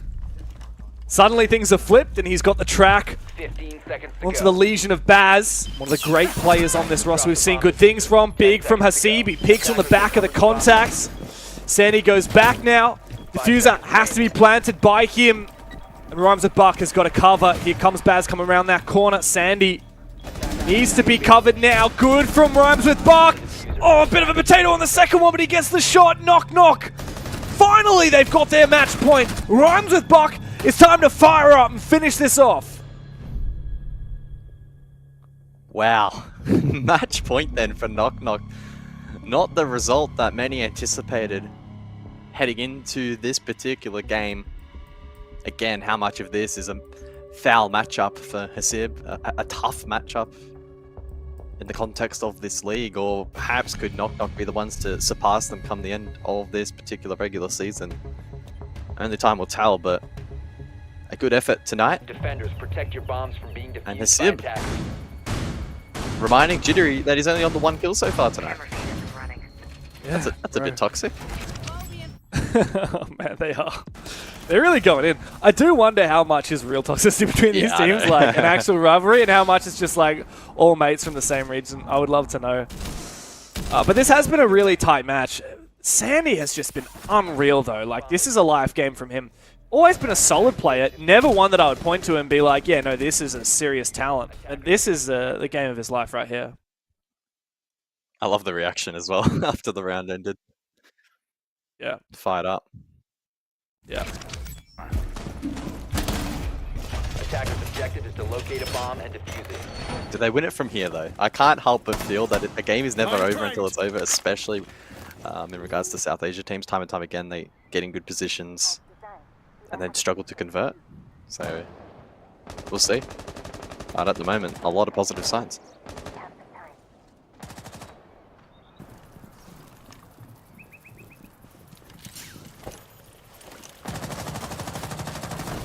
Maverick is in a very dangerous position for the man who's meant to be in charge of opening this wall that nobody can open up. Are they going to go for the top and bottom? Or are they going to try and just counter the bandit juggle and then get the exothermic over? I like that Rhymes with Buck has gone and opened up this other wall first just to make sure that gets done. Ooh, here's an gnarly angle too. No way! No. The perspective! Sandy, I had no idea how Fatah lands that shot with the hollow sights. What is that angle? It's disgusting. And yeah, you're right. My goat is dead. My goat is dead. No, Sandy. Well, Knock Knock don't win the round. No Sandy, no Knock Knock. That's the rule. I don't write them. Unironically, you're probably right. Oh, hold on. Hold the phone. Now that is some proper Mav combination with the rappel against him. Double. I'm Far loving out, this. man. I'm loving this game. This is my favorite game of the stage. Unironically. This is so good. Man. Okay. Well. I'm reloading. I do love that. That's so pretty. Here we go with the secondary shotgun. Finish off opening up this wall. Yeah, it's as good as a thermite, right? Hey, you got your 2 kills. Don't snub your nose at a Maverick anymore. Let's see if the 4v3 can be converted. This could be the match point Knock Knock have been looking for. Yeah, his army barricade still laid in towards site though, so the clear may be a little bit tricky. Grim to assist though from Envy. You can hear the Hive launcher going out. Aha, down below. Blue Stairs still has a Nitro in pocket as well, so that could be quite impactful. 45 seconds to go then, and Knock Knock progressing through Warehouse. They're going to try and breach this wall into sight. It's dangerous. No hard breaches are in position for it. I don't know. Oh yeah, all Attackers have on the located a side. bomb. This is a single backstab player. No! Din's gone down! Dexter saw the feet, he landed some good shots. He was on camera as well that whole time. That could have been a good, easy pre-fire. And this should be the end of the road for Hasib Warriors. Man, they have had such a good stage so far. One of the only teams to take the fight to bleed, but they cannot take the fight in their own damn region because Knock Knock have swung the door open and charged on through. A massive game from them. And the full 3 points taken. This rivalry will continue. Yeah, wow. I mean, proving many of the doubters wrong tonight. Knock Knock, and in quite a comprehensive fashion. Able to get that result across the line. Rob, it certainly keeps things spicy for the fight towards the top 6. Yes, Michael, I agree with that. It certainly does. It's a game that... Look at stuck to my hair. Yeah. That's so stressful. So you got some greys now, do you? Oh, I had many greys before, then I got thousands more after it. He's starting to Albert Einstein it, that's all I'm saying. A very interesting match. That was actually...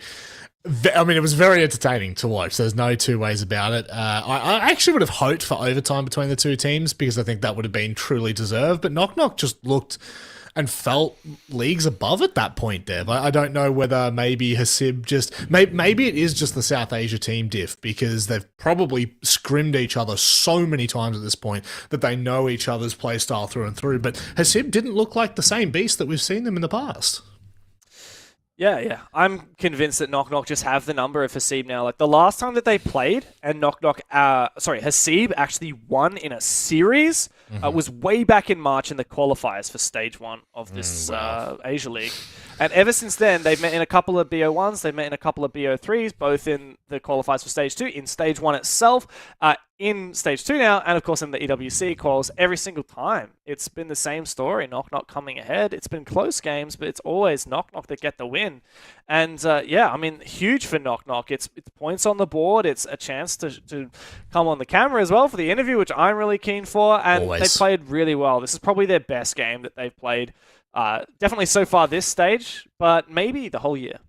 Guys, there were some interesting plays throughout that, and I could hear a fair bit of giggling going on with some of the rounds. There were just some things that were going either horrifically right or horribly wrong. I don't know which one the better analysis is there, but overall, I mean, this is just...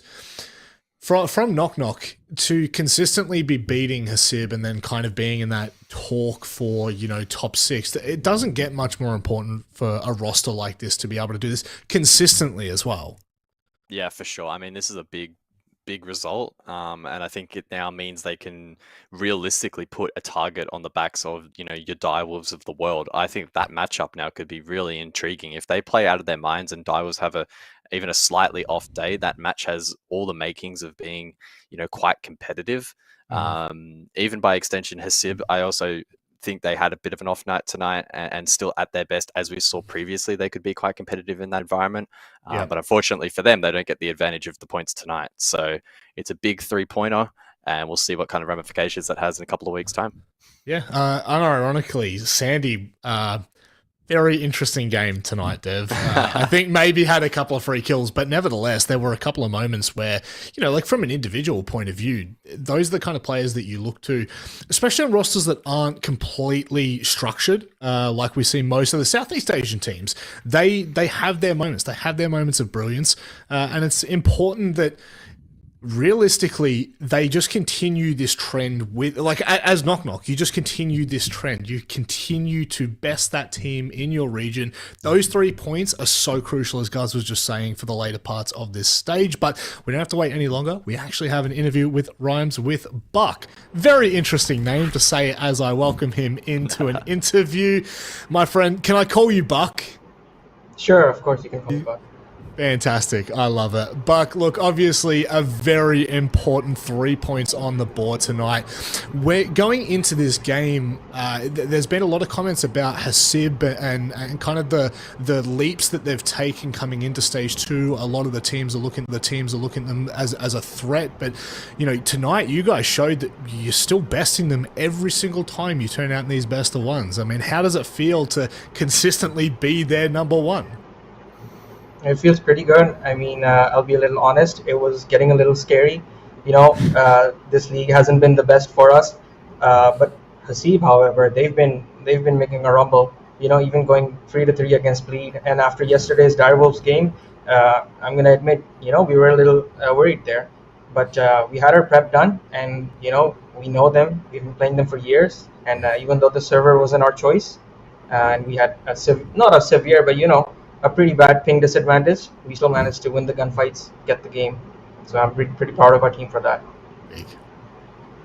Yeah, can you talk to me a little bit more about this rivalry in the South Asian region? I mean, you've been playing in this region for how long now? So many of the players in this game, in this match today, I've seen the names for years and years in South Asia. You guys are in in the Asia League. You're playing with these Southeast Asian teams with guys like Speakeasy who have gone to majors, with teams like Bleed, coaches like Julio who are world champions. But what does the rivalry mean within the South Asian region for you guys playing against Hasib? So, I mean, I know that our teams don't really compare to the top dogs of the Asia League, but in South Asia, we have our own little drama going on. So, our two teams, you know, Hasib Warriors, previously MRCZ, and Knock Knock, even though I was in Shaheens before, but now there were only two contenders. Actually, Lumina was a big contender as well, but, you know, the upset there. We've had, like, a lot of drama, you know, a lot of rivalry, and, you know, many issues such as the server selection, and also players going back and forth. Like Zedux, he used to be on Hasib Warriors, now he's over here, and it's pretty interesting. You know, the whole region is pretty spicy, and I like it. It's fun. I suppose looking outside of South Asia and then Asia as a whole, after tonight, the top 6 discussion for you guys gets really, really interesting. I look at like Rival and Direwolves as probably your 2 best chances at taking them down and making the top 6. How do you try and replicate what we saw tonight in those kinds of matchups going forward? Well, if I talk about in-game, I think we need to play the next upcoming Direwolves game exactly like we did today. You know, full comp collected, all the comms were really nice. Rival, however, we kind of fumbled that one. It was pretty close, but we were playing without Envy, and what's done is done. But chins up for the Direwolves game, and especially after yesterday's game, I think we have a pretty good chance. Yeah, I think that South Asia seems to have rocked a couple of these Southeast Asian teams in the past, and there's always that potential. Honestly, I hope that we get to see you back in the finals, because that would be incredible back in the BO3 format. Obviously, we always give you the floor. Is there anything you'd like to say either to your opponents that you've just versed, or to anyone out there who may be watching? Both, mostly towards the Hasib. Come on, man, the server rivalry is not a big deal. You know, we just have to play the game. It really doesn't matter. Just have to be fair about it, be a good sport, and that's it. I mean, to our fans out there who gave us a 20% chance to win, we proved you wrong. You know who to vote on the next upcoming Direwolves game now. Yeah, the flame is reignited. Oh, the flame is reignited. You're talking about your own storylines there. Rise with Buck, thank you very much for joining us, mate. And who knows, we may well be talking to you after that Direwolves match. We're looking forward to it. Thank you. Well, just absolute Giga Chad. Another Giga Chad on the screen. We talked about it going into this one, Dev. Well, really, we talked about it throughout the game. Sandy had a bit of a barn burner. Yeah. I actually honestly learned some things about how to play Bandit, and it's also one of the best Deimos that I've seen recently as well. Yeah, just so good. Not only like individually, it's not like this guy was just running around murdering everyone. This guy was so good with his util on attack and defense. Plus, he was really good with his gunfights. He landed that C4 against the Maverick. Like, this guy knows how to play Bandit in that position down to a T when it comes to the juggling, when it comes to knowing that there's a Maverick there and to fall off and to use the C4s instead. When he knows how to roam clear, when he knows how to clutch up, he knows how to cover. He knows also that when he's on with the diffuser in that 2 versus 2 and Rhymes with Buck has to cover, even though Sandy's been top fragging, he still grabbed that diffuser and went straight for the plant. Not a second of hesitation. Yeah. He wasn't worried. He trusted his teammate to cover him. And I have mad respect for the versatility that we saw out of Sandy in this game. Guys, look, there was a fair bit of banter going into this one, and we weren't entirely sure how much of it was real, but after that interview, I think it's clarified for us. Yeah, sounds like there's actually a pretty fierce rivalry between the two. I was under the impression, much like you guys probably, that it was rather friendly. Didn't know there was, server drama and all kinds of stuff going on. I want to dig into that. What was the server we played on tonight, by the way? I don't know if the admins can tell us. I'd be really confused, because surely these guys would both be similar ping to like UAE North or to STA, right? So I don't know. Clearly that's not the case, as Buck said himself in the interview. So apparently, I don't know where apparently Southeast Asia is a. Yeah, I don't know exactly where all these players are located, but I think Hasib Warriors are mostly Bangladesh, like nationality. Knock is mostly India and Pakistan. So I don't know if it makes a huge ping difference. Like, obviously, it's a very different part of the world to Really, it where we did. live. We only have one. We only have one server in Australia, and like, if you live in Perth, you just bad luck. Like, so yeah, I don't know if maybe Hasib really want to play on a server that advantages them, or I don't know. But yeah, I'm here for the drama. I love it. Oh, I'm always here for it, mate. Anytime there's a bit of infighting, whether it's in a region or whether it's I don't care. I live for it. I absolutely live for it. Look, kind of going back on some of the games tonight, guys, is it fair to say that it was a bit of a sleeper night? Oh, that's harsh. Yeah, I was gonna say that's a little. You reckon? A little bit harsh. Come on.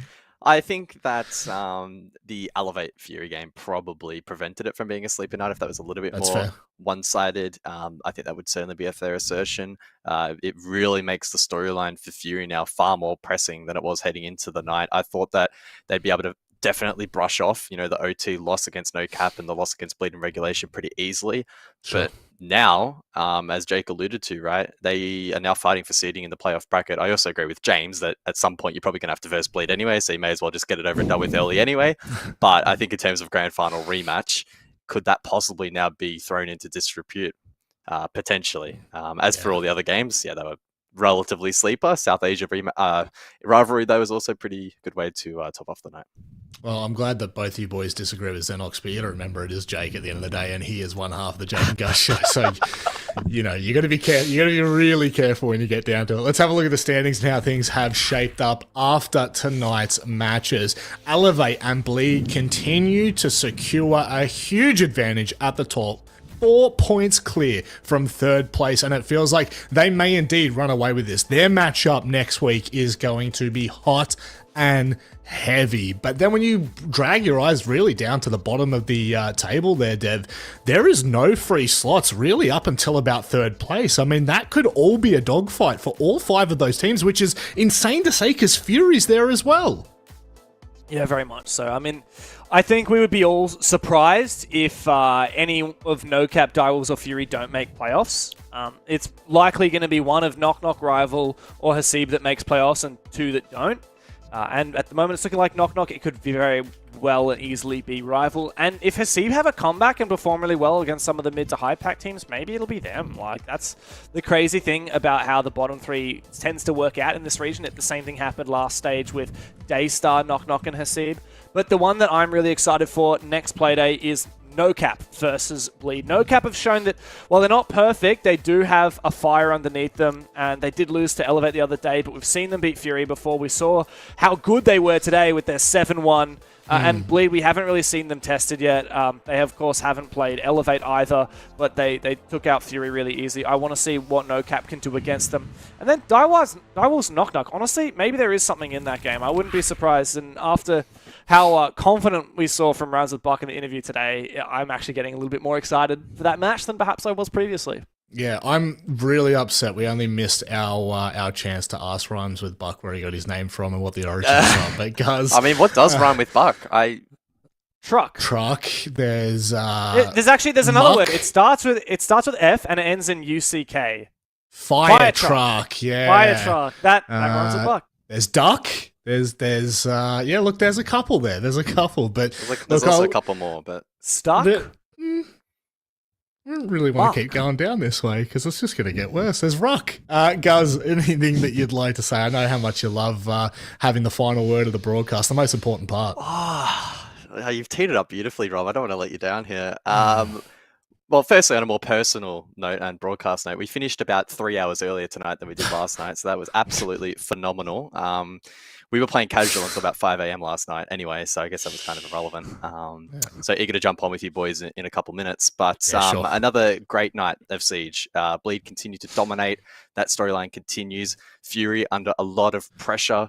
So too at Direwolves, and I'm in the same camp as James. I cannot wait for that match against Knock Knock next playday, and I will leave my ramble at that. Yeah, well, if you're in ANZ, start queuing casual. Start queuing casual. We will farm you. We will farm you. We're jumping on. We're jumping on. But apart from that, don't forget Monday night we're back for the OS League. That is going to be a barn burner. However, the Asia League is now starting to get very, very interesting. The top is starting to become clearly divided. It is now going to be a dogfight for potentially 5th and 6th place, which will, of course, lead into the playoffs. But that is all we have time for. Thank you very much for joining us. Stay safe. Good night, and have a beautiful time.